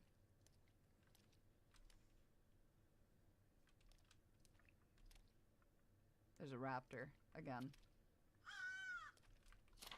Dave be damned. I'm sorry, Alan. I'm bleeding to death. It's over for me. I won't be able to create the chemical compound extinction like I promised. The binder is on the reactor room, while the diffusing machine is on the 18th floor. I will never succeed. Strength is abandoning me. It's over for me. Binder's in the reactor room.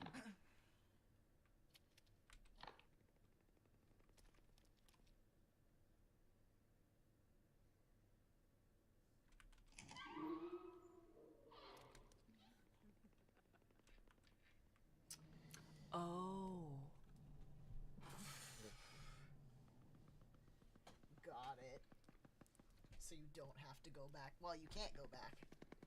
No. But P.S. Fuck Jenkins. But I had all that time to write a long letter. You write. As I was bleeding to death with my insides on the outsides. Did you just say that Ellis is a T-Rex? Are you guys assigning us dinosaurs? Aunty and Ethan. Stop it, Omadon.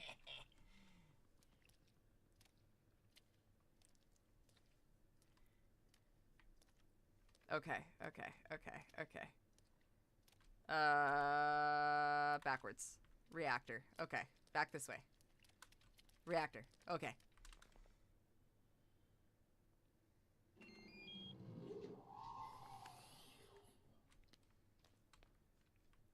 Well, that looks fancy. Code to open the door leading to the elevator to the 18th floor, 1994, because of course it is. Now I can synthesize them with the machine located on floor -1. Did the original Jurassic Park come out in 94? Is that what they're trying to I believe it was imply? 93. So I'm a Spino? Is that what we're deciding? The tism is always kicking in this chat. Is when it came out. 93. Okay. So it would have technically released public in 94. No, I mean the movie came out in 93. No. I'm saying like that was theater release, right? Oh yeah. So probably like I imagine this is supposed to be implied to take place around the same time. yeah. I'm telling you, one of these days.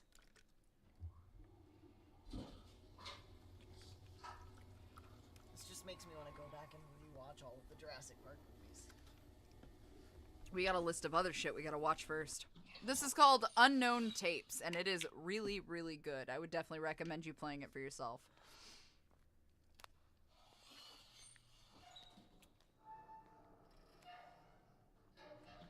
Alright. Swiggity swooty, here we go.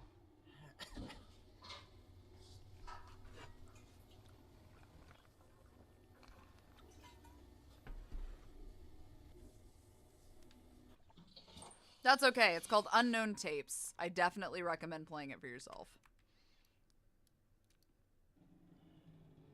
Okay, so we gotta get back to... Slow the fuck down.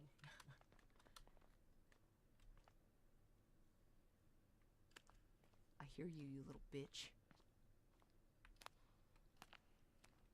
Oh, shit. Oh, no. Oh, God. Okay.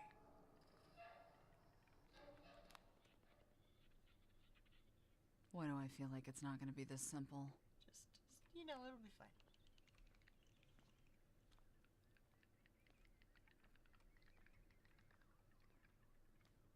I ain't fucking with this.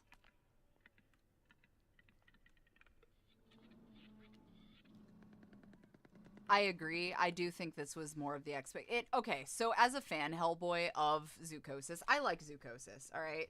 I do agree with you, though. I think that maybe people perceived that Zoochosis would be a lot more like this. Honestly, if these dudes that developed this game got together with the Zoochosis people, they'd make fucking bank. Like, great game. Oh, my tits. Oh, you ass. That's where I need to go. Wait, please. Oh, no! Fuck! Oh, my God! I went this whole fucking time! Oh! I went fucking 2.5 hours! 2.5 hours without dying, and you raptor fuck!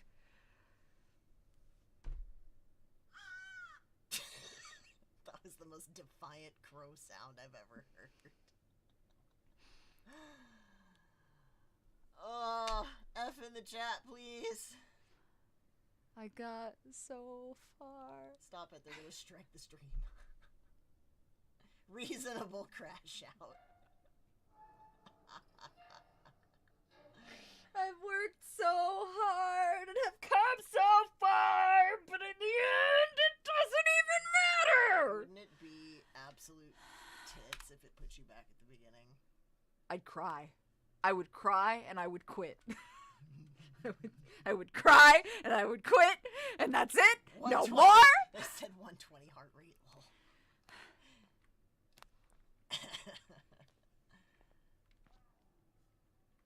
Shit.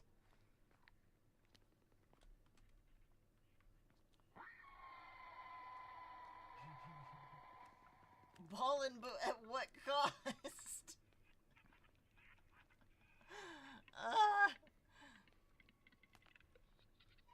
I'm so mad. Oh, I'm so mad. I was doing so fucking good, you raptor fuck. Oh, we didn't lose any progress, really. It was just the point that we're almost to the end of the game. And we almost did it without dying.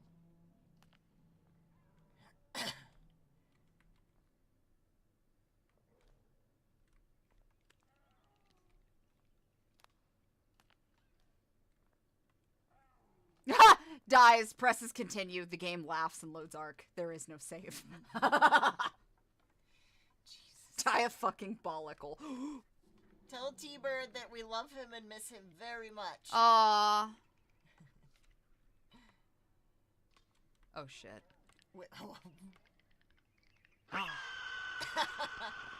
That same raptor said fuck you specifically. No, that was my fuck up, and I'm not gonna deny that. I'm not gonna deny that. I know what I did wrong. And it absolutely was a situation where I was supposed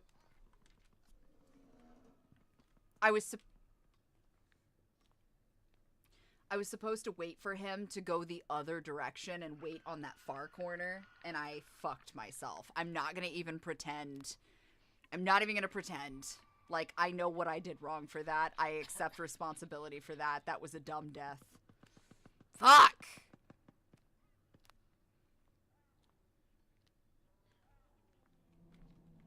Okay, so he just went in there. The problem is he went where I need to go. So I need to wait. Wait, is that the double door? Hold on, I'm confused now. Where?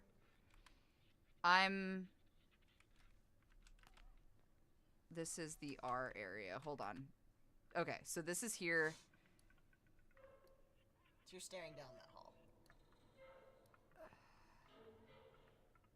Oh, we have to go back through. God damn it. Shit.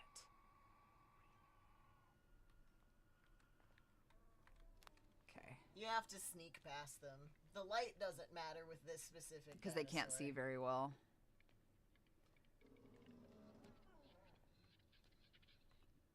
Asshole.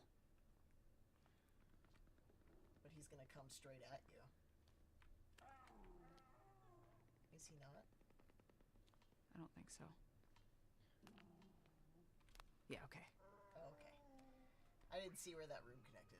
No, I knew that it was a wall because that's what fucked me. God. No! Are you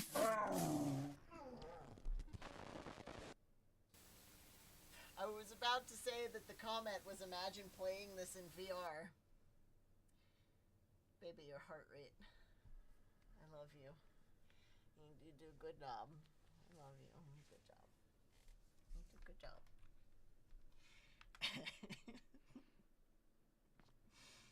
That was a pterodactyl. It was. They're gonna make me start back from the raptor area. You fucking dicks. You can find it and play it on Steam. It's $20 and it's super worth it.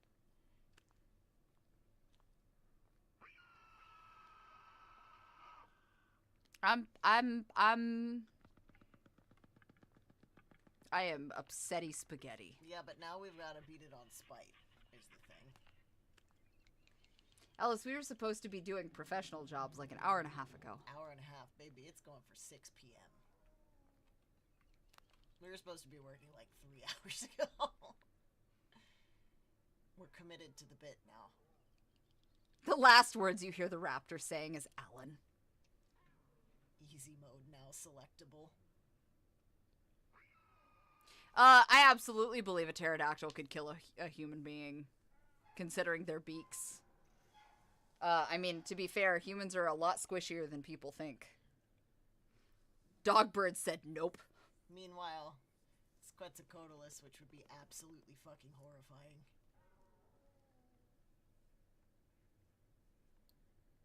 Where is this asshole at? Can you please turn so I can go? Look, you say oversized pelicans. Like, pelicans don't try to eat anything and everything within their immediate vicinity. Yes, exactly. An oversized pelican is basically a Quetzalcoatlus. If you look them up, they're... Quetzes were huge, though. Yeah, they're the biggest dinosaur, well, the biggest thing to have ever flown, really. Now, what are we not doing? Rushing into doors. Pelicans are friendly unless you're small enough to eat. Like a tiny human. That's true, actually. People think that Quetzalcoatlus skeletons might have inspired dragons to some degree. What? You were crouching! Oh. No, they don't react to light. Right? I don't know. I don't think... Fight the bird. They don't... Sorry. I don't think it I don't told think us anything. they react to light. The only choice you have is to try. Either that or I'm going the wrong way. I can't be, though. Where are you trying to go? What if I... You know what? Let me try going the other way. What happens if I try to go the original way? We can't go prone. The unfortunate part is you can only crouch. Yeah, well, that's why I'm confused. Oh, that's why I have to go back that way. Okay. You fucking assholes. So, originally, you could go around the other way, and I definitely just got boned. So I don't have a choice but to go this way. Quetzalcoatlus or meat Cessnas. Yes. They were alarmingly huge. Swing your bolt cutters.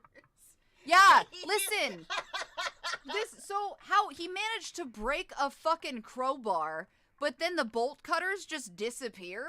Like, no, I'm gonna start beating dinosaurs to death, dude. We're not doing this. Yeah, I need you to make it make sense. I had a crowbar in the trunk of my car for years, and it never once even fucking chipped the paint on that motherfucker. But you looked at it, blink-blonked at it, and it broke.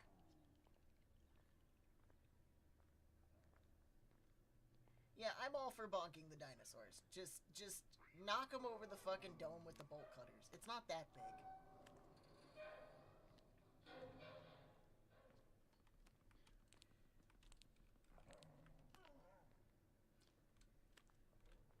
Okay, so...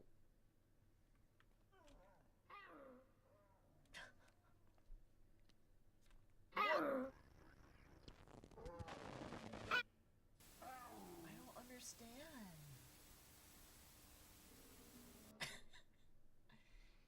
Help, I don't understand.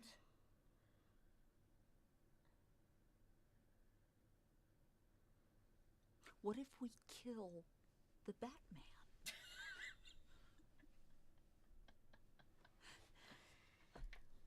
Listen. I need grape juice. Do you want some? Sure. We need food is what we need, but... Nuggies it is.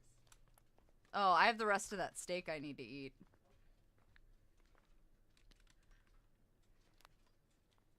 That's what so, jokes aside, I think Archeo is right. I'm 99% sure, because that was my thought too, is like, we have to wait for it to walk out and then go out. But like, I have to be careful, because if I time it incorrectly, I'm going to wind up running into... Oh, am I going the wrong way? Guys, I might be fucking myself and going the wrong way. Hold on. I'm gonna try something else. I think I'm fucking myself. Give me a second. I think I've been fucking myself.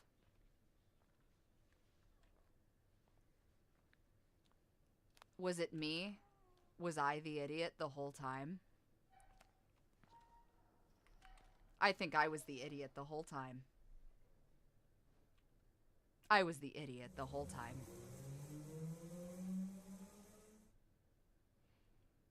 Great.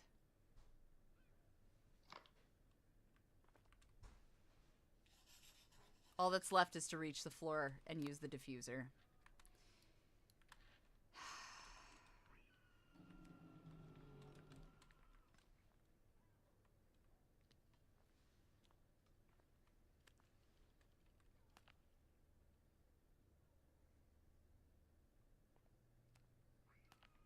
I don't know where he is.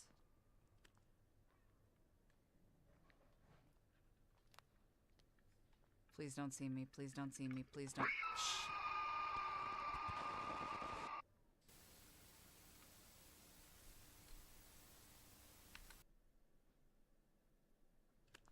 I deserve that. I deserve that. I deserve that. So he's gonna walk that way, but I'm 99% sure that at some point he turns this way.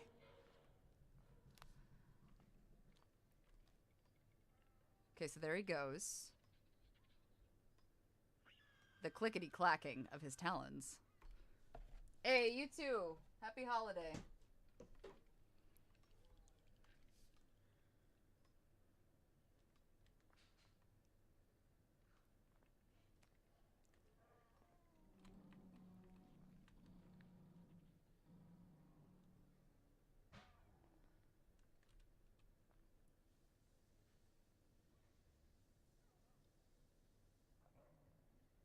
I think I gotta wait for him to come back by. If I don't wait, I will get caught this time.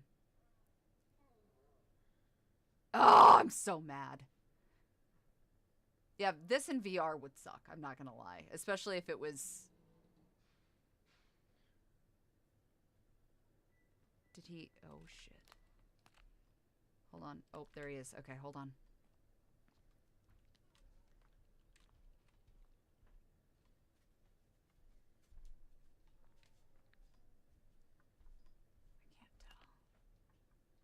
I think he's going down the hallway. Okay, yeah, he's going down the hallway. Okay, let's go. Do, do, do, do, do, do, do. Please, please, please, please.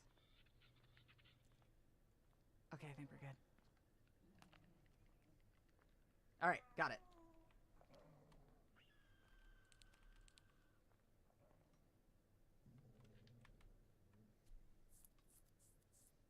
Shit.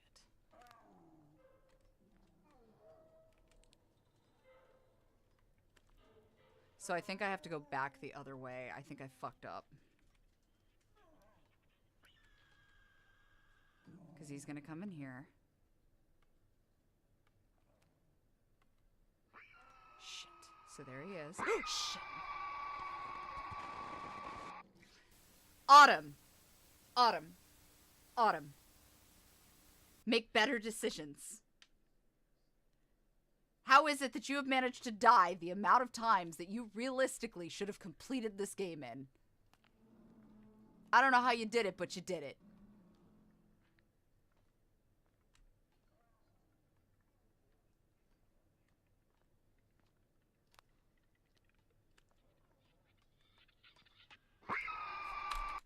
It's fine! Leave me alone! I'll just sit here and die. Yeah, I was supposed to go the other way. I made dumb decisions. I'm not gonna deny that. Yeah, you can't close doors. Which, that was my initial bitch about this game, is that the doors can't be closed. I thought it was stupid. Ugh. Alright, so he's coming back down the hall.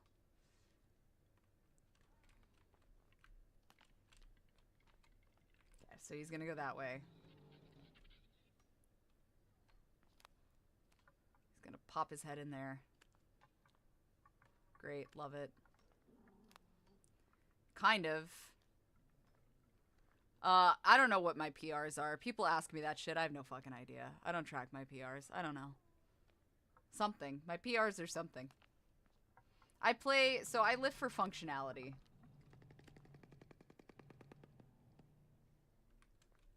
I don't trust that other one is not down the hallway.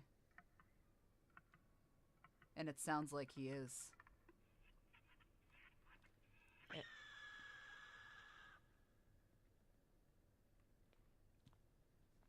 All we can do is try it. Yeah, okay, so he's distracted. Please, please, please don't turn around. Please don't turn around. Please, please, please don't turn around. I'd rather you not turn around. Doop, boop, boo, doop, boop. Don't turn around. Don't turn around. Okay, we'll go. Okay, we go. Okay, we go. Okay, okay, okay.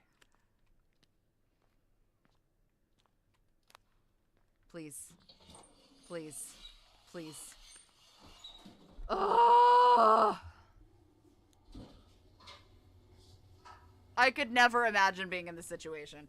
Kevin has made dumbass decisions this entire time, and I am not going to facilitate for Kevin's dumbass decisions, and that's how I feel. That's what I've got to say.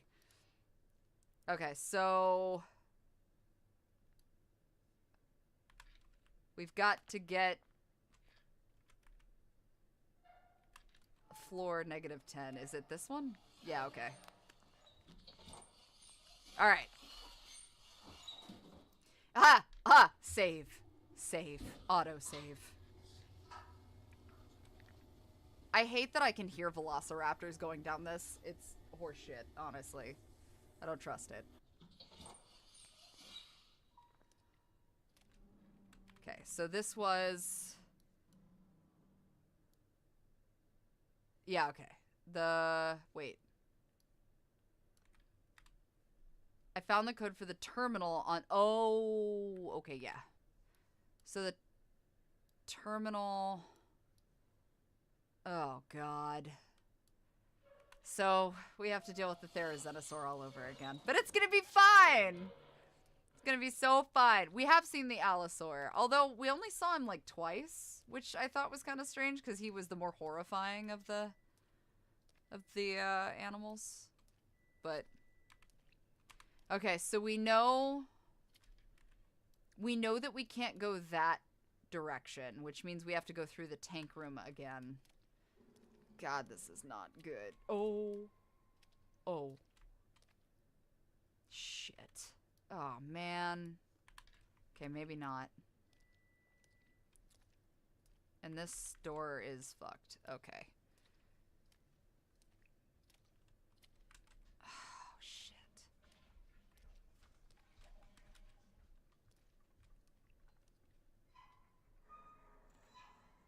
Is he gonna go? Oh, fuck me. I think so.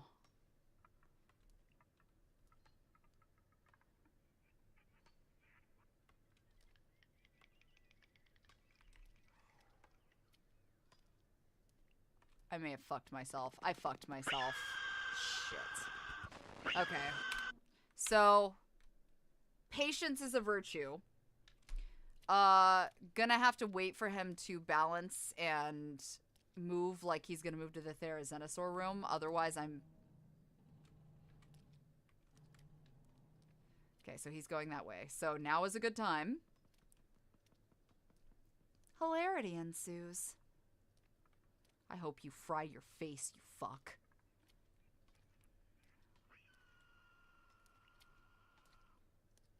Okay. I'm just gonna go in the tunnel. Safe in the tunnel. The tunnel is safe. Everything's fine. Can't possibly go wrong. Active mobility. Oh, God.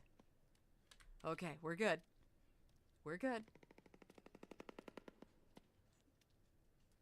Don't worry about the raptor behind you. Okay. So there's he be there.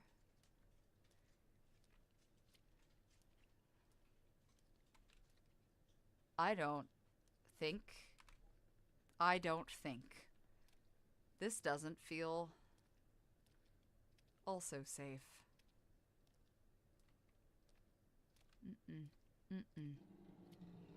No tickle chicken.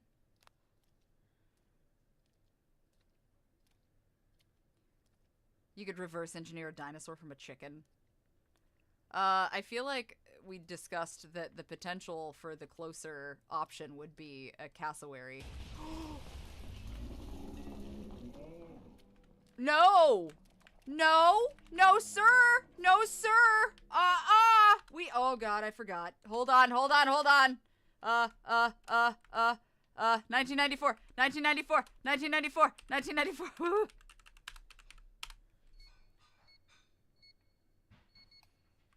Please, let me in. Oh, let me in!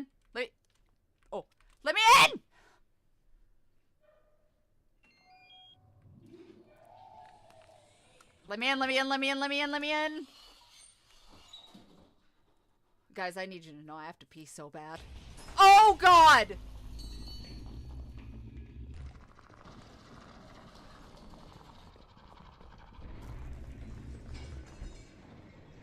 So the exact issue we knew was coming... Oh, the elevator? ...was the Therizenosaur breaking through it because he was pissed. I mean, wouldn't you be? The file literally said he was mad he was kept in such a small enclosure. What do you mean? Oh my God, there's more? What do you mean? I'm gonna bring you your steak before you crash. I have to pee! I can't wait anymore! Ah! You have to come talk to them. I can't. Hold on! I'm so mad. Enjoy my onesie.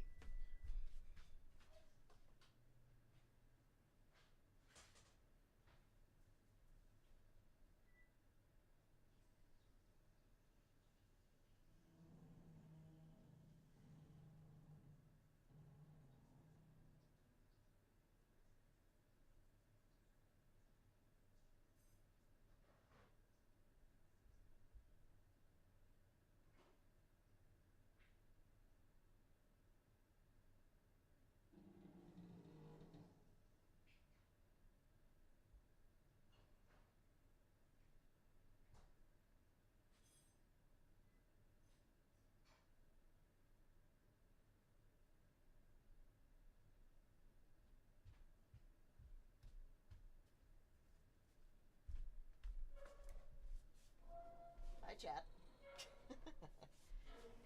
This is going great. This is fantastic. Oh yeah, the heart rate monitor is just gonna keep running and keep exhibiting signs of extreme stress. I'm fine. Are you? Are you sure you're fine? God damn it. I don't know if I can touch this steak until I finish this fucking game. It cannot be much longer. No, I think we're at the end. All right. Listen up, team. This is a team play. Is it? Sure. Okay. We're a team. We're a team in this environment. We're teaming it. This steak looks good. It's fine. I can't eat it right now. I'm distracted. This looks bad.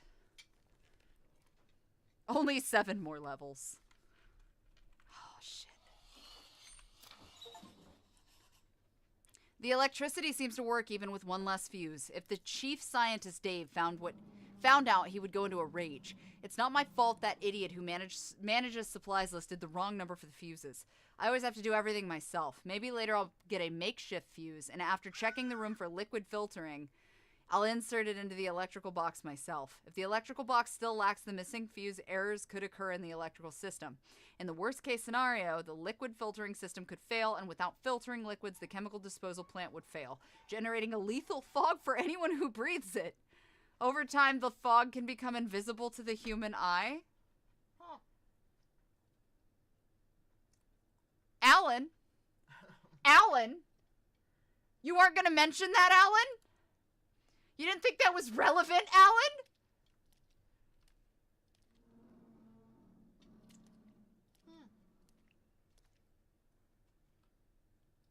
Death, Fog, and Dinosaurs. That's my new metal band.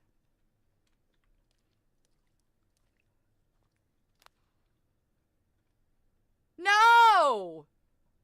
Oh yeah. No! That looks perfectly fucking reasonable. Marp? Marp. MARP is the human testing thing. Remember? And they live in a cave? I mean, they do now. Oh, sweet Jesus. Okay, what? Oh, no, this is a... Oh, no. Oh, I recognize this. This is a place to hide. Okay. Yeah,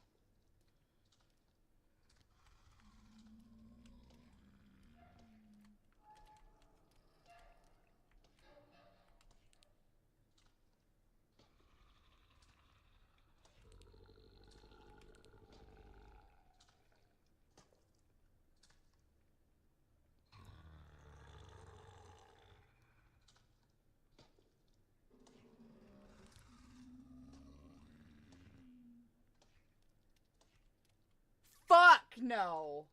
yeah, sure. It's fine. So, that is not the tickle chicken. so they combined... Oh, God. Yeah. Dave, I hope you're burning in hell right now. Remember, honey, this is a walking simulator.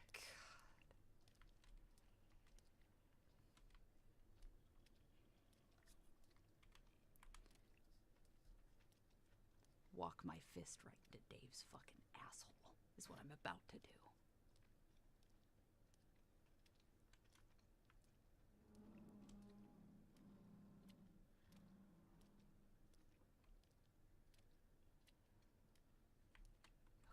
Okay, we are good for now. It's been a few years now since I got rid of Matt Kahn. I never liked people who try to stick their noses where they shouldn't.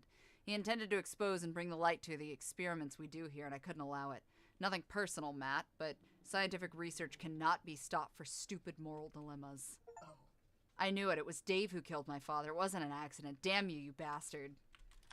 I thought I could handle MARP1 alone, but I was wrong. I believe it will break through containment wall very soon.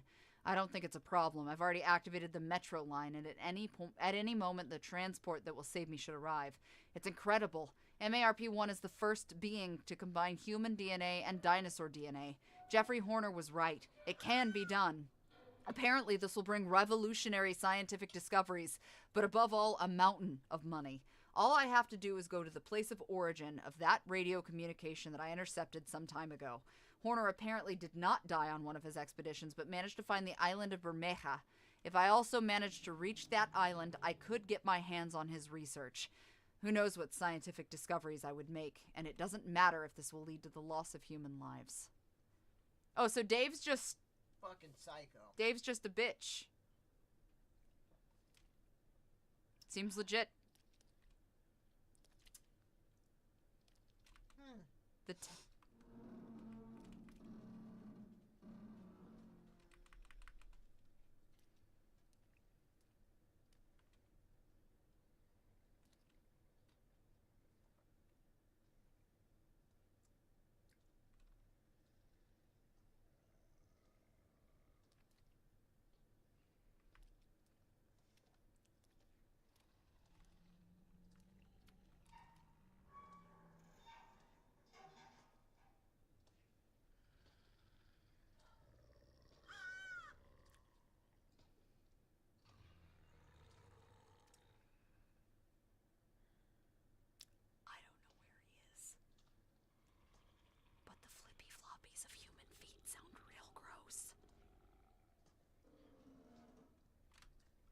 Okay, so I've got to go to the liquid filtering room, right? Which is that way and to the right. Okay. Okay. Okay. Okay.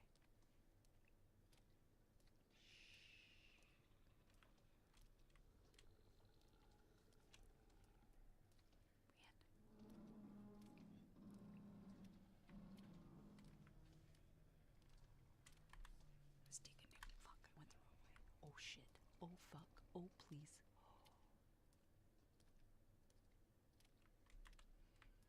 Just gonna hang out right here for a minute. Gonna take a bite of my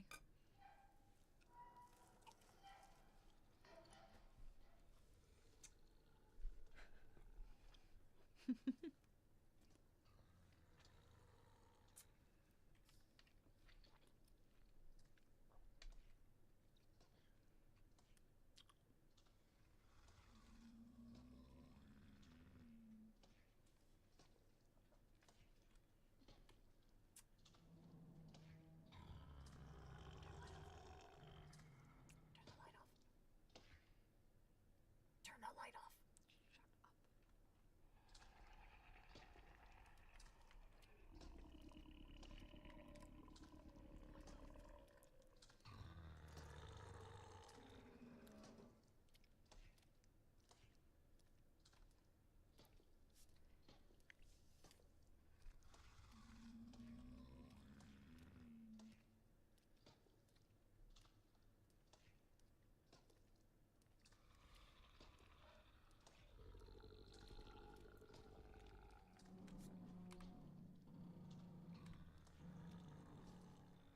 I am so fucking lost.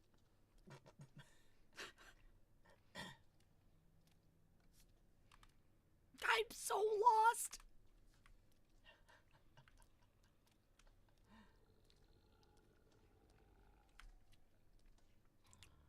Oh God, please, please. Listen. Listen. I don't know where he is. I don't know where he go. I don't know what he do. It's time to Leroy Jenkins it. Not that way. It is time to Leroy Jenkins. I can't run He will hear me. But I know he makes a circle.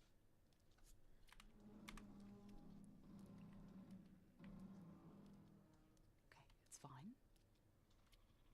It's fine.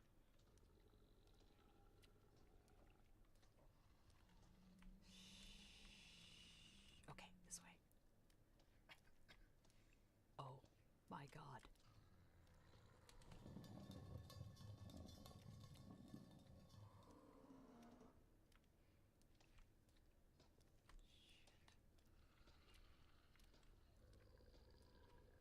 Mm-mm. Mm-mm. Please, please, please. Please, please, please.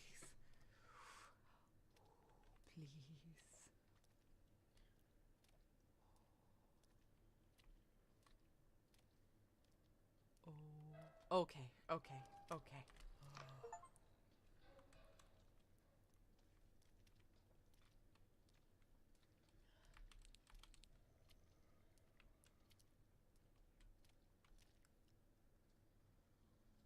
He be coming round the mountain when he comes. He be coming round the mountain when he comes.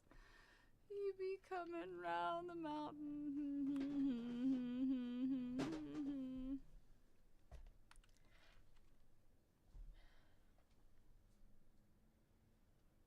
Yeah. I don't like how he sounds far away, and I have a feeling it is the exact opposite of my true desires. This is just poor housekeeping. Oh God, did I get myself stuck? Did I stick? Did I get stuck? Oh God. What? If you crawled in there, you could crawl out.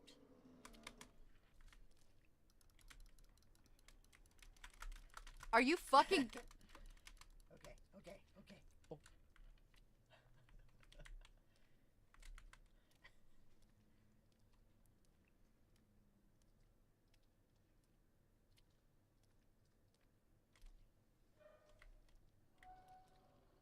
No. I don't know which way he's coming from.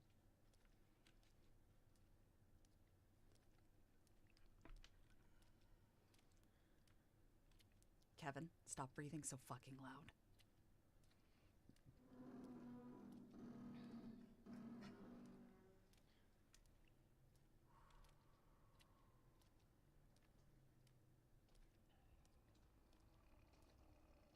Oh no. I don't.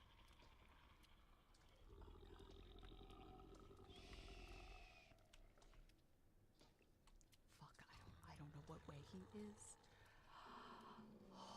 Okay, it's fine. This is very Scooby-Doo, Chase.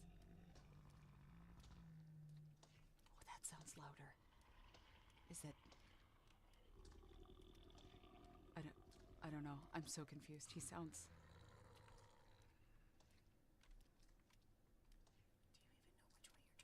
Do you even know which way you're trying to go?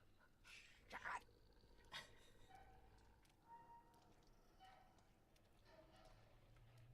Oh no.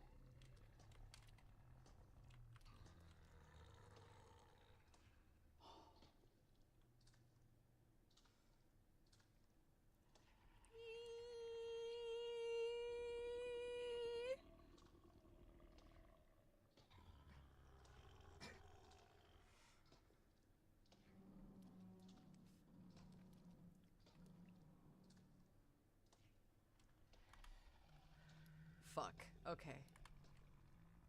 I don't know what way he went.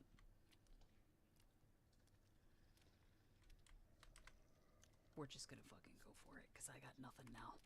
I don't know. I'm so lost. Where are you trying to go? I don't know. Guys, I just had a thought. What if there's more than one?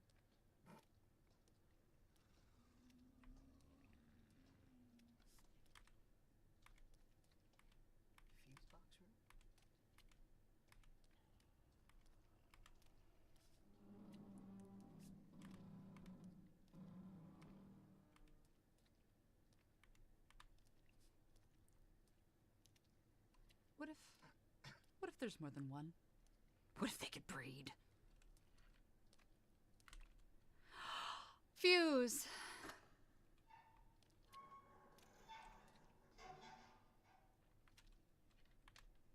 Okay. Where the fuck is the diffuser room? Oh, God. Okay. That way.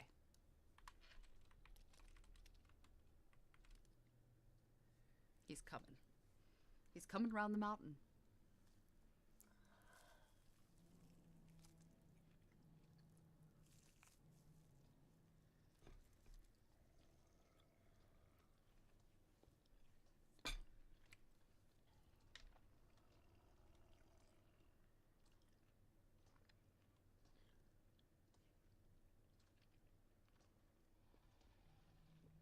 I don't know if this is a monster or a dinosaur that I would love to fight in a Denny's parking lot at 2 a.m.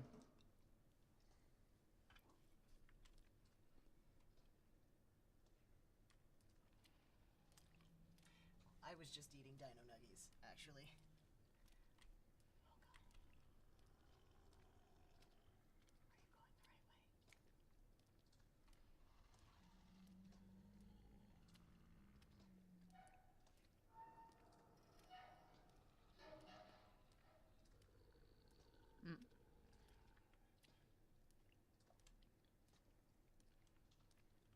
I'm really glad to hear that, brown sugar bear.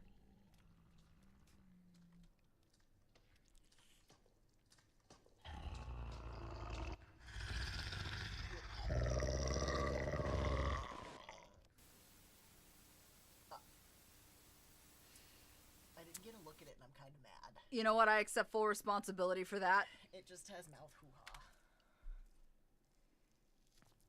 Okay. Do you still have everything? Oh, I'm in the fuse room. I'm good. Oh, so you're just making it to the diffuser now. Okay.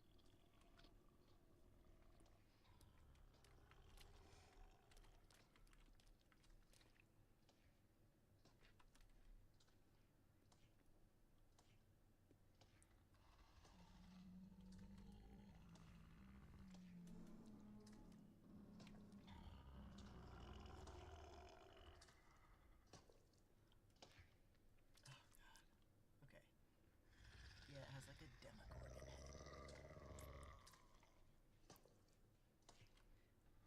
Okay, I think I have to go the other way, though, because it looks like he's patrolling this hallway, which means I'm going to have to go back and around. If I was a betting man.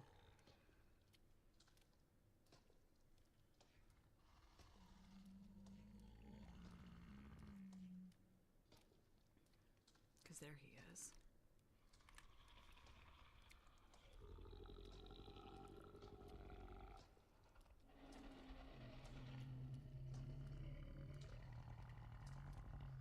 Okay, we're gonna go this way this time. I make no guarantees about my well-being or my life. I'm just making calculated risks. And boy, is my calculated risk wrong sometimes. That's the metro line. I gotta go this way. It's worse because it sounds somewhat like a person. Yeah, it's got wet stippy steppies.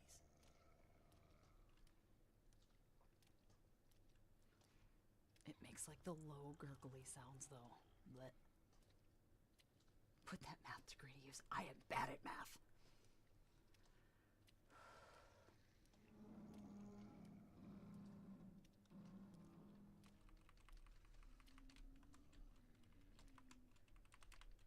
Okay. Let me in. Let me in. All right. Okay. All right. Okay. Okay. All right. We go. Great. Put that shit in. Let's do this.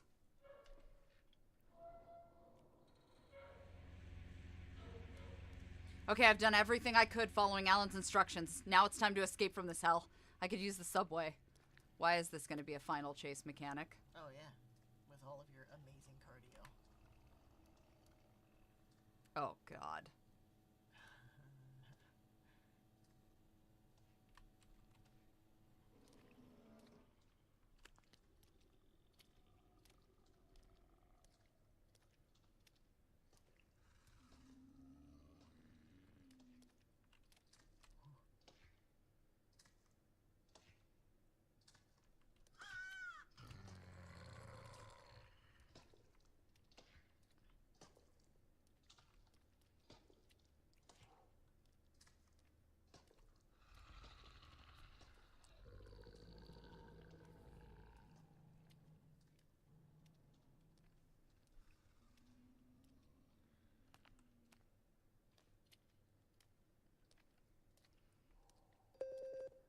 next train will arrive.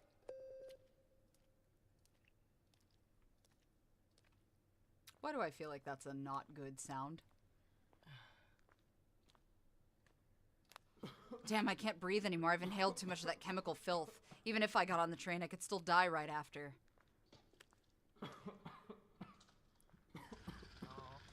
The world must know the truth. I am doomed, but the camera can be saved. I will throw it into the train. Screw this place.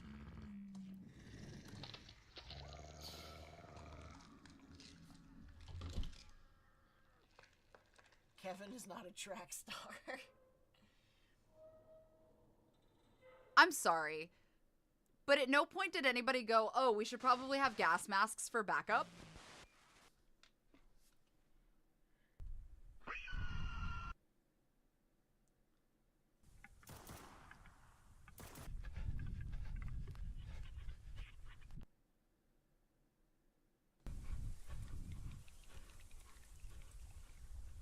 Homie, you ran into a...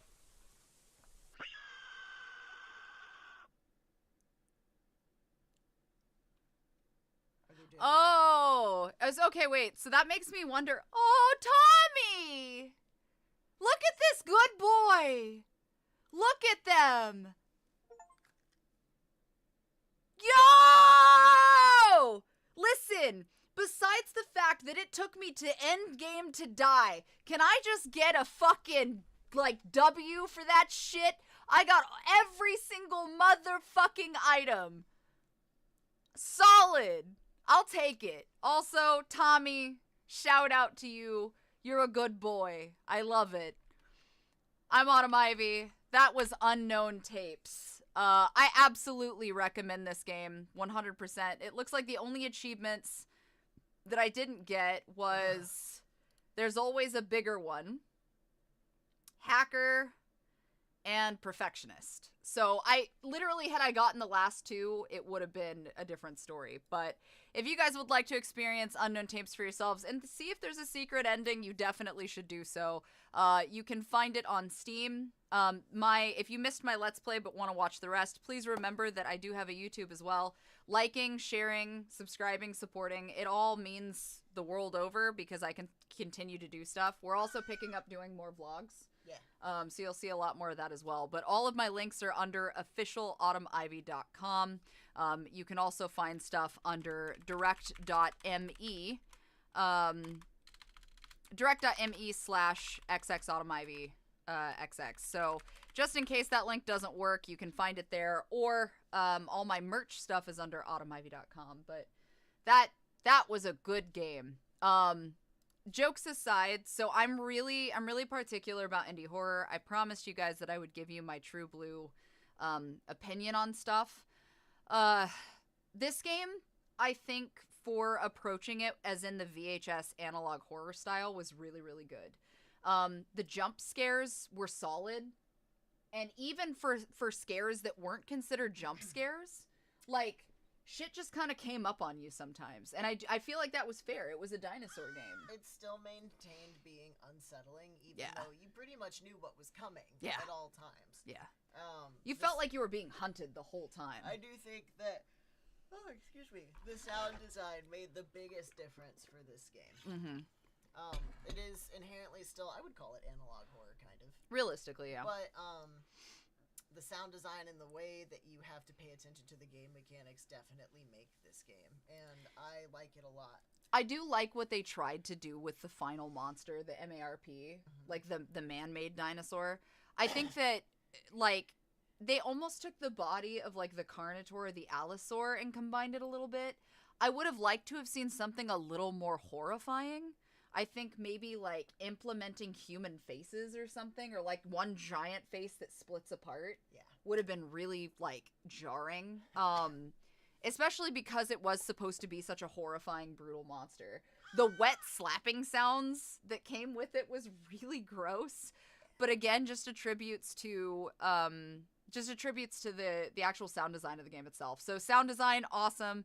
I think Team did a really good job, especially considering that this doesn't appear to be their normal type of game. No. So yeah, I do think that, yeah, being super nitpicky, there could have been some good improvements or some changes. But overall, It's I really, amazing. really liked this game. So again, it's like $20 on Steam. Christmas is coming up. There's other stuff. I kind of hope that was alluding to maybe another one in the future. I think it's still open. I think it would be really cool to see a shooter come out of this. Like the teases that they've got at the end of it. I think a tease could be cool to have a shooter. Almost Turok-esque, I guess, is kind of what it was. Yeah. But yeah, that's true. Murray has a good point. Maybe it couldn't handle like the human DNA and it was like falling into pieces. That would have been fucking cool. Like getting maybe a log or something you could find, seeing the man, the MARP dinosaur, like almost breaking pieces of itself off. Yeah. Would have been like an amalgamation. It would have been really gross. I would have loved it. Also, if you are a fan of my narrations, kind and loving and polite reminder, you can find A Lonely Broadcast, which is the full compendium of season 1 for Accounts from a Lonely Broadcast Station, with some extra stuff, fully SFX and fully voice acted. You can find that at Kel Byron BYRON.com. It's dirt cheap, and you're supporting an independent creative project that we self-funded. So you guys are really appreciative. If you like Mr. Creepypasta, if you like me, we had Joey Sorless join us as Finn. It would be great to have you guys support that. Otherwise, I'm going to see where I fall. I was supposed to do a spicy stream this evening. I'm going to take a break really quick and eat my food and see how I feel, though, because I do have a narration I have to get done. So if I do that, it's Kel Byron is one word, kelbyron.com. Otherwise, all of my stuff is under official autumnivy.com. Merch, of course, is autumnivy.com. And we'll be back again, like, Thursday. I probably will do another stream throughout the week. We'll see. But because it's the holiday season, I don't really do the holidays. So I might have a Misfits Christmas maybe on Wednesday, if you guys are down. If some of you maybe can't see your family or can't get out or really don't do well with the holidays, we'll talk about it. Yeah. I'm sure I can find some stuff for us to do. Maybe we'll make cookies or something. I don't know. There's a recipe that Ellis found for Papa Niles cookies. Yeah. For Ghost fans. So we'll see. Otherwise, I'm not a fan. Just a heads up. I'm not a big fan of supporting Twitch's system correlated to the affiliates. But eventually at some point, I'm seeing if there is a workaround for partners or a way to negotiate contracts. In the event that happens, your viewership is really appreciated. We have a dog. She looked like I owed her money. She probably is hungry. I gave her dinner. She's lying to you. Oh, so you're lying. Yes. Okay, got it. But yeah, I do post safer work narrations, spicy narrations. I do have some new content releasing this week as well. And if you haven't caught the new Raven video for Fantasy Friday, you totally should. It's extra spicy. But again, you guys are great. I am going to go because we technically have real work to do. Yeah. But, It was worth running over. yeah, check my schedules and stuff. Otherwise, it was great. Thank you guys for joining me. Thank you for all the follows and all the love. I really appreciate it. As usual, drink water, take care of yourselves, take care of each other, and don't do anything I wouldn't do. You know.